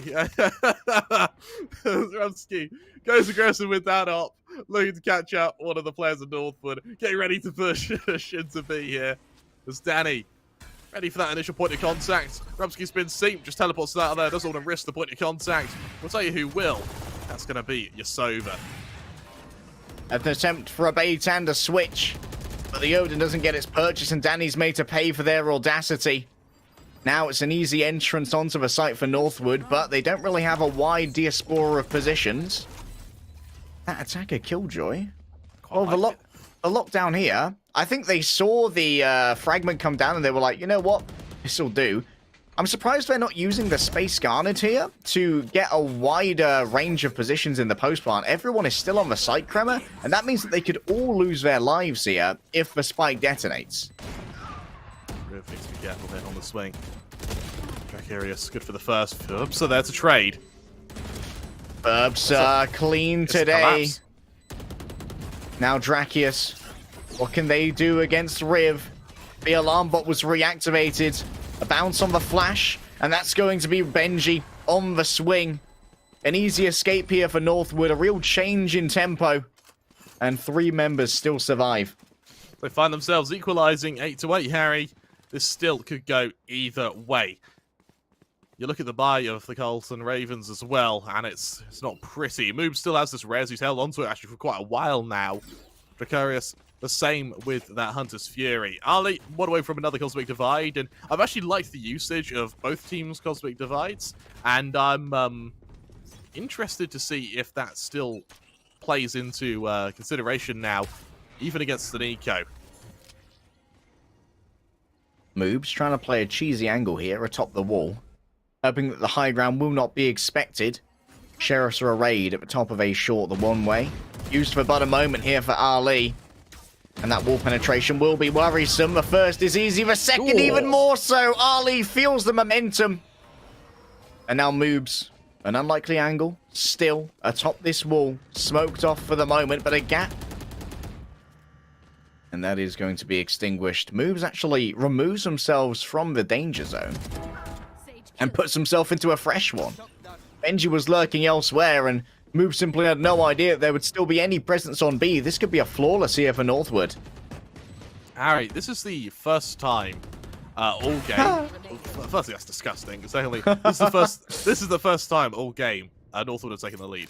It's taken them 17 rounds to do it, but they finally hit the lead just in the latter stages of the map. I mean, if there's ever a time to do it, now's it. And doing it in a convincing fashion as well. Sure, you're against Nico, but this is all confidence boosting right now. For Dip, bear in mind, his defensive side, he wasn't that good with the AWP. All his kills came from rifles. Now he's got that AWP out. Now he's getting kills with it. That's just going to embolden him to be even more aggressive. We see a timeout call now by the Ravens, suddenly realizing that actually we could be in a fair bit of trouble. You move to their full buy, but is it worth going for the full buy when you have that tour de force available on your chamber? That res still hasn't been used. Over on Northwood, the Cosmic Divide and Hunter's Fury still to be held onto, with your duelist ults getting a little bit closer to coming online. Let's see what Northwood do. Let's see what tempo they change to try and hold this lead. And while we are in the preliminary stages of the freeze time, it looks like Northwood have set their gaze to the safe site. Hello, Bear. Oh, he's having a good time. Hanging out in whatever this is. Looks like it could be like a newspaper shop. Just a little corner store. Little news agents. Yeah. Supporting some small business. The only experience I've ever had with a newsagent stand like that was in Greece, where a man tried to buy my sister. Oh. Thank you for sharing, honestly, Kremer. Yeah, you're just brought back some memories there, actually. We can look back at it and smile. I think at the time I was more confused than anything. But Northwood is left, sat outside A. Now, this is a very heavy commitment. No one even looking to mid. This is a very heavy commitment. I wonder how Drakius is going to use their ultimate here. If you do get an early ping... No, you don't use your ultimate. Obviously, my preference, as someone who can watch the game from afar, who isn't inside, I want to see the Hunter's Fury saved for a post-plant, so that you can play it safely from afar, and then you only have to really worry about the lurkers. Riv silently crosses over to behind the brick stacks. They could be some real trouble here on the engagement, especially considering a lot of the scouting utility of Drakius has already been used. Dip, trying to catch out the old player here on the jump spot. He has been seen. Does he punish the secondary peek, though? He's already got the pre-aim. Just staring Astra. Go on. Jump again. See what happens. Wait, they're making the entry with the op. What? This is interesting. Well, maybe it's covered by the Lear as well. Riv has been at least noted, I imagine. Dip has fallen down. And, yeah, the op was just fed in. That's a weird entry. Ferbs still has the lurk here, at least. 30 seconds. And might be able to fight one of the members if it does remain. And now it's the crunch from the other side. Riv sends out the fragment here just to slow things down, and slowing down is perfect when there's only a couple of seconds remaining. Both the duelists are dead. Memlorf remains alive. And you gotta wonder why you're trying to make an entry happen with an operator. If you're gonna use the op, you can buy it to begin with. and then hand it off and swap it for a Vandal when you want to make the entry. That was I tell so you strange. what, as well, that was a perfect bit of teamwork. He goes for the dash just as the Lear goes off into his own smoke. He's kind of pushing to back sight, and no one knows he's there. No one at all. An insane bit of teamwork from Northwood, but they just have the wrong. They just have the wrong weaponry to do so. As Carlton now equalise once again, Harry. It's level pegging, equal spitting, as Northwood with another investment, though. This time you'll notice no op in sight. As Carlton have the ult advantage, and also another op over in the hands of Rubsky. On the defense, very strong for the chamber. You can take your shot on TP. Now it's a play for mid from Northwood. We haven't seen too many attempts between either of these teams to really play full mid control. And Drake's actually gets tagged themselves while they are piloting that. Yip has made their way in. The flash is so good. Riv is their own assist. But the second player, simply too great. And there's no heal now for Ferbsa. They decided to use the dismiss to stay alive rather than devour to get their health back. And that means they now have to try and make something work as the only remaining duelist with 26 HP. Something tells me that if Reina does go into fight here, it may be a death sentence. Danny does back off for the time being, and it does give a window of opportunity by Tree, but Ali's already committing so much util now, so committing to this site. Meanwhile, his location's suspected, but not guaranteed. Moves. Lined that up well, but Drakius on the refrag. 2 versus 3 now. Ferbsa has flanked around the back. Danny expects it. Out goes the recon arrow, and this means that Danny is only heals for Ferbsa. Just a delicious meal. An absolute snack, potentially. But Northwood still, it doesn't change the fact that this is a dub for them. Rubsky has decided to call it. And it's interesting that actually they decided to buy the... Oh no, they looted the operator rather than buying it, which makes more sense considering they already have the tour de force. 10-9, Harry. Northwood, they inch closer and closer to a victory. And you need to remember that so far, the biggest killer of Northwood are slow rounds. Every time Carlton just change the pace, they make Northwood work for every pick and they play passive, they've lost it. Northwood seem to really struggle when it comes to slowing the tempo. And bear in mind that in the slow rounds that have been sort of started slow and then burst into something a bit quicker, it's they've gone into a man down. Carlton's main win criteria here is the slower the round is, the higher their success rate. Northwood really don't like playing to time, and you look at the ult management on the Ravens here, there's almost every single ult available. Riv's one away from being able to bring out that null command. Over on Northwood, you've got the Blade Storm to deal with it, and that's it. There's, Ali, Benji, Dracarius, they're all 2-3 rounds away from getting their own ults up, and so for this cycle, for this ult rotation, Carlton can all but guarantee a 10th round if they don't give away aim duels. Overtime certainly seems like it is a real possibility. Oh, it's such a good boost! Oh my goodness. What an strat! It's simply an anti-air diff, Kremer. A stinger missile of moves. Get stung right back. You can sting, but Ferbsa, they're the Wasp Queen. Wasps can't challenge a Hornet's Nest, Harry, and as Northwood get ready to... A, clearly hasn't been working.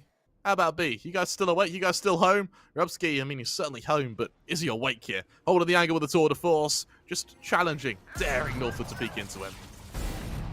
Takes a shot. It's random, but it works. Ali is lined on up, and Drakius Sova diffed for the moment.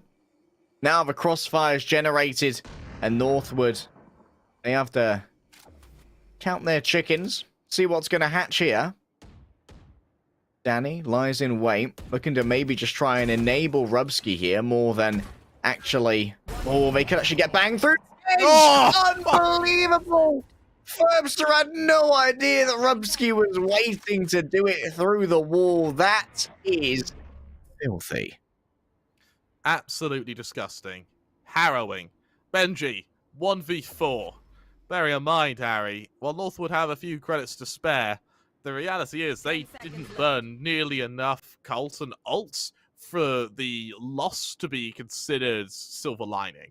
And he may even be hunted here by the Chamber. I mean, why not? He's still got a tour de force to work with. May not have it for much longer. Instead, doesn't even go for the wall bang. Benji will survive, but only just. Rubsky did get an upgrade, however. They only went into that with a classic, but from those whom they killed, they were able to loot a Vandal. So an economic boon here for Rubsky.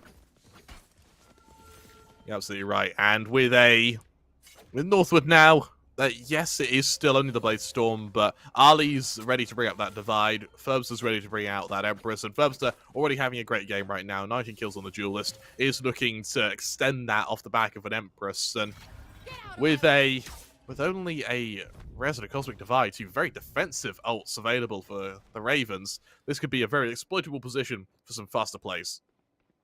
The news was handed down. It's like, watch out for that guy. He goes for a jump. Dip actually manages to cross over mid here. Might be able to get the drop on Rubsky if they boost over the wall with the updraft. Just holding a tight corner for the moment. The spike itself positioned outside of A. And Ferbster doesn't really have any method of going through this wall without being ostentatious and loud. Now Rubsky going to be so passive here. Realizing that there are two angles to worry about in mids, and while he's worrying about his mid angles, it's the players on B who are really about to be tested. As Northwood are going to once again try and assault this site. Recon darts have been thrown, but with 40 seconds left, dare I say, Harry, that may be actually a bit early for it to be deployed. Once again, it's a slow round. Trademark will at least confirm the presence of multiple players here. It's Dip who moves on forward, straight onto the site. Can Danny win out the duel against the Jet? It's going to be so important to remove Danny from this site. They can stop the plant. The blind is so good, but I'm not sure who it came from. Might well have been an assist from afar coming through from Riv. Moob going to readjust here with only 30 HP, and the null command will turn off so much of a utility. Ferbster simply cannot level their weapon in time. And now it's 1 versus 3. Ali. 1 versus 4 even. From bad to worse, the resurrection invested. Riv should be losing this duel. And indeed, Ali unable to turn on the dime. Moobs continues to slay, and Carlton Ravens once again pull ahead. Northwood, these slow pushes just aren't working for them. Twice now they've tried to slow and dictate the pace, and twice now the Carlton Ravens have just punished them for it. Northwood are a team that need that man advantage. They need to fight for that man advantage, and if they don't, well, as we've just seen, it's an easy shutdown. Now, in terms of ult usage, Liam Lorf does have that Cosmic Divide, but in terms of ult management, he's going to be it for what may be the rest of regulation. Over for Northwood, though. It's 2 ults readily available. Benji 1 away from the lockdown. Drakius 2 from his Hunter's Fury. And unless we see a hero play from the Ravens members, then they aren't getting anything past the existing ults. We have doubts about Carlton's Ravens and their defensive prowess, but really seems like it's been cleaned up since their previous game against West Virginia, where the Ascent was really starting to slow down towards the end. Their attack was solid, defense less so. There's a wall in the way, boys. Where's the lineup? Yep, you can see Riv getting it done. Goodbye to your lockdown. It will be destroyed. Oh, wait, no, maybe not. Ah, yeah, just in the nick of time. Riv plays in the corner right now. That's 1, 2, no third. Dip manages to win this duel and even more. This is why we asked for Dip to be playing with the rifle. While the operator has been ignominious, the rifle play from Dip on these entries has been solid. Ali takes their time for a more well-considered plant spot. Actually stuns themselves. Okay. That's how it be sometimes. 2 players in 1 location. I quite like the double under heaven positioning here. And with 1 player making noise, you wouldn't expect the other to be there. So for Rubsky, he's about to kill the first player under Balk. He's then going to have to turn 180 for the seconds. And there's no way of figuring out where they are. Rubsky, at least with a headhunter here, can take these duels. However, oh, the speed and power of it, unbelievable. Benji had the optimal, and they do not loot the operator, I'm pretty sure. They're like, no, no, no. Dip, stick to the rifle, mate. It's working. 11 to 11, Harry. Level pegging, and we are absolutely ready to go to overtime. Rifles on the board, not a single ult in sight apart from Drakius's, but That's going to be it. There won't be any other ults this game outside of a player having a huge round. That puts so much pressure onto this Hunter's Fury. And for Drakius, he's not had a good game up until now. This would be his shot at redemption. His chance to not only show himself, not only test his mettle, but show Carlton that he cannot be underestimated. Whoever wins this round, Kremer, is likely to win the entire map. Both teams have basically brought down to the bottom of their economic barrels. Dip at the moment, caught over in wine. To exit this safely, you might want to use for recalled star. Across the way. Danny, now the one in charge of looking down mid. Surrendered from what was previously Rub's territory. Bloodless at the moment. Northwood once again have opted into a slower style of play. There's the opening. Riv falls, and we've seen what Northwood can do with man advantages now. 45 seconds left, and 8 isn't even their final destination. Their attention, it's over onto B, where Ferbsa will be seen in mid, and with a betrayal of intention, this may spur on a rotation. Instead, it does the opposite. Rubsky realizes that could have been a lurker. Out goes Valia. Rubsky needs to hold this down for as long as possible. Targets hit by the trademark moves has fallen down. Rubsky, can they be the hero? This might be the entirety of Ascent in one round. A microcosm. A demand of excellence. A plant should be found in the nick of time. And Carlton know, but they just have to save here. Because if they all died, there was no way they can bring this back. I want to see Northwood hunt. I want to see him go for a hunt here. I mean, for Northwood, it's a risk because they are equally financially distraught, but you are going to get more money off the dub.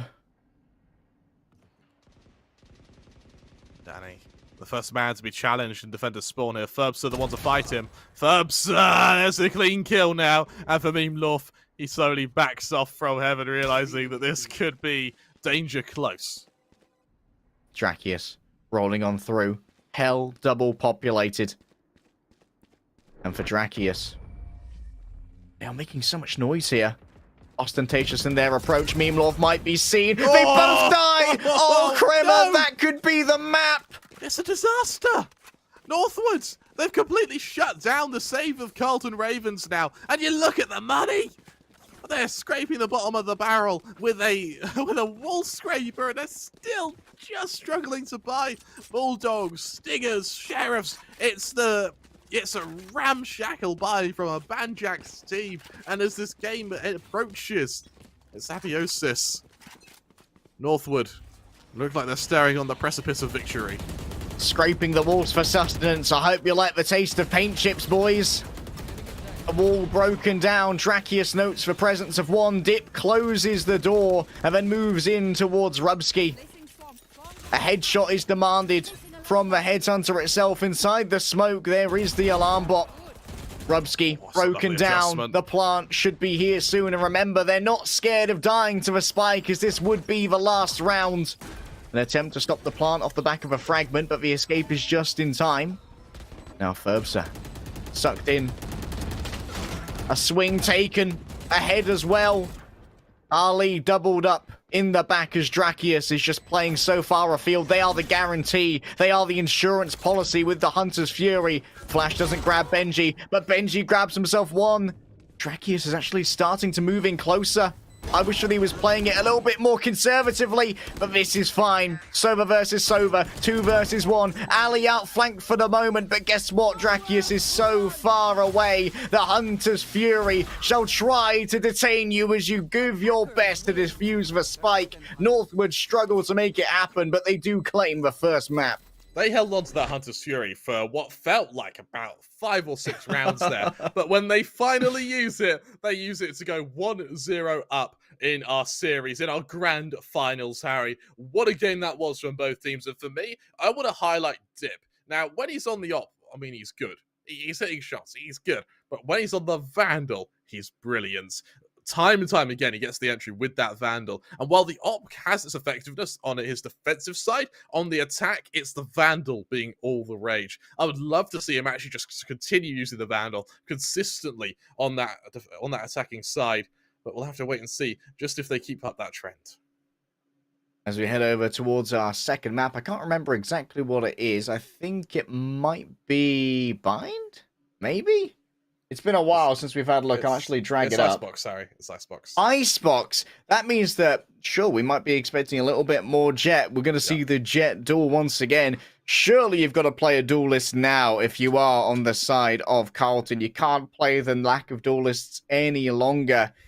It's going to demand Jet versus Jet, but who is ready to hold a candle to dip? A civil war about to erupt between duelists. There's only one way to find out who is going to emerge victorious. It'll be on this channel in about 5 minutes or so, while we quickly go to a brief break. In LCS, every nanosecond counts. And with Samsung SSD, being fast means being first. That is fast blood in record time. The pros know that speed matters. Here goes closer at about 4,000 miles per hour. There's no outrunning this. A split second means everything. Go, go, go, go! Why retreat when you can go forward? Every nanosecond counts. Samsung SSD.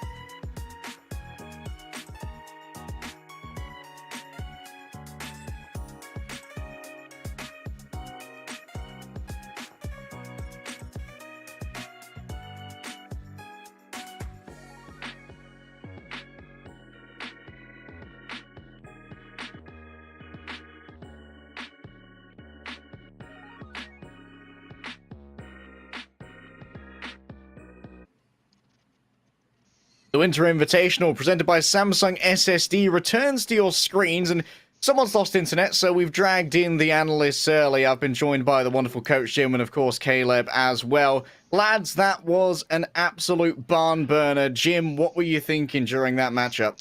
I was thinking, man, my 3-0 prediction's going to go out the window, but then Northwood turned it around, and I'm feeling pretty good now about my 3-0 prediction. And you, Caleb? Oh, it was an absolute barn burner. I mean, Kremer said it so well.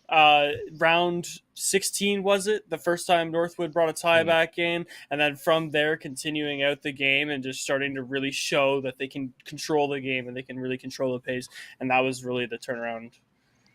The player I would like to highlight particularly is Dip. I think that his impact on the op wasn't really there, particularly on the attacking side. But when he gave him a Vandal, it's like night and day. He played out of his mind on those entries. Yeah, and it was amazing to see just how much he started to step in and really take control of the game, going from really negative to just over positive 17 and 16. But LEGDAY, you called it out a lot. Just how much did Riv have control of the map and and what he did, but also his nades and his utility usage to stop Killjoy from really having much of a presence. What was really going on for Riv there?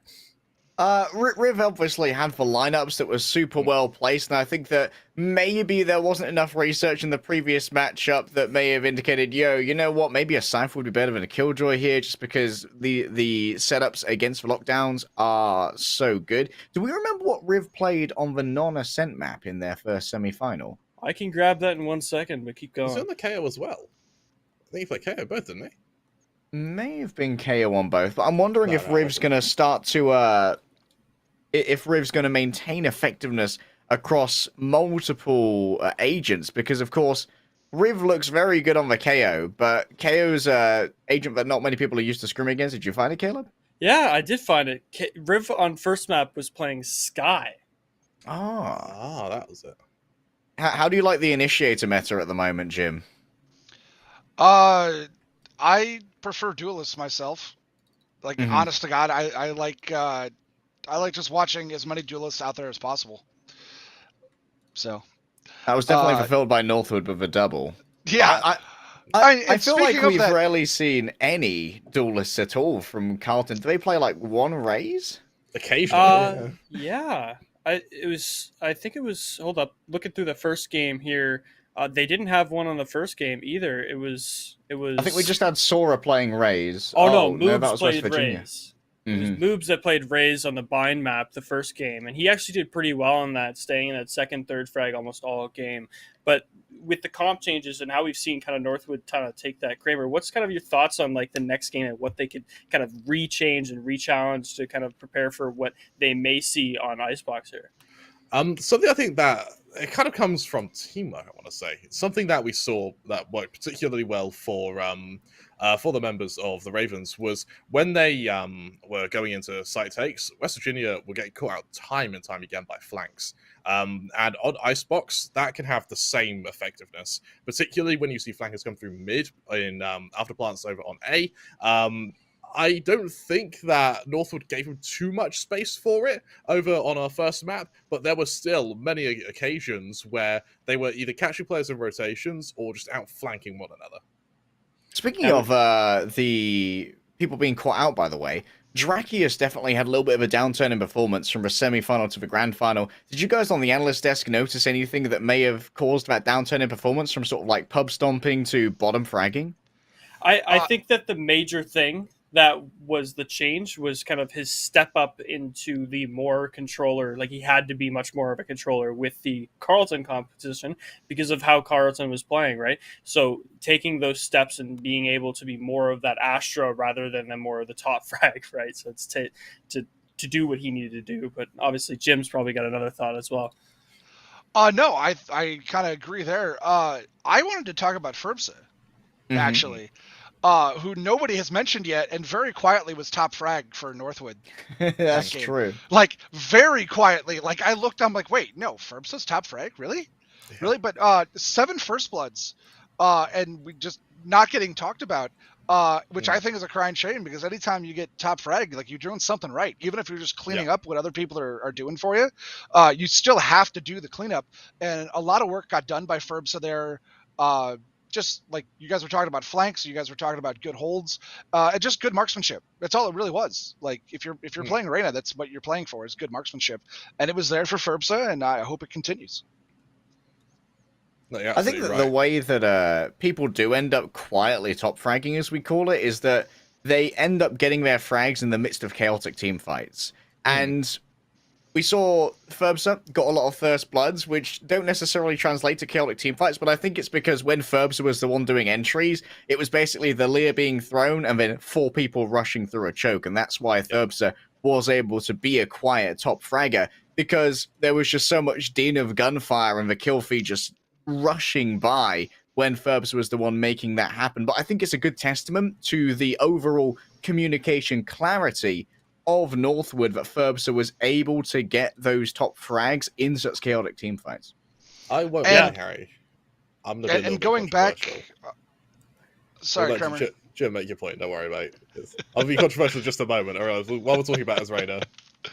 Well, and going off of that, back to what we were saying about Jacarius on the Sona, or Sova, sorry, is that there were a lot of setups there where they were setting up other members of the team. They were setting up Ali, they were setting up Ferbsa. So that could be another reason we didn't see them with as many frags, is because they were setting it up for everybody else. Yeah. Now, this is where I'm going to be a little bit controversial. Now, I hope you're all sitting comfortably, because I realize I'm going to blow you out of your chairs here. But, I'm here. I'm ready. So, I don't like Ferbsa on the Raider. I just don't. After what was a godlike performance in his semi-finals on Sky, I would rather see him just stick to the Sky. And I realise that Sky on Ascent isn't too all uncommon. You can still see her get played, and I think that for Ferbsa to sort of switch off the Sky you've just had a godlike performance on, I don't know how that sort of helped his confidence.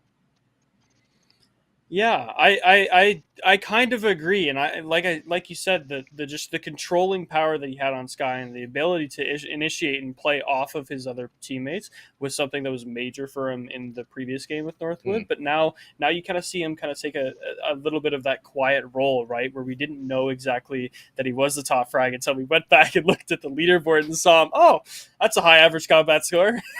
It's quite a bit of ACS. And to be fair, I'm kind of surprised that thus far we haven't really seen any Breach. We've seen all the other initiators, but Breach has kind of been left on the back burner. Obviously, they are very popular over on both Bind and Haven, and we haven't seen Haven. It's been banned out here by Carlton, which kind of makes sense. I'm not entirely sure why Carlton wouldn't ban Icebox. Maybe they don't know Northwood that well, but I'm really expecting Icebox to be a Northwood doozy. Jim wants to see duelists, and that means that someone has to play the Jets, and I guess that it is going to have to be Moobs, right? They've played the Rays in the only duelist we've seen from Carlton so far. Yeah, I mean, but do you take them off the Sage, though? Because they're good with the Sage. They're good with you it. need a Sage over and you on need Icebox. a Sage on Icebox. You have to have a Sage on Icebox. It's throwing if you don't have a Sage on Icebox, and Moobs is their Sage. So unless you want somebody else playing Sage, I think somebody else has to play the duelist. Danny did play the Sage over on Bind, though, in their semi-final, so maybe Danny can play the replacement there. But given that Danny's also their operator player, there's a chance that Danny's the one who picks up the Jet, because the operator Jet is kind of a mainstay of how you're going to be defending and attacking on Icebox. We are going to quickly interject here. The reason we have a big delay is someone's lost their internet. At about 5 minutes or so, we're going to make sure they have a substitute. If that isn't the case, we may throw to a break. We may not. Right now, we're waiting for an admin ruling. That's why we're just buying a little bit of time. Hopefully, we can get the internet sorted soon. I do apologize for the delay. You were saying, buying time. Ontario. Yeah. We're buying time, but everyone else in the audience should be buying Samsung SSDs, who have graciously sponsored this event. Oh, baby! That's what they're paying me, the big bucks. They have got themselves a lovely line of SSDs, both in the SATA and NVMe fashion. If you want the fastest speed, you want that PCIe 4.0 on the newest range of motherboards that go up to 7,000 Caleb's got one megabytes right per there. second. Is Look at that it. one of the portable Yeah, so- USB SSDs? This is one of the ones that we were giving away for the giveaways, actually. So it's the that's T5 great. Samsung SSD, the portable T5. So that was an awesome one. These things go up to, they're so fast. It's a Hey, this Caleb, one maybe specifically is hold it 1 up to the terabyte camera a high. little bit more so the people can see it. Yeah, so There you go. My eyes aren't great, man. If you can Let's just see if I can hold get up a this bit to more stay. there. Oh, Oh, there's the look at focus. that. There it is. There it is. Perfect.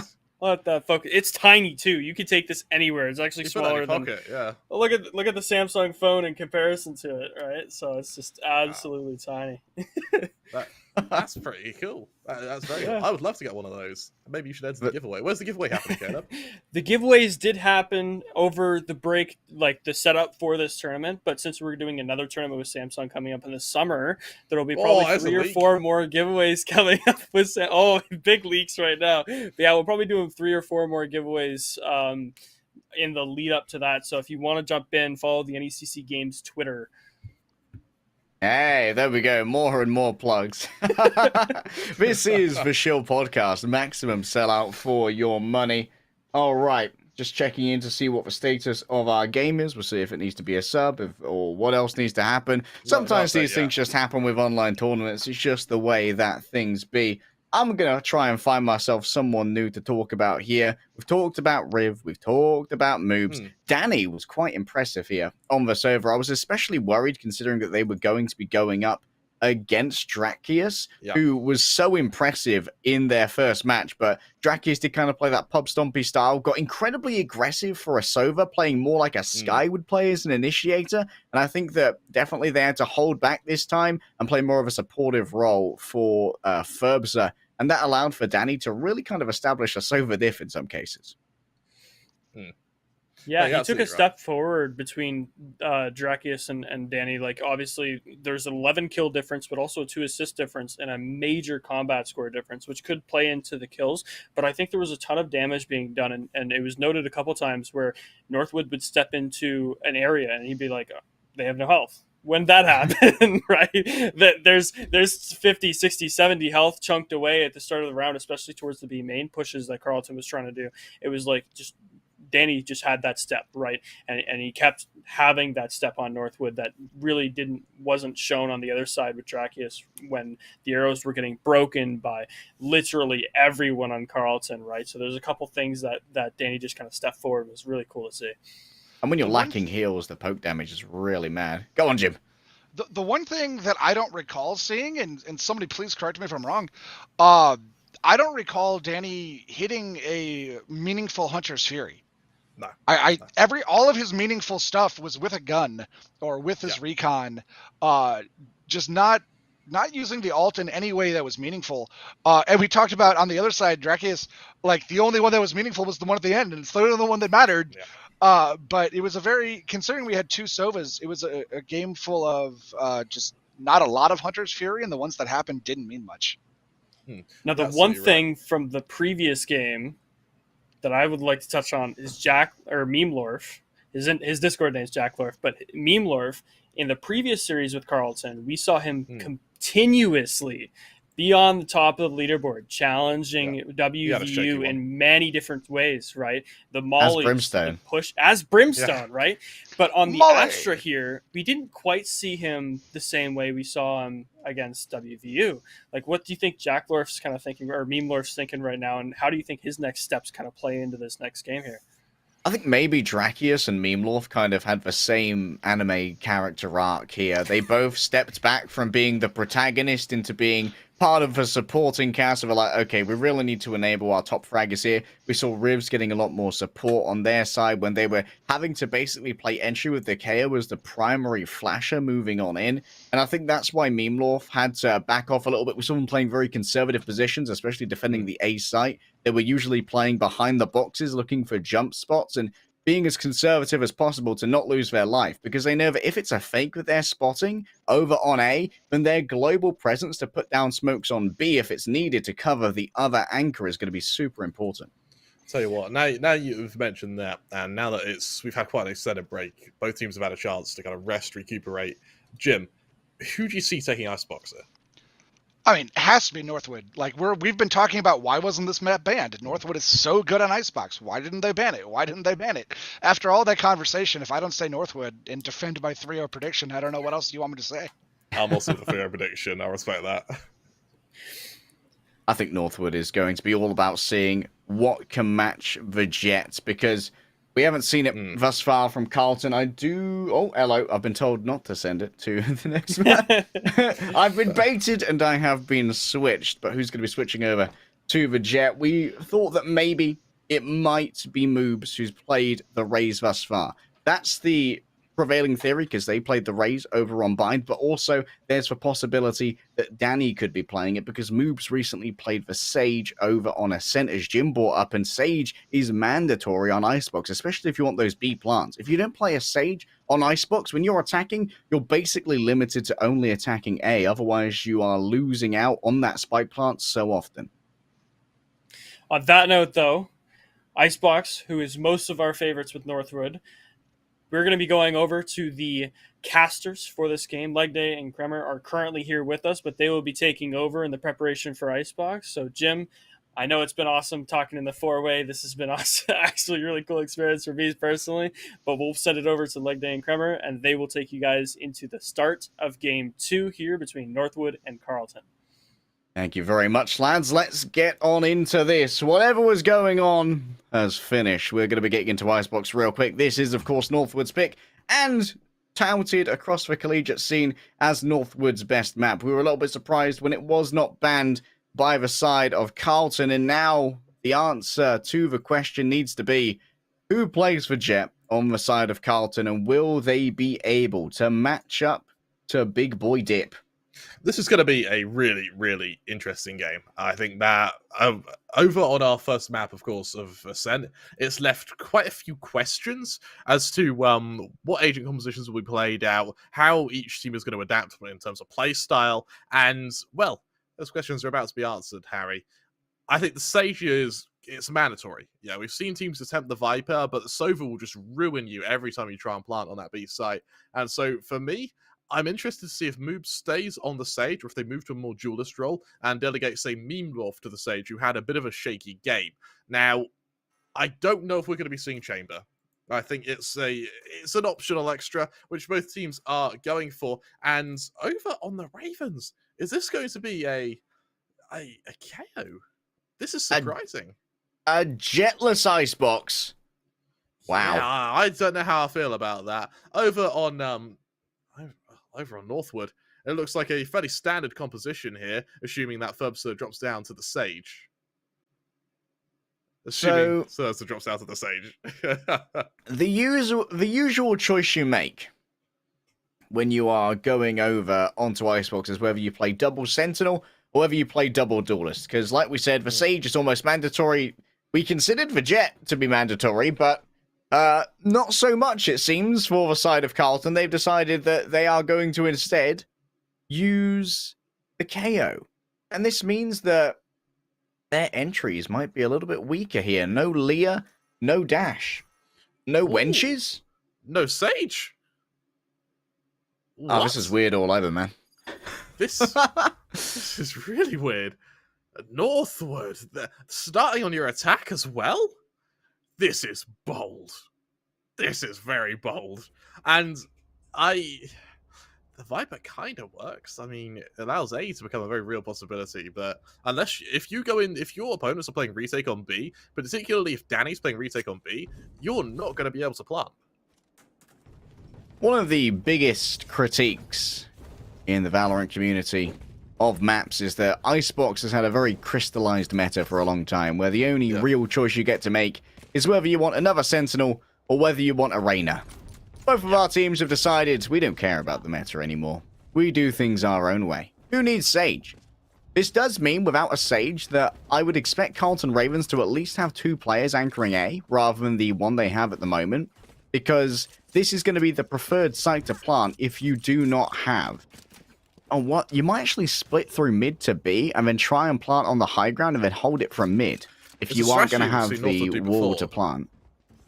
Yeah, it's a strategy we've seen them do before, and they're just going to do it now. Get it up mid, see if they can get this plant, and, well, for the opening Rupski, able to do damage before getting the hell out of there. 2 shots left, though, in the Headhunter. Rubsky, though, only needs 1. Danny catches Ferbster and Ali on their run in. The battle for mid proved to be a foolhardy execution here for Northwood. And Carlton Ravens, admittedly at the moment, they aren't feeling the sting of not having a jet because, hey, you don't really need it in the pistol round. You aren't overly worried about things like an operator, about the Blade Storm going up high, getting some cheeky angles over the top. This is where you are at your strongest, when the jet is would have been on the defense with limited firepower and a flawless for Carlton Ravens. Hey, no complaints yet, boys. None at all. Danny sorted around on his part, and Northwood, you need to remember, it took them 17 rounds to take the lead on Ascent. It took them 17 rounds. Carlton Ravens now looking to start Ascent just how they started it before, with a dominant start, not even a single member falling, as they now bring the judge out on the chamber as part of their anti-eco. This is a bit cheeky. I guess they're going to play in a cubby here and look to teleport away afterwards. Would make sense. Oh yeah, they're going up high. And up against what will be some lesser armored players, Rubsky should be able to absolutely dominate them. Has actually been spotted here. Has to snap away. That's a little bit more forward momentum, but Meanlaw gets to meet them. Didn't even see Ferbster, but still delivers the kill. Sometimes, Kremer, you just get lucky. 2 men down now as Northwood. They prepare the best assault they can muster, but Danny already in position with the Bulldog. It's already a 3-man defense, and breaking into this is going to be a bloody difficult ordeal. With Sheriff, though, there is that one-shot potential, but it's all silver linings here. Danny good for the first, and maybe good for the second and third here, with a beautiful position to work off of. Remember, against the lack of ammo, that burst fire is, yep, does a lot of damage. I think that was 3 leg shots. Benji does manage to avoid being finished off here, but can't really take anything more in terms of damage. Drakius taken out from over the top. Danny proving themselves to be the alpha Sova. A Sova male.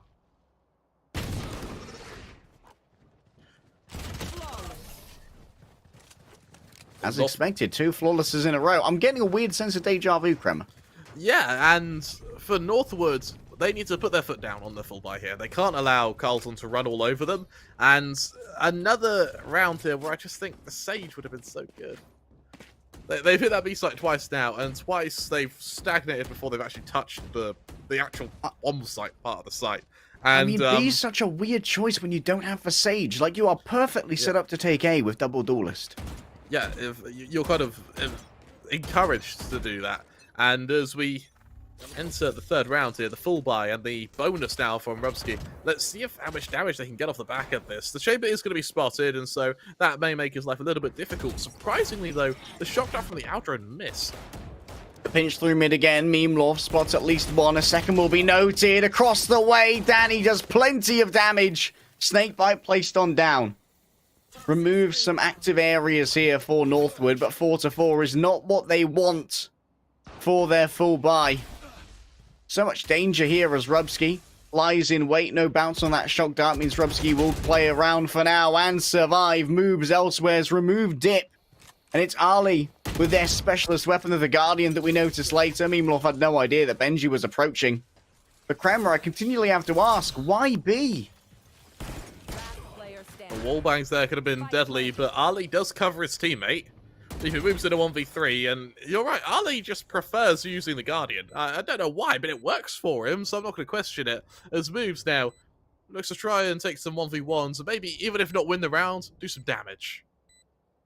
Any person falling here might not be able to afford a full investment next round, whether that's giving up on armor, giving up on some utility.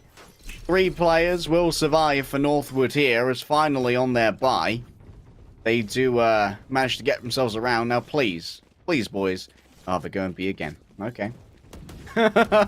Please don't. I beg you.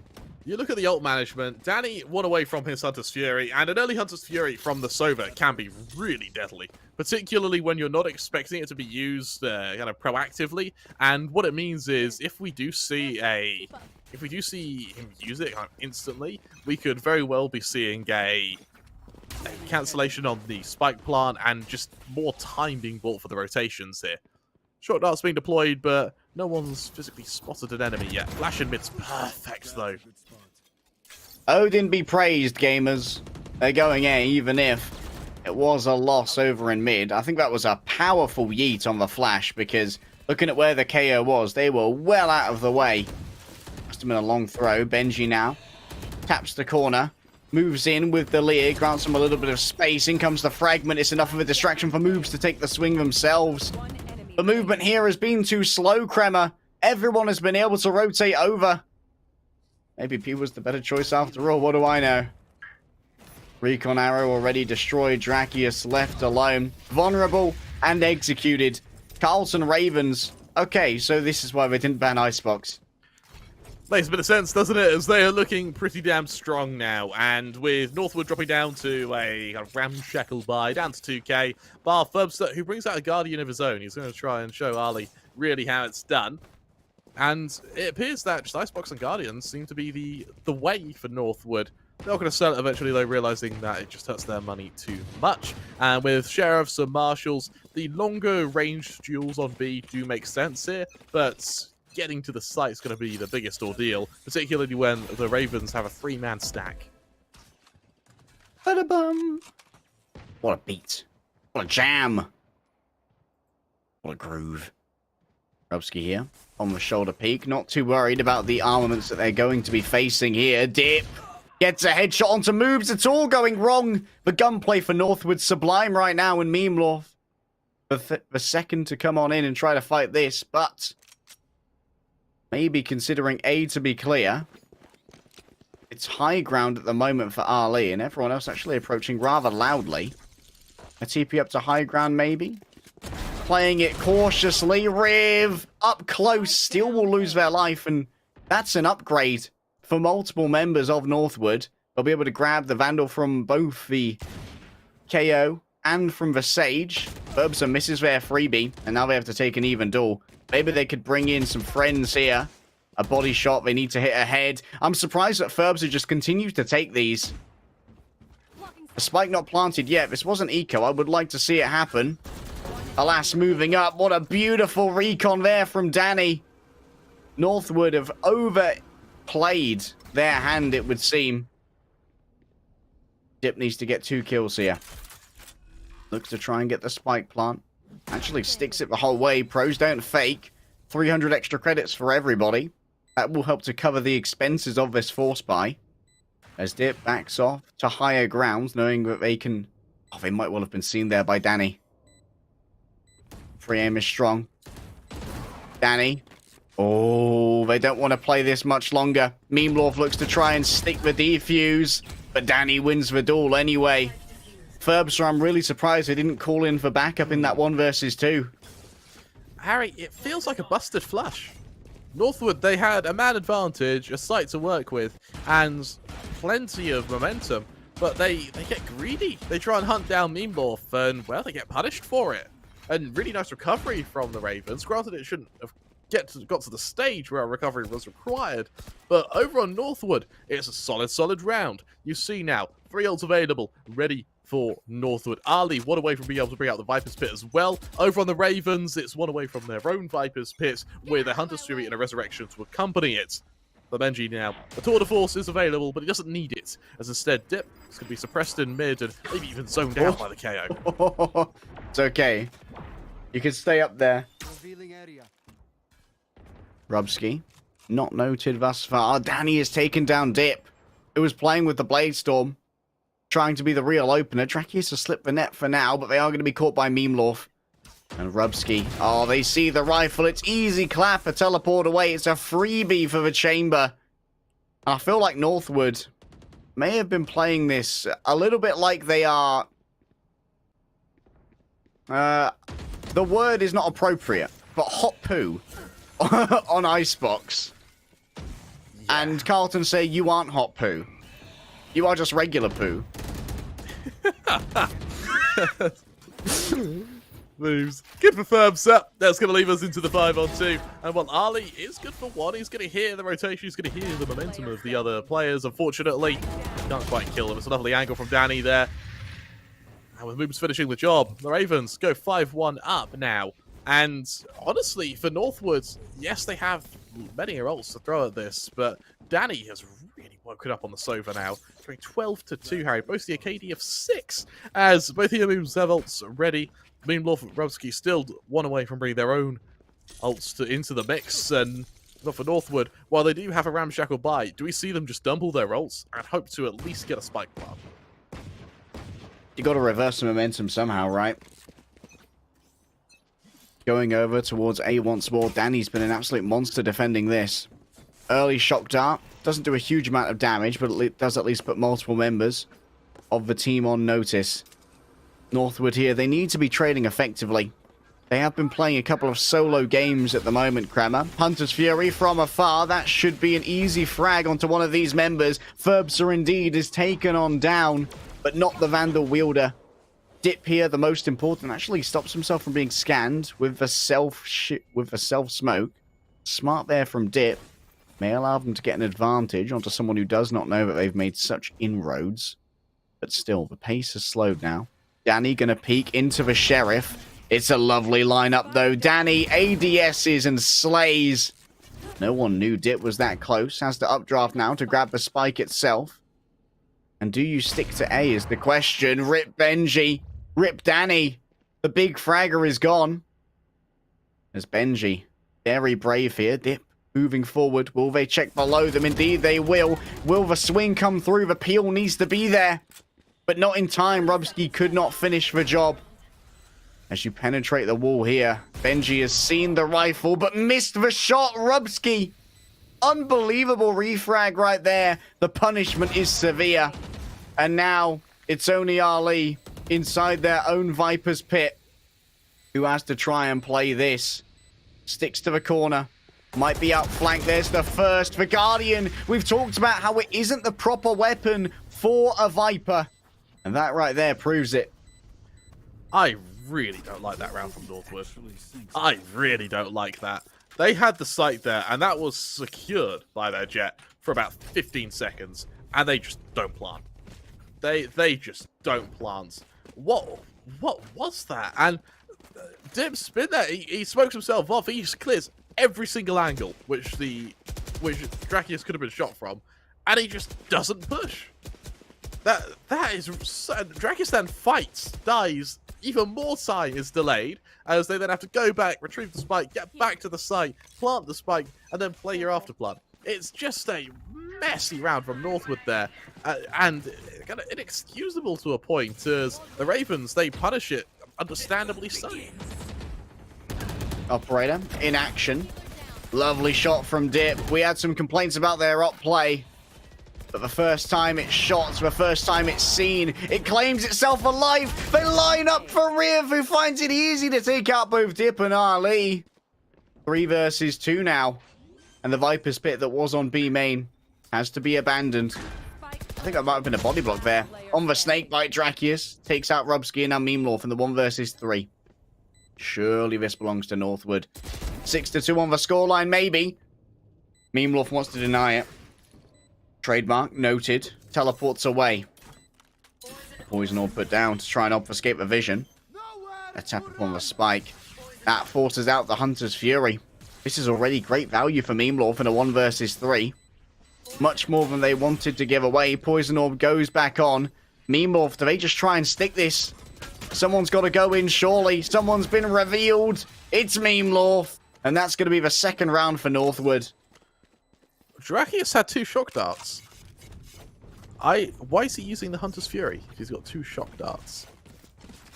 Northwood's decision making seems to have really it seems to be shaken. Maybe the momentum we've seen from Carlton in this first kind of 5 or so rounds has really actually done quite an impact on them, as they find themselves kind of falling into some pitfalls that you would not expect for the grand finals here. Dip has the Blade Storm, but that's it when it comes to ultimates for Northwood. Over on the Ravens, there's a Tour de Force as summarily summoned, as well as a Res and a Null Command. There's always the chance, Kremer. But maybe Northwood just have not scrimmed anything like this before. Like, as a no-jet icebox? Like, outside of ranked, where are you seeing that? Yeah. Not even Australia does stuff this weirdly. The most backward country of them all doesn't even do this. As Drakius does have a nice angle there, moves, actually blocks that shot gun with the top of his wall there. Ferbster now has to try and push to punish, and well, he does make some fairly deep inroads to the safe site. The spike is still left outside of this position. Oh, Ferbster, they didn't see Riv. Riv just continues to push on through. Moobs wins as well. Even from beyond the grave, Danny has set up 2 frags. Everyone else just decided that, yeah, the other players are going to hit the other players will hit that. No worries. A miss from Dip. Danny's resurrected. Oh, and things have gone from bad to worse. 5 versus 3 now. As for Tour de Force lies in wait, a shot and a teleportation. Rubsky took the gamble. It didn't pay off this time, but now they have themselves an even easier play. Upwards is for Flick, but no one is led downwards by the Tour de Force. The back is spotted. Maybe Mimloff loses out here on the timing. Benji actually moves up from their own plant to try and stop this. The Headhunter stops the plant. That should give over the round here, as is needed. The Bulldog is not the weapon for the job, and with 11 HP, Riv survives. Do you know what would have stopped Riv from swinging and killing the planter there? A Sage Wall? Yeah, Sage Wall.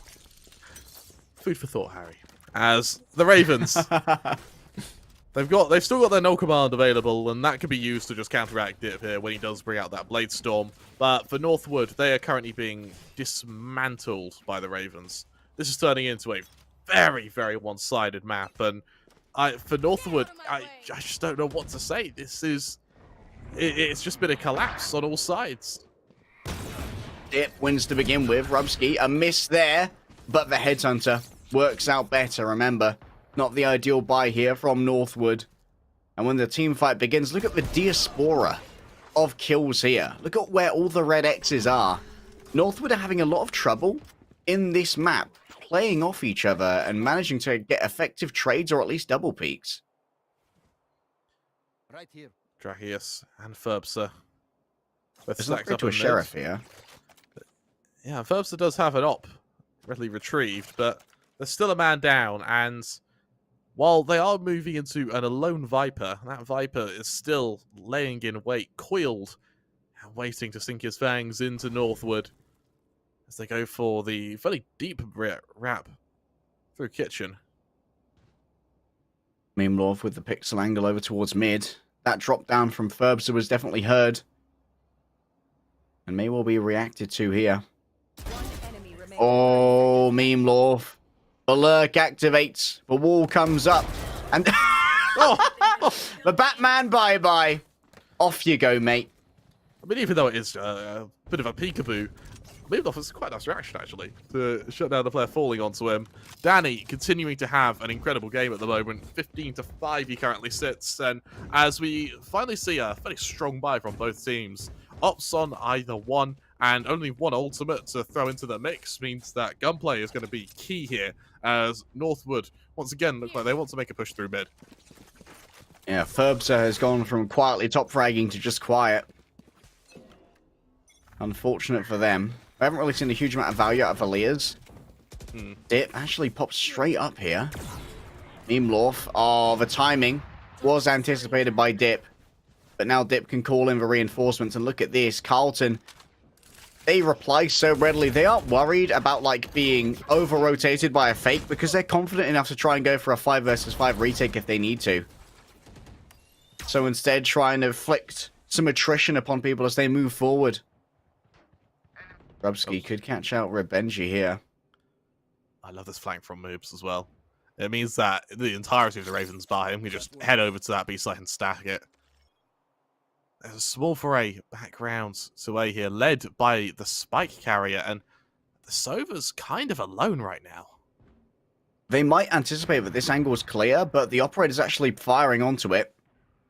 But easy. Moves claimed all of this space. A direct hit with a slow orb is not enough to shut down Drakius. And Dip might be able to activate on a lurk around the back. And indeed they will. Rubsky caught out. Now where's the spike going?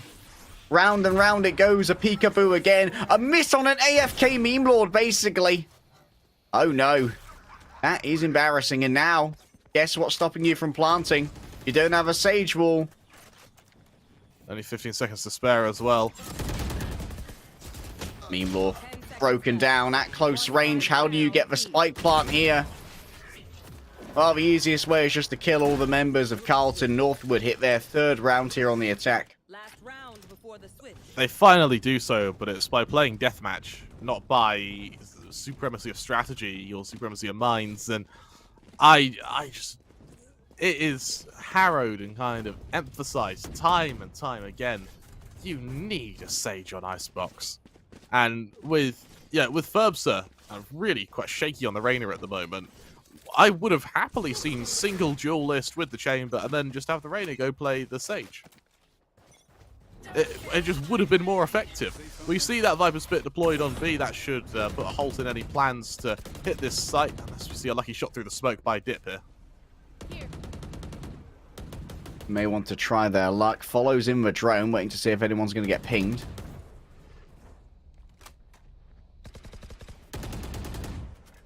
This would be brave. I'm surprised that they're considering pushing into this. Yeah. I think they're going to back away, and that is the better choice of the two. Dip is staying for the time being, maybe hoping to get a kill an overambitious defender, as the rest of Northwood slowly shift their way back to way, where Moob is there on the jump spot. Just play for info more than anything. As noise is made, Ferbser reveals his intention.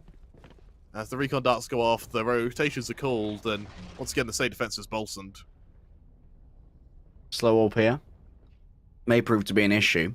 The high ground of multiple members of Northwood is going to make it a little bit less effective, as the slow orb is doubled up, and once again, that is a miss on the set shock darts. While you're on the rope, though, Drakius will grab one, but not a second. Danny, unable to get any pings, it would seem. And look at this. Dip actually went into the snake pit. Anticipates that Memlorf is still here, of course. Will have heard the updraft. And guess what? The spike is on the way. Memlorf lies in wait. You got to wrap around here to get a plant in a different place. It's actually going to be inside the tube itself. Ali, they need to survive. They just about do so. So much damage done. Welcome to Ali's world. But Memlorf might be able to outflank them. The trajectory of that snake bite reveals the location of the Viper. A swing from Memlorf's going to be punished. And wrapping round the back is the Chamber, but Ferbser finally wakes up. The Empress has roused, and that is at least 4 for Northwood. Honestly, 4 is recoverable. And for Northwood, their attack's out of the way. It was a nightmare. Like crawling over broken glass. They finally get to the other side. The broken glass, hot coals are now all in the rearview mirror. You don't have to worry about not having a Sage. Question now is, can you punish Carlton for having one? You have that extra duelist. Let's see why. And as Northwood prepare to take this pistol rounds, they are still 8-4 down. They do need a victory here, just so they can keep it comfortable, but it's not absolutely required. Ferbser seems to want to foray forward here as quickly as possible. Oh, no. They are found by... Wait, the drone doubles on back. Still, they take the duel. Dip has decided. Good job, man. Good distraction. I got my kill. Got mine. I'm out. Now Dip lies in wait. One headshot will do. But one headshot not delivered. Moob's playing it from up high. Could get a good drop down here. And that is a beautiful snake bite. That could do a lot of damage over to the Chamber. So low now. Barely any health to work with. And that's very important in these pistol rounds. 6 HP means even a single shot from a classic would put them down. There needs to be maybe a little bit of hunting here, because guess what? From afar, those snake bites are going to complicate matters. Memlorf sets up the next one. It's a lineup Larry as Ali is the first one to die. They got themselves for half, though. Drakius loses the duel. Memlorf has 22 HP, but now time is on their side. The lineup Larry may well have got everything they need. Here's the movement. There's the shot. The half defuse is good, and Benji, as the last man standing, will grab this for Northwood. 8-5, Harry. This is where Northwood can put their foot down a bit and maybe even try and gain a bit of momentum. But for how long? For how long? Because right now, Danny is playing out of his mind. and no one's really there to stop him. Northwood don't have anyone popping off to match the performance of Danny, and they're struggling to match the performance of Meemlorf at the moment. I'd have expected Dip right now to be really putting in numbers, particularly against a KO who isn't having a great game. 8-5 though. The second half is... The night is young, Harry. The night is so very young, and with a very ambitious peak in mid. Drakius will die, and Carlton got a man up. That was a bulldog in his hands, right? That was. I think that's going to be grabbed here by the Jet. Yep, I'll have that, mate. Don't mind if I did. Picks it up and gets out of there. Thurbs are insanely aggressive, actually. Is he going to keep going? He is. They might run into 5 here, though. This could get reckless. 1. There is the dismiss. However, Danny, a perfect shot, no damage, drop off 150 damage. Doesn't care about your weapon. And now that's in the hands of the enemy. Danny, who's been aiming like hell for the last few rounds, has a bulldog now. And that's worrying for Northwood. Over in mid now. Slowly trying to garner a bit of control. Dip's actually left mid here, so a flank becomes a very real option. There's only 35 seconds to play with, though, so in a moment, the Ravens are going to have to make a bit of noise, and Dip does have the early warning system in place here for when the attack does come. Split towards A. They continue to play this up against the Bulldog themselves. It's risky. Where's the swing? You've got to play this as a duo to try and slow it down. Danny going for the plant. Benji manages to at least get the kill right there. Dip fell in the meantime to the ghost of all things. But Carlton Ravens, they're pretty happy with getting 3 kills and a spike plant. Yeah, I don't really like that from the Reigner of Northwood. I think that, bear in mind, when you're against a Felico like that, peeking in mid and dying to the Headhunter, it sucks, but it's not bad, because they can't retrieve that Bulldog. When you walk all the way into their spawn to hunt them, and yes, you get 2 kills, you even the man count, but you've also handed them a Bulldog. You've handed them extra firepower in what was originally an advantageous matchup for you in the 3-on-3. Northwood looking to play bonus, though, against the full buy of the Ravens now. And if they can convert this, they are definitely looking like they could be in for something hot.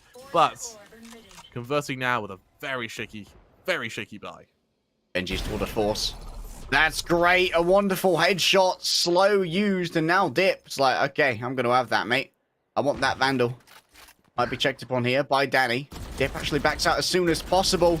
Just about exits with their life, but the spray through is good. Unfortunate there. Dip decided to take the most exposed path with no information. Take flight.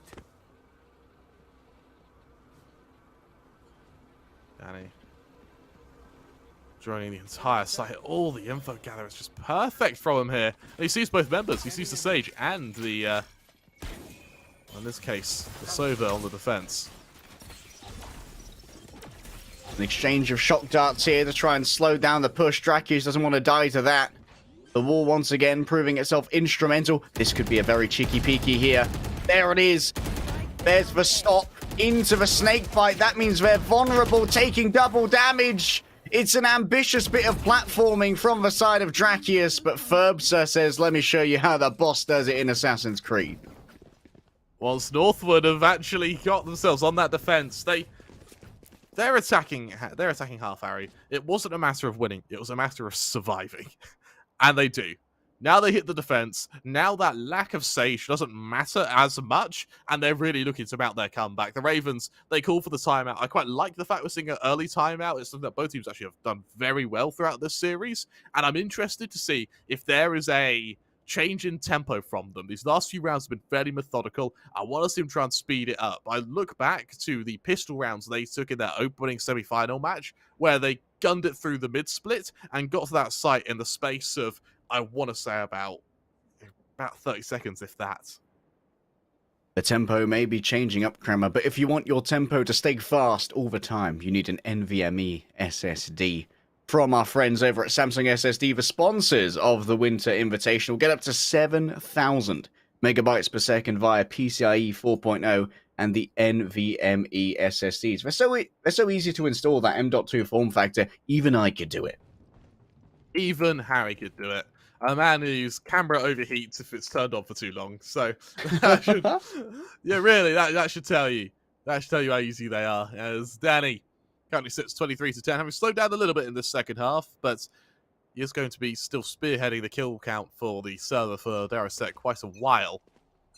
As Northwood look to play anti-eco now, as the Ravens go for a bit of a split, but with a majority set and hellbent on getting to the safe side. Danny with the Sheriff, but most importantly, the Hunter's Fury as well. If they get themselves a tag here, I would not be surprised to see them instantly just go for the Hunter's Fury frag. One player will be noted. Hunter's Fury not invested. Riv on the other side is going to be tagged themselves. Is going to send up the 0 point soon, I do imagine. Ferbs is playing it up high. Look at the early dink right there. But they cannot stop the plant.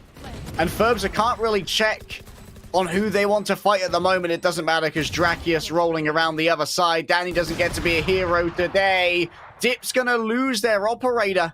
It's the same hunting that was punished before. He throws out the map.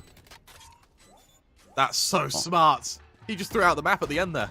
Oh, that is... I love that. Where's it gone? It's in the sea. The Gun here. The endangered submarine operator. Oh, did you know that Northwood. an operator can breathe underwater for up to 30 minutes? It's incredible creatures. The only thing to really challenge the might of orcas. As Northwood, it took them 17 rounds to equalize or to take a lead against the Ravens. It may take them that exact same number as we find themselves now an ult down, sure, but Dip is one away from his Blade Storm as the Carlton Ravens now prepare a hit to this B site. And Dip's actually just straight reinvested another ult. I really like that, actually. Oh, okay. Oh, up you go. Who wants to try and chase me? Says Dip. Doesn't get suppressed either. That's a big way to force out that Hunter's Fury, especially considering what a potent post-plant tool it can be. Northwood have once again evened up the score against the odds. They are suffering much less from the lack of a Sage now on their defensive side. That's one way to stop this. There's the first tag, but it's not enough. Benji grabs one and has to leave. That was a little bit of a limp shock dart right there. Into the midst of the Viper's pit go the shock darts. Drakius now around the other side is going to be pinged, and that means that Moobs can quickly take the swing. Benji with 9 HP. This is going to be so difficult, and Nip and Dip, they might be forced to try and save here instead. Moobs is so low. They do have a wonderful angle here onto Dip. The shot and the leaving. Benji continues to punish. But this is a round that simply has to be acquiesced. I quite like the angle that's been accomplished here. Yes, pretty cheeky. Benji. Yeah. Maybe It's going to be hard to hunt that. Doesn't want to lose this operator again after kind of frivolously throwing it away on the hunt last time. Ravens. And there we go. 9-8 up, Harry. All of a sudden, they are showing their tempo on their attacking side. The first round they've been able to achieve on their attacking side. And I really like the preemptive Empress from Ferbster. It just doesn't work. He loses his aim duel, he gets punished for it. But I like the thought process behind it. Dip one away from his Blaze Storm, but that's it when it comes to ultimates on the horizon for Northwood. Over on Charlatan, we do see that Res, the Tour de Force, and then a potential null command to come out from Riv. Now, with Charlatan, turn their attention to B, we may be seeing a bit of tempo here as Dip aggresses in mid now. There's about 2 or 3 times this has been attempted by Northwood, and this time Dip maybe fall into the same pitfall as his Rainer did earlier, which is over-aggression. They need to be careful about potentially being approached from the top of that box. If someone can get themselves up on top of there. The main candidates would be the Sage and, of course, the Chamber who could teleport up there. But for now, they just hold the lurk. 2 players dedicated to this is quite a bit. And so Drakius will give it up after a while. They're going back. And now as you take your cross... Just want to see him. There's the first. Dips out as soon as possible. Once again, it's into exposed territory. Has to get out as quickly as possible. More will be seen, but no, the drone disabled. Dip waits, then shoots. And now they know that it's likely going to be a hit onto A. Can Dip get into a position here to try and shut down 30 seconds left. the chamber? No more tailwinds. No more escapes. No more second chances. It's take your shot and win. And in this case, Memelorf is dropped again. They've got themselves 2 ult orbs from dying in this round. 3 versus 4. This should be Northwoods to retake here. If they want to go on in, yes, indeed. Dip will use the Bladestorm here as a greater retake utility. Moving into a best availability. Moobs has been seen in the corner. They are going to be finished, though. Moobs was noted, but still gets 2. Unbelievable performance. Still from the back, Ferbsa gets an execution onto Riv, but this should not have been as economically damning as it was. No, you're right. The Ravens, they really... 3 players and the spike plant. It's exactly what they were able to get in their anti-eco earlier. And it appears to be the common theme for them. Very effective round on their part. And for Northwood, the op will be saved, sure, but something to highlight is that the Jets saw that close angle being held by a move about 4 or 5 times and just didn't react to it. Really ended up shaking into them a little bit. Dip. Back on the op. Limited armaments now for Carlton. Once again even.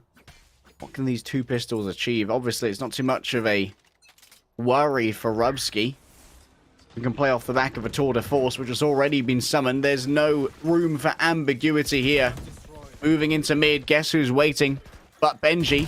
1, take it. No, Moobs does not win that. No way! Through the smoke, through the slow. Benji loses this. Still, already a bit of damage done. The operator stands poised. Here. Rub walks into it and that's wins on the slow walk. Unbelievable. This has been a real chamber diff. How does he win that? Danny, Ooh, gets harassed a little bit. Yeah, Drakius kind of flubbed that one. That should have been a freebie. A dink and then some. Ferbsa. Can they rescue their reputation? The sprays simply are not there. This was supposed to be a big advantage for Northwood, but they simply are not better than Rubsky. They drop the ball there significantly, Harry. What a round from Charlatan to just, well, in this case, bully and punish Northwood for some silly mistakes. I am surprised Dip is instantly rebuying it up, having lost to a chamber that shift walked into him, and he still didn't react in time. Unbelievable. Northwood are, I don't mean to sound like a hater, but I did expect a lot more from them on this map. And they've been playing pretty boneheaded Valorant thus far. It really feels like they are hoping that they'll win gunfights rather than winning off the back of utility or playing as a team. Yeah. Benji, over for a close angle here. Goes for a very bold Doesn't peek. TP? Doesn't TP either. And this is what I mean by boneheaded Valorant. It's like, yeah, I can aim my way out of this. Oh, that's a lovely shot, though, from Ali. I mean, maybe they can. And the reaction to that, after shutting down the B push, is the Viper's Pit on B?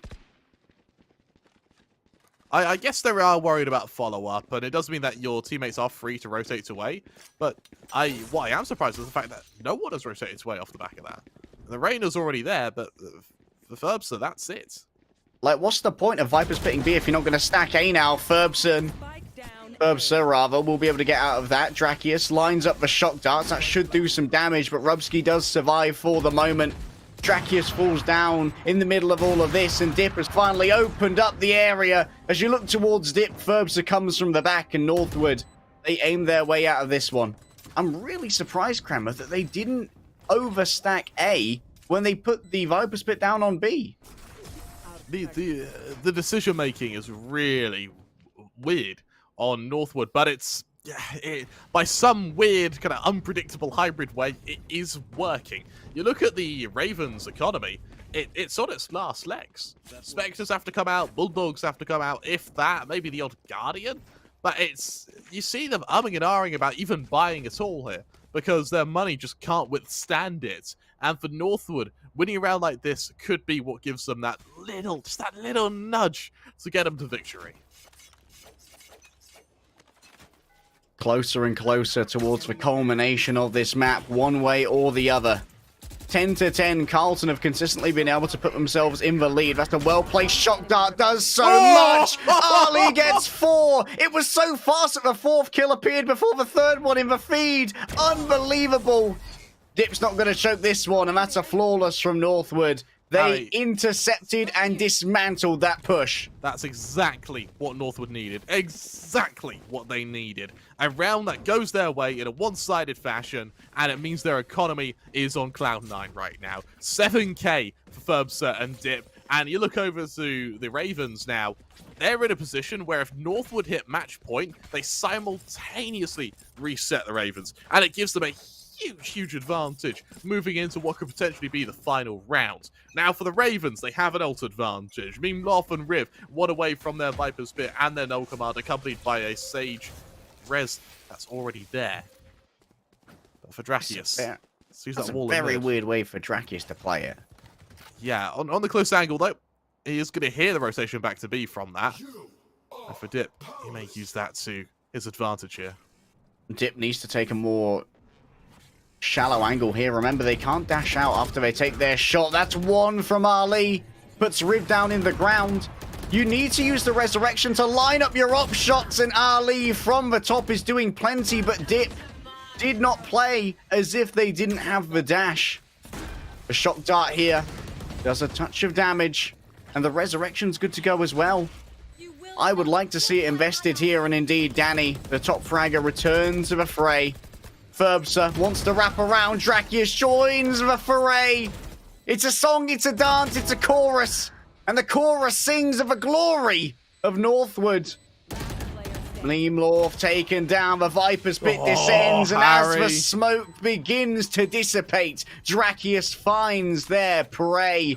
That's a reset on the Carlton economy. And Northwood now should be able to win this easily. Harry, the chorus is building to a crescendo, and I tell you what, this map started, let's be honest, awfully, pitifully for Northwind, but they've really turned it around. No one's matching Danny, but they don't have to. They're matching every other player on Charlatan, and what it means is that now that they have a investment, sure, the Charlatan Ravens go into this round without an ultimate. Northwood have a Hunter's Fury. A Hunter's Fury is what won Ascent. Now into Icebox, is this going to be the same story on just a different chapter as Charlatan Ravens move into the A site, the stacked site, as Northwood look to go 2-0 up in this series? Moves leads the way. The entry, Benji playing it as a distraction. It's easy for Northwood. Where was this earlier? Another flawless round. Northwood finished this off in style. Definitely more a defensive team than an offensive one. And that might be a tilter for the Carlton Ravens. You're absolutely right. A hell of a match from both sides there. But the Carlton Ravens are able to move and unfortunately not quite clinch a victory as Northwood go 2-0 up in our series. And I mean, Northwood, they started that map badly. But the fact they're able to recover, the fact they're able to keep their cool, for me, is very, very impressive. And Dip towards the end definitely showed that they do have quite a bit of prowess with the operator. It started off a little bit shaky, and of course we were all a little bit disappointed when the slow walk with the Tour de Force beat the operator. But hey, sometimes that's just Pika's advantage for you, baby. But now it's 2-0. Match point. A reverse sweep is demanded of Carlton if they want a majority of our prize pool. Winner Kremer gets $2,500. The loser of this match only gets $1,000. Places 1 and 2 in this tournament out of more than 80 teams walk away with cash. It's going to be a hell of a battle, Harry. And honestly, it's been such a good game so far. And luckily, we have potentially one more map. We need to go to a quick little break. When we return, the action will continue. In LCS, every nanosecond counts. And with Samsung SSD, Being fast means being first. That is fast blood in record time. The pros know that speed matters. Here goes closer at about 4,000 miles per hour. There's no outrunning this. A split second means everything. Go, go, go, go. Why retreat when you can go forward? Every nanosecond counts. Samsung SSD.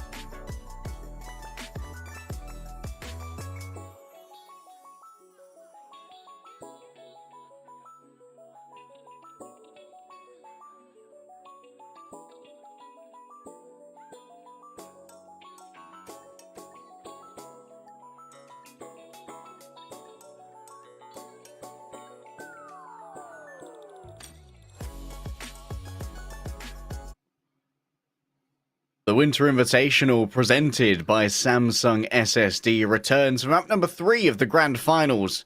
Northwood have managed to make it to their match point. I'm LEGDAY, joined by Kremer, and we are potentially witnessing the final map of the tournament for over $3,000 in prize money. It's going to be a hell of a matchup, Harry, and it's do or die for the members of the Ravens. This has been 2 maps that have just been heartbreakingly close. But Harry, heartbreakingly close isn't a victory, and victory is something that Northwood, while laboured, have been able to taste the sweet, sweet essence of. We now move to bind, and for Carlson, I can't help but think this is going to be a tough old map. You know what? They have managed to clinch out 2 victories in a row. It feels like Northwood, while we have been a little bit detracting of their overall strategy, Kremer, because they've been playing a couple of aim-heavy rounds. What they are is more clutch, in my opinion. They have been doing a really good job of, when it is needed, absolutely being able to find kills out of nowhere. Memelorf has returned to the big old Brim himself. I think if there is a map which will be won by Carlton, it's probably going to be Bind. I think their Bind looked bloody effective in their map earlier against West Virginia, and honestly, I quite like the Memelorf Brimstone. He popped off when he was on it last time, and there's a fairly high chance we'll see it pop off again. I mean, admittedly, they were able to do quite a bit, and even with basically only 2 abilities, with that Stim Beacon being of limited value in many in many different scenarios, was able to do a lot of damage on the side of Northwood at the moment, taking their time with the decision. I'd love to see this double controller versus double controller. Personally, I prefer the Astra. Wait, would we see double controller, double initiator? That would be interesting. I wouldn't mind it, actually. No I Sentinel, really no wouldn't mind problem. Yeah, I mean, you do sacrifice the static defense and put quite a bit of pressure on your Astra, but it does mean you do have a lot of info gather with both the Sova and the Sky, and I have quite liked the flashes from the Sky on from Northwood so far. So I quite like this. Granted, Ferbster does have to deliver, as does Drakius, but honestly, I see it happening. This could happen. Northwood here. Can they clinch it out in 3? Can they maintain collegiate dominance across multiple esports, Kremer? Or will Carlton, the Ravens from the north, hearkening the coming of winter, be able to take them to a map number 4? A best of 5 is a little bit far afield for a bunch of these teams. We rarely even see these in VCT. We don't, and it's a bit refreshing, actually, to see have different maps, different compositions as well. And, well, maybe we'll see something maybe a bit groovy from Northwood. As Carlton... Groovy, dude. Yeah, I like a bit of groove. As Carlton, starting on their attack, are going to be looking to list to this A site, maybe even battling for some Showers control early on, where they will be meeting both Ferbster on the Rays as well as the Astra. Oh, the second that Riv brings out this dog, when the noise is made, it might be responded to with the grenade. There's the dog. There's the nade. Oh, I do wish they hadn't destroyed it, the dog, to be honest. Oh, that's Because a lot of damage to Memelorf, that though. took Riv directly out of their controlling mode, so they were able to get away even faster. I think they kind of outplayed themselves there. One of the things we've got to know about the Carlton... Oh, one of the things we have to realize about Carlton here is that 2 of them are dead, but they also have a lot of healing. But for Sage and the Sky means that any damage taken, any early poke is pretty easily forgiven, Kremer. Benji now looking to hunt a bit with the dog, but it goes past his opponents, actually, and Riv, he's able to punish it with a quick kill onto Ferbster. This A site is slowly but surely falling. And Benji's moved away from their signature Sentinels. Drakius falls on down to Memelorf here. 30 seconds left. And U-Haul is going to be blockaded. Waiting for Dip to arrive. A 2 versus 3. Frenzy at this range, not ideal. Oh, but Dip. They use the discipline. They might wrap around behind here. should be easy. 1, 2, dip with the reload. Now, how do they play this? They have an idea as to where Riv is. Can they win the duel? No, the Ghost simply better at that range. Carlton start off strong, and I can't help but feel that it was a silly move to use that Tasmanian Tiger when Drakius still had that smoke up. Yeah, I agree. I think that you sort of give yourself a false negative there, and you don't anticipate how close Carlton actually are to fighting. And I think Ferbser went for quite a wide rotation, expecting there to be no one there. He gets caught out, and the whole defense sort of collapses from there on out. However, it does come to a close round, and that means for Northwood, they feel a bit emboldened now, bringing out a few more Sheriffs, the odd frenzy, as they move to their eco. Exchange of blinds. No one gets to see anything. That's a lot of pings. And that's a lot of info. Will it bring over the attention, though? It is going to potentially result in a rotation. The door opened right there by the grenade. Now rolling out first! A double Sheriff headshot. Anti-eco? What anti-eco? A refresh on the grenade. Drakius now waiting around the back. A right click will hit its mark. The second doesn't do a touch of damage to Riv. From great aim to no aim. Ferbser now, remember, playing with no armor. So they are pretty... good dodge there from Riv. They're pretty fragile right now on the side of Northwood. But 4 versus 2. If they play as a group, this should be fairly easy to trade out effectively. Riv. Pushing into Luka here. It's the fault. Counter flash. It's only good for 1, though. Probably 3 now for Danny. Oh, Danny now noted. Are they going to wall themselves in? They give it a go. 9 HP. Ali goes up high with that looted Bulldog. Thanks to the upgrades, boys. Northwood play it off the back of aim. What a performance from their Rays. Ferbser with the double Sheriff headshots absolutely toppled Carlton's plans. Yeah, Ferbser and Ali, great round from them, and it equalises. Now, Carlton are going to move to the Sheriffs of their own, and maybe even try and do unto Northwood what was just done to them. However, Northwood a bit more of an aggressive setup actually, as we see a fair few, at least for now, a fair few abilities to wield and some fairly high caliber rifles. Almost a bonus for Northwood in some cases.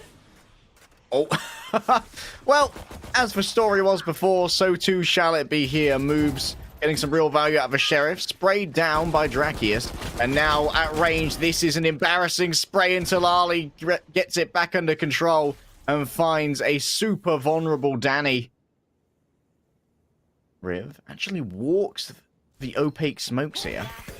Pop flash, moves out, needs to check behind them. Dip just continues firing. Now that is spray control. Also making sure that he doesn't get back up. I quite like that. I'm making sure they're dead, Commander. It's, I dare I say, a bit of paranoia and a violation of the Geneva Convention, but nonetheless, it's a... nonetheless, there is going to be no returning for the Carlton Ravens, at least in round 3. Round 4, though, they come back with bigger guns and now out firepowering Northwood. The one thing they have going to their advantage on the defenders is that Viper's Pit on Ali and one away from the Hunter's Fury on Dip. You see them looking fairly aggressive on B, where Dip is going to be able to get that Hunter's Fury locked down and ready, as Dracarius is going to try and, at least for now, keep these players away from toilets. Free claiming of the ult orb there does allow for the Seekers to be readied. I'd love to see Riv invest from here. You need every advantage you can to make sure you don't lose out in this buy that you've made. You can see only 100 credits on Riv at the moment. This is really where Carlton need to start bringing back their attacking side. Drakius is playing this in a fairly conservative position. Just looking to jiggle peek, anticipating that A short is going to be entirely handled by their Viper. Time being brought by the Astra here, and with the Viper in U-Haul, rotation actually needs to come fairly soon, because with 40 seconds left, there's only a 2-man defense here. I've got your trail. Down come the smokes. There is the Viper's bite. Dip begins to Oh, do it's so much perfect. damage. Riv and Meme Lord both just shocked away, broken down, battered, bruised, and torn by the Hunter. Drakius waits within, adjusts over to moves, but then exits a little bit haphazardly. And Rubsky has to consider saving here. Unfortunately, there is no such chance. Northwood scatter the Carlton buy, and now they once again will have themselves a power play. This is the first time Northwood have had a lead pre-round 17 this whole series. And the question on my mind now is, do they hold it? Do they hold a lead? Something which Carlton definitely struggled to do. And most of the time, sort of around half-time, they were definitely kind of level pegging for Ali. That Viper Spit still hasn't been committed. For Drakius, they still have that Cosmic Divide. Something I suspect we'll be seeing in a retake more than anything. That is about to be tested. The timing is heartbreaking, though. That is so unfortunate. An attempt to maybe try and gatekeep the weapon here. No spam from Drakius, despite not being shown any traces from this Phantom. Needs to check their own back, however.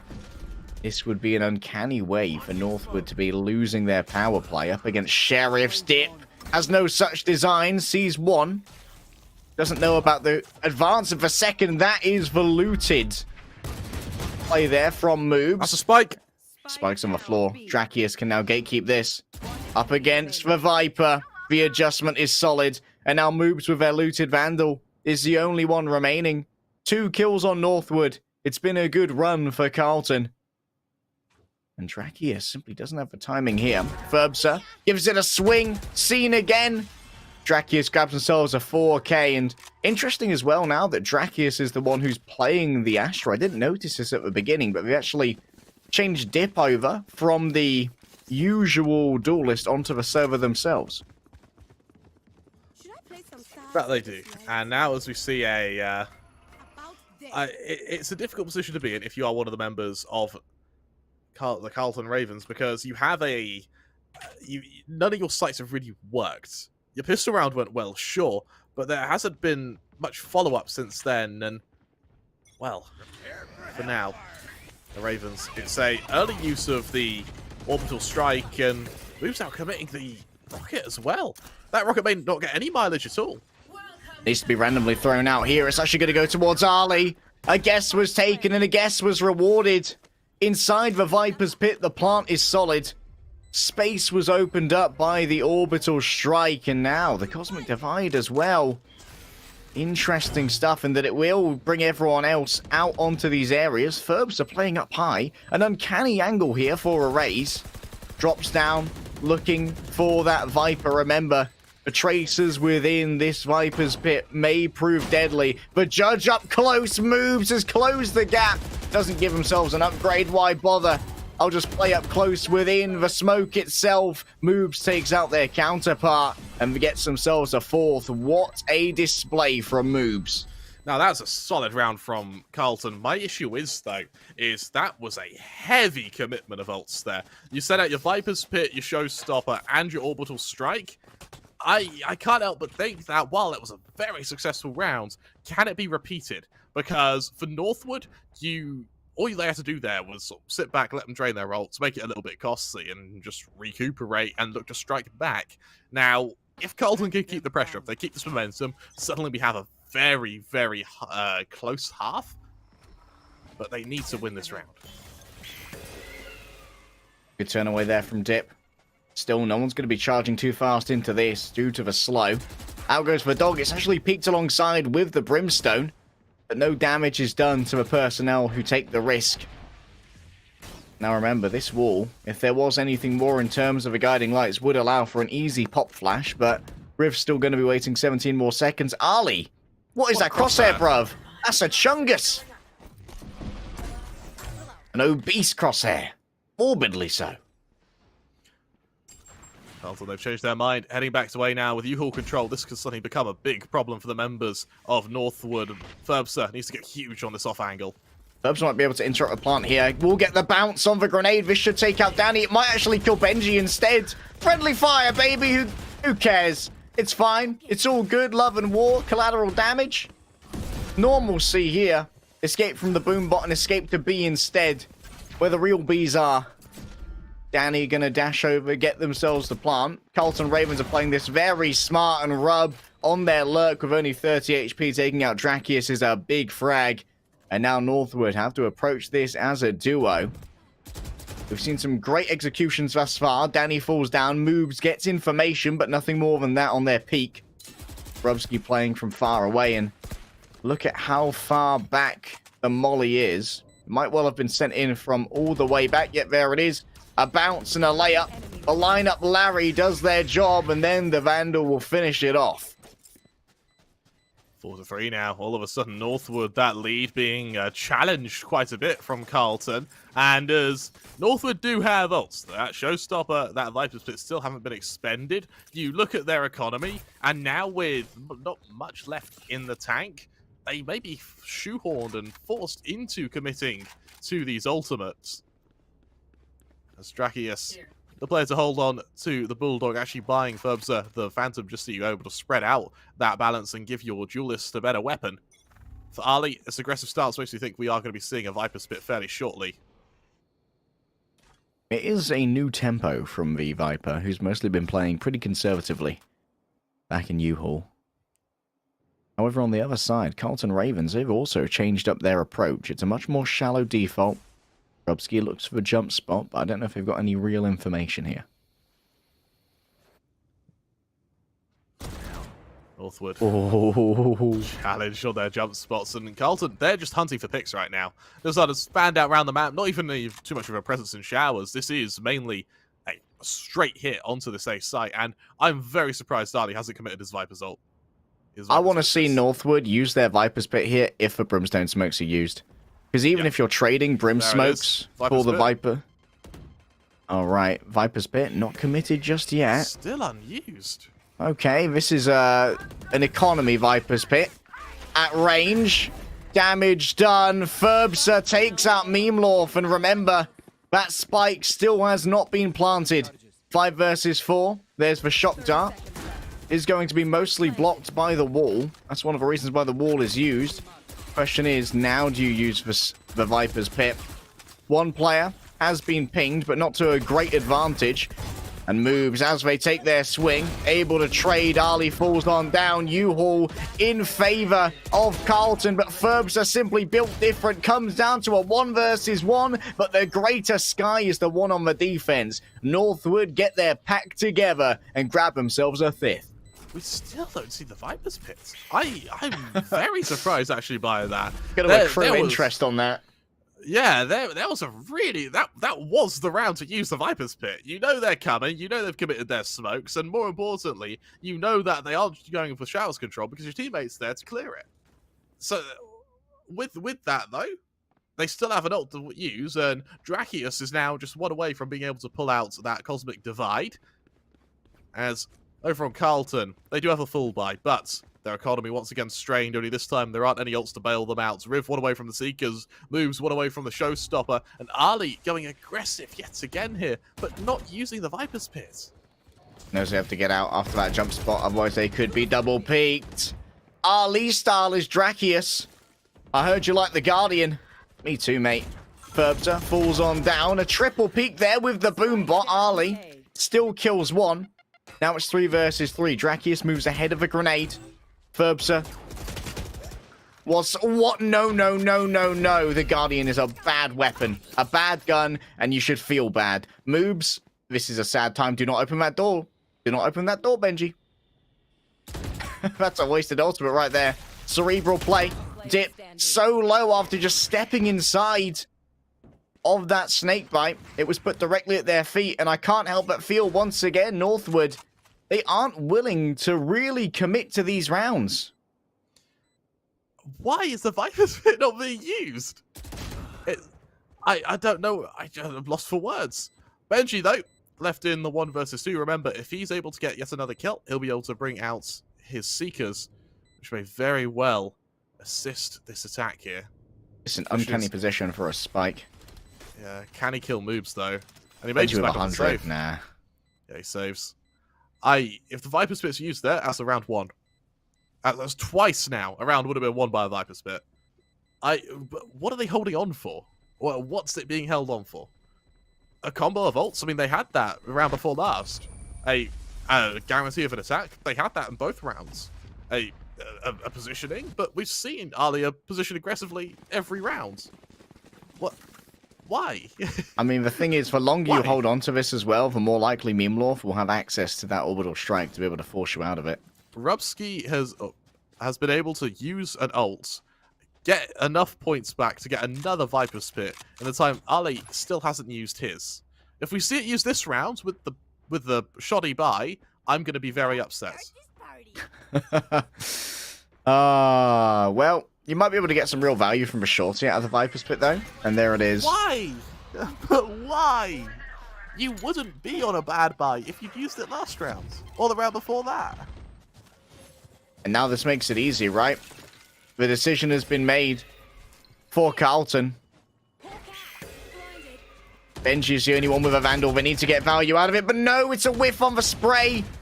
Unbelievable disappointment here, and not only that, when Benji took that angle, they surrendered the weapon to the enemy. The next player can't pick it up. The shorty has to be used, reveals their location. Ferbsa lies in wait, hoping to get the drop onto someone, but inside this opaque smoke, it's so difficult to figure out where you're going, what you want. A wall in front of them right now, and Moobs just up top. And once again, I think Northwood have tried to outthink themselves. I'm just not happy with Northwood's util usage right now. It doesn't make sense. But why? And well, now you've lost the Viper's Pits, and you have bugger all economy. You just about have a buy next round, but for Carlton, they equalise. You've given up so much for a Viper's Pit on an eco, which doesn't have any impact. And the aggressive swing as well. Surrendering away the Vandal when it could have been picked up from a friend if you'd managed to play it a little bit more conservatively. And then maybe you'd be able to do a little bit more in the fight for the site. I think Benji, who's only on 2 frags at the moment as well, it's a bit of an ego play, and now they can't afford a full buy here either, because they invested in the Hero Vandal last round. Yeah, Northwood find themselves with a buy, sure, but it's not a pretty one. Look at their credits, Harry. There's nothing behind it. And while Benji does have the Seekers, Dracarius does have the Cosmic Divide, is it enough? Oh my goodness, the ping was so strong. They just pinged through the dog. Dip had to get out of there the second they were slowed, to be honest. Maybe through the TP, and now the entire team can just back off through there. They've already got the Viper's Pit on A. Smoke's down. Is this going to be a fake? Indeed. There's a single smoke over on B to try and intercept. Ali just plunged into the Viper's Pit themselves, hoping for information, but all they found was pain. They're waiting for that rotation, and it's still not come yet. And for Dracius, this is going to be the make or break of the round. Does he kill the Viper? And considering how passive Carlton are being right now, I think they're waiting for that next kill. The wall brought on up. Ferbsa on the other side needs to be an absolute hero, and 2 kills will just about do it. 2 versus 3 now. Dracius, you never are the second one to go through the TP. You know the rules. You've made me desk slam. I hope you're proud of yourself. Benji left in a 1v3. The rotations are there. It's a unpleasant position to be in by any stretch of the imagination. The elbow swing should be easy here. Moobs is prepared for it. It's an unwinnable scenario. And so it does continue to be. Carlton, they have found their groove, and Northwood have kind of switched their brains off. This isn't Carlton winning. This is Northwood losing. Like, this is Northwood losing right now. And they have just taken their eye off the ball. They really have. And for Carlton, they have that res available as we enter the final round of this half. They're 1 away from the orbital strike, and while Northwood do have an ult advantage, they certainly don't have a weaponry advantage. As Ferbsa, a player who started the half playing out of his mind, currently going 7-10. Dip not falling for this one again. Over on the Bulldog, it's not the ideal buy, but it's better than nothing. Tasmanian Tiger. Oh, Ali. That's the kind of frag that's going to embolden you. Elbow going to be cleared. Oh no, they've actually cleared tube instead with the orbital strike. This is going to mean that moves can move on forward. The wall is used yet again. I would love to see someone like hang out inside a smoke so they'd get lifted up by the wall for Barca or Ferbsa here. From the back. Cannot find anyone just yet, but they will take out their counterpart. Trades himself with moves as Danny is going to get that resurrection. Dip now makes their own way out and gets themselves one. Ali still a present on the site. And Danny broken down. There we go. Northwood have finally started responding to these takes on B. Because when Carlton started this, it looked like they weren't going to be stopped. Now this half is 6-6. Is it too little too late, Harry? I think we need to see the zeitgeist of the overall round, because one of the things you got to think about here for Carlton Ravens is that their defensive smokes are very weak. If you can force a Brimstone to use one of these early, you can go to the other site and they've got like maximum 2 smokes. That's true, and over on Northwood, you do have a lot of utility to work with. I don't know. I still feel kind of unsure. That mismanage of Ali's ult would have given them what could have been a significant lead, a kind of 8-4, 9-3 lead here. But instead, we're level pegging as Northwood look to turn their attention to A and hopefully kickstart their second half with a bit more success, as Carlton have some very aggressive poses for now. Northwood not upgrading any of their pistols. Classics across the board and a big investment in both shields and in utility as well. Danny tagged. And at the moment, I think upon seeing the Viper utility here on A, I'd probably rotate over to B, you know? Like, they've used their wall. They've got their Viper utility here. A large amount of this has been used, but still, Northwood have decided that A it is. And so they will open this one up. The gunfights are all going their way. The incendiary does not strike Paydirt, but the boombot will. Northwood move like a tide, and they should be able to get the spike plant for the bonus cash as well. Claymore Rumba, the scariest thing on the planet, has moves. It's his Raze is definitely having a bit more success than Ferbster's, and that's sort of shown in kill count, isn't it? 17-10, while Ferbster is sitting at 8-12, and while the round is lost, it is still the Raze getting the kills now. That step closer to the showstopper. Unfortunately, it is one of those 8-point ults, as Northwood look to play the anti-eco, setting their gaze to B, where Carlton are looking to challenge this ult orb. Benji playing with the Ghost here. Interesting considering that Northwood probably need to start to build up a round advantage as quickly as possible. Moves, is unable to disengage. Caught with the util in hand, and healing is going to be required. Given on over readily by the Sky. The ult orb here should be secure to whomever wishes to try and take it. What you do have to worry about, though, is the flank coming in from the Brimstone. Benji doesn't actually upgrade to the Sheriff here, which is interesting, considering that it was in the hands of the Raze. And now Dip simply has to stare in this direction. There's no need to get timing here. There's only one thing you need to watch in this 5 versus 4. The other angles are already dealt with. Meme Law should fall down. Spotted out. The recon as well. Seeing if there's any more here. The Ghost will fall on down. And the Bulldog easily grabs its man. An upgrade here for Danny to the Bulldog. Swaps over to the Ghost for the fight. Maybe add an empty magazine. And the Bulldog will be reclaimed. Northwood pick up their anti-eco for a second on their attack. And 8 rounds overall. Carlton move to their full buy, Harry. And with rifles round the board, you notice their money. It is a heavy investment, down to 0 on every single player, bar Meemloff with only, well, 250. That's only because they couldn't afford a big shield. Exactly, and for Northwood, winning this round, winning your bonus, would give you a lead, reset Carlton, while simultaneously giving you the option to loot their guns and set yourself up for a full buy without actually buying it. Best case scenario. For Carlton, though, it would be converting your full buy and keeping this game close. Look at the huge exodus from B here, as Northwood, they know Oh it isn't my fake. goodness, the pace of it. Ferbsa trades that one out well. It was the most fragile member, but hey, you're happy to grab that one. Drakius, low on both HP and on time, as they may well be crunched on in.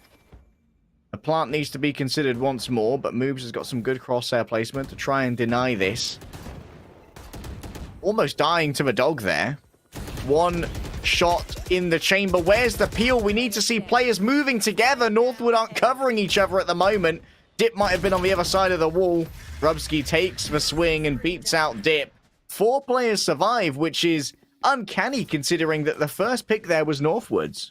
That was an insanely slow rotation from Dip there, and the spike doesn't get planted. He knows the flank's coming from U-Haul, and he's just slow to get there. It means his teammates get swarmed and killed, and he's left in a 1 versus X where he does end up getting killed himself, with Carlton punishing North. Every mistake Northwood are making, Carlton are punishing significantly here.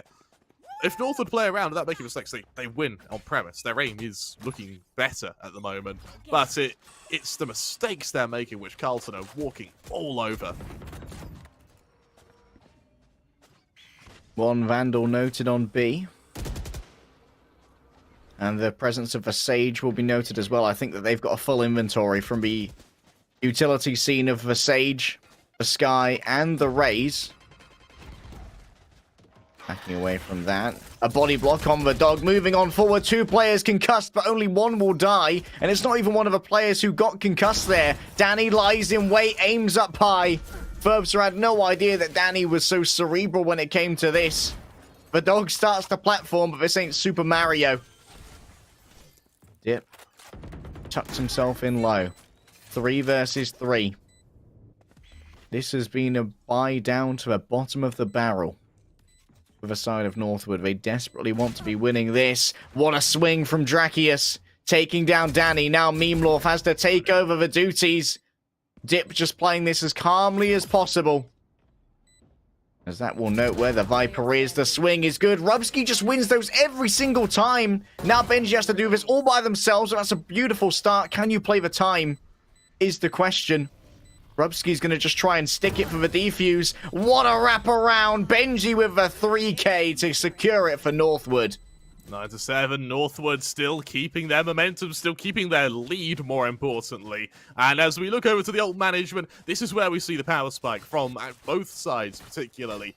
Dip 1 away from getting his Hunter's Fury, Ferbsa 2 from the Showstopper. They already have that Cosmic Divide, they already have their Seekers. Over on Carlton, they have that Viper's Pit, which is going to be so effective for their defense here. And I would love to see this used fairly early on, kind of separating themselves from Ali, while Moves again, 2 from the Showstopper, Danny 2 from the Res. It's every player right now is that close to bring their ults up.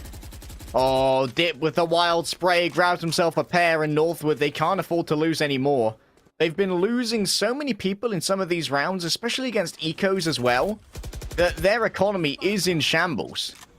Oh, I like this to the race. Of the spike to make sure that Showstopper is going to be available soon. Moves has been noted around the back. In comes a grenade. An attempt to body block it. Boys, what are you doing?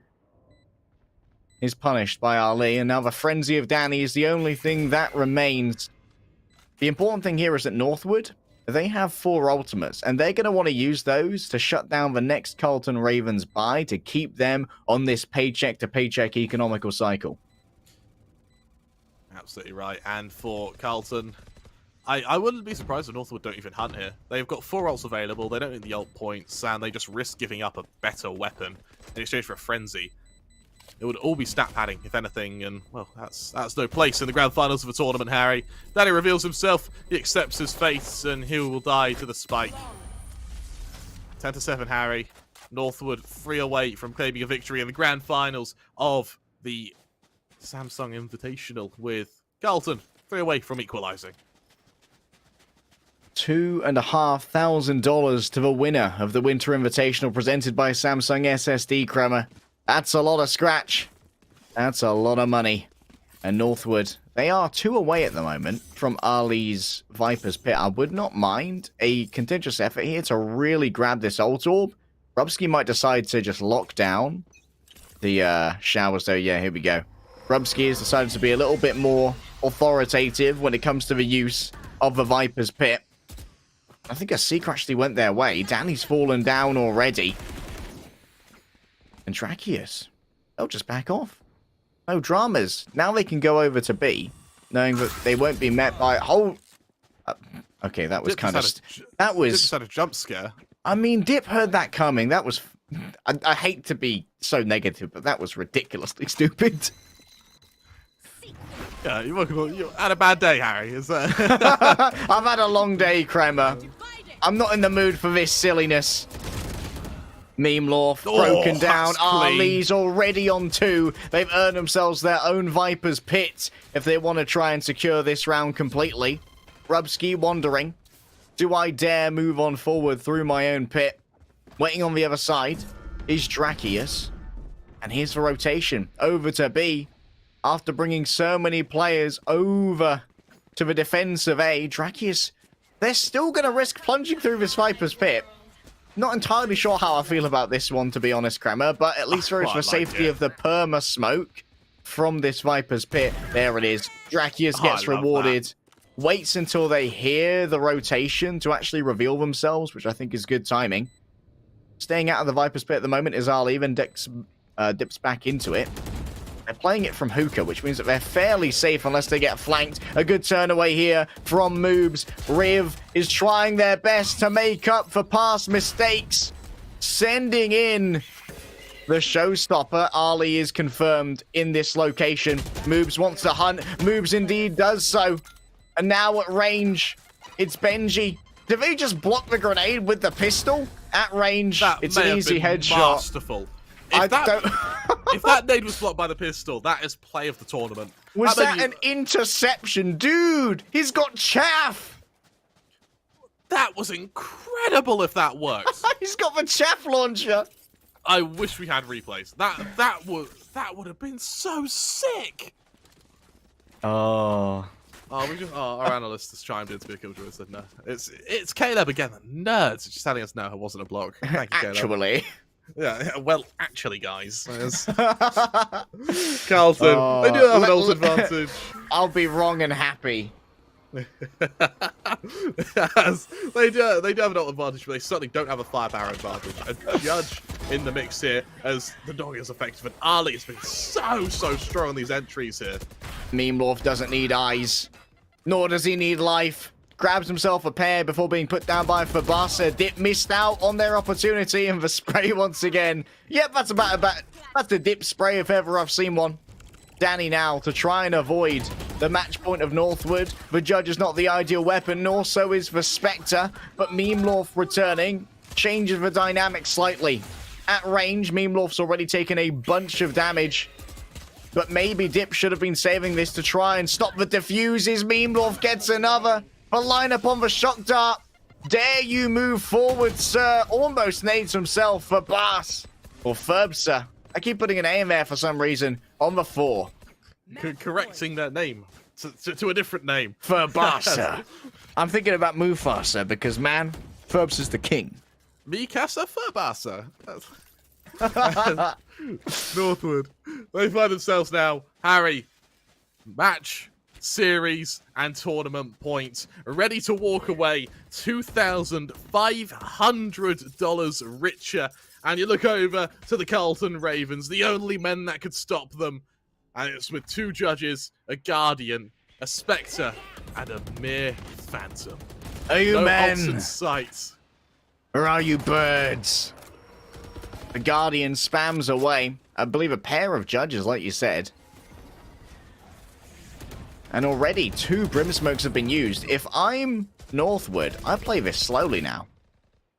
But Brim has used so much of a utility. Moobs is playing on the close corner here. This could be a good shot, but no. Ferbsa, I'll get your name right as you're on match point. Takes out their counterpart. The Raise nade should be well placed here to displace Meme Lorf. There isn't going to be the commitment yet. Once more, unto the breach. The bird sent out. No one confirmed in terms of presence. A full blind is given over as everyone just moves over onto the site. An easy adjustment for Dip. Only the Viper remains coming from the back. The plant will soon be readied. Spike planted. And now, Rubsky has to do it. With only a Spectre already spotted out. The first man to take the fight will claim their life instead. Northwood had a couple of struggles on the first few, but their attack on Bind has been absolutely sublime. Honestly, despite all the mistakes they were making there, it is in those mistakes that we saw them struggle ever so slightly. It's where Carlton were able to punish them. But once Northwood found their groove, once they found their effectiveness, these guys, they look so damn strong. An immortal performance on their attacking side of Bind, and just like that, they emerge as our grand champions, taking the lion's share of $2,500. Unfortunately for Carlton, they don't leave empty-handed. They're going to walk away with $1,000, as well as I believe there are some Samsung SSDs in there for all of the players. Yeah, some wonderful Samsung SSDs to reduce the lag and the load times with data transfer speeds up to 7,000 megabytes per second. Thank you so much to Samsung SSD for presenting the Winter Invitational here at NECC. Kremer and I, we've been a little bit mean. We've had our complaints. But we have had a lot of fun. However, some people who can be either meaner or a lot more credit-giving than us are our wonderful analysts. So let's head on over to the desk to see what these guys thought about that last match. Jim, it's been Caleb, you're still muted. It had to happen every single time, right? It had to happen every single time tonight, making sure that I'm done. All right, I'm done. It's been an incredibly long day here, but it had to end off with the closest series we've had so far, with just 1, 2, 3, 4 mistakes being the difference between winning these games and extending this series, or losing this game and letting Northwood go in. But game 3 there, break it down a little bit quickly there. What was the best? What was the worst? What did you want to see a little bit differently? What's going on in your head right now? What's going on in my head right now is a game 3 was a masterful display of Northwood making me correct on a 3-0 sweep. That's what I like out of it. But no, they played the map a lot better than the first 2 maps. I'm looking at my notes here. They lost the pistol round, picked up a thrifty in round 2, and then just kind of, it went even at the break, but even then it felt like they had control of it. And they were making mistakes. They were making mistakes and still weren't losing. And that's kind of what I was noting. The casters talked about it. Their aim was just better. In the later half of map 2 and most of map 3, aim difference, marksmanship difference. If you use your utility poorly, your marksmanship has to be on point, and Northwoods was.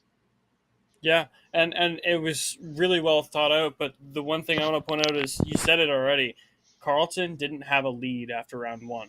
That was it. That was the end of their lead for the entirety of the series. That was round 1, and then it was done, right? So it was amazing to see how Carlton led the first 2 games and continually challenged those first 2 games. But as soon as that kind of ended, and they led game 1 and then lost it. They led game 2, not by a little bit, by a lot. 8-4 was the scoreline at the end of half. 8-2 was the best scoreline that Carlton owned there. And then they lost, right? So that mental game, that consistent push from Northwood challenged Carlton and probably put them into that same thing that I wanted WVU to do earlier, which was get them out of their heads, right? Like, push them in a way that Carlton hasn't been pushed before, and you will win the series. And that's what Northwood did here today. Map 3 really came down in the second half.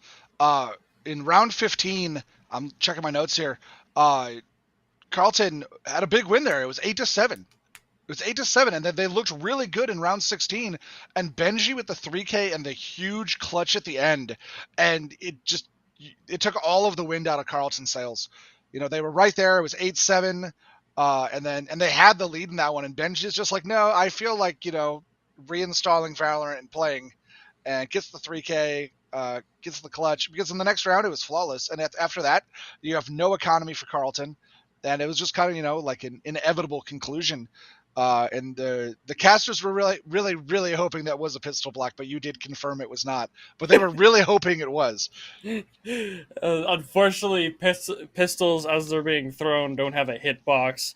I would have loved to see that because that has happened in CS:GO before, where nades and flashbangs have been blocked by thrown utility, and that's something that just doesn't happen in Valorant the same way. But we did see one slight brim molly block there. It didn't fully work out, but someone did try to jump in front of it to throw off the lineup. They still had to jump off bomb, but in Valorant specifically, you do have to get fully in front of something in order to block it, and that normally comes at the detriment of your life, especially with Sova shocks, etc., etc. But no, I thought it was good the whole way. It was exciting the whole way. As some players I know have been wont to say, it looked like maybe some throwing for content. They wanted to make sure the stream took a while. They wanted the 3-0, but they wanted like a really long 3-0. They wanted to really showcase, like, oh yeah, we're Northwood. We're just gonna come in, kick butt and take names.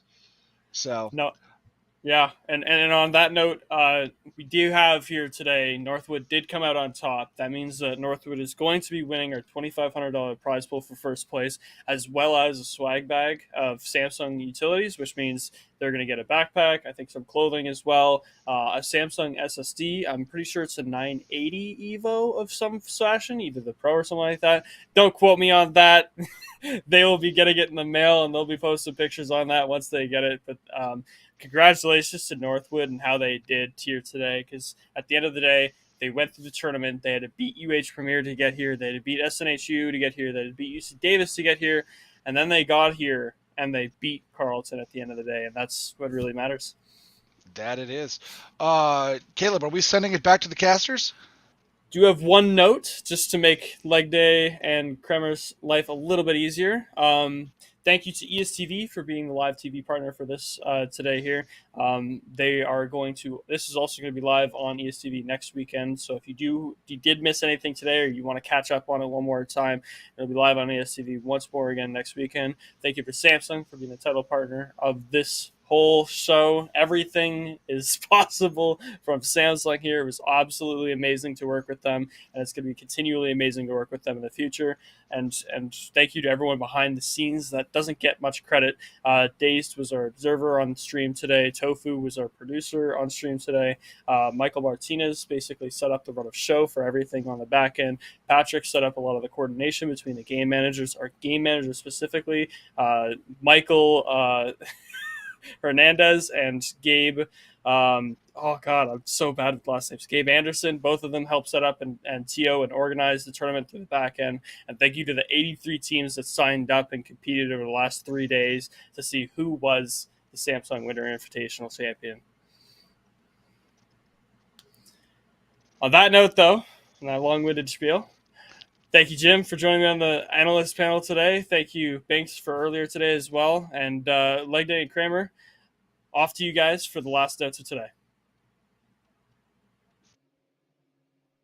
83 teams, whittled down to 4, then down to 2, and then Kremer. Only one would stand. North would claim our crown. The pack have certainly established dominance over the Forest. They walk away with the big prize of a Samsung swag bag as well. I could use myself one of those SSDs. They are incredibly reliable and fast, so make sure you're considering Samsung SSD products next time you want to upgrade your gaming rig. Thank you to Jim and Caleb for acting as our desk today. You've done an excellent job in your spiel about all of the little minutiae that Kremer and I can't quite catch during the games.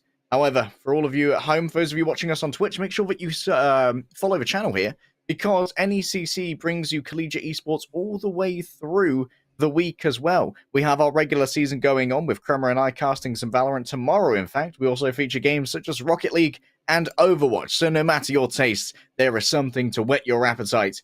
However, Kremer, any goodbyes?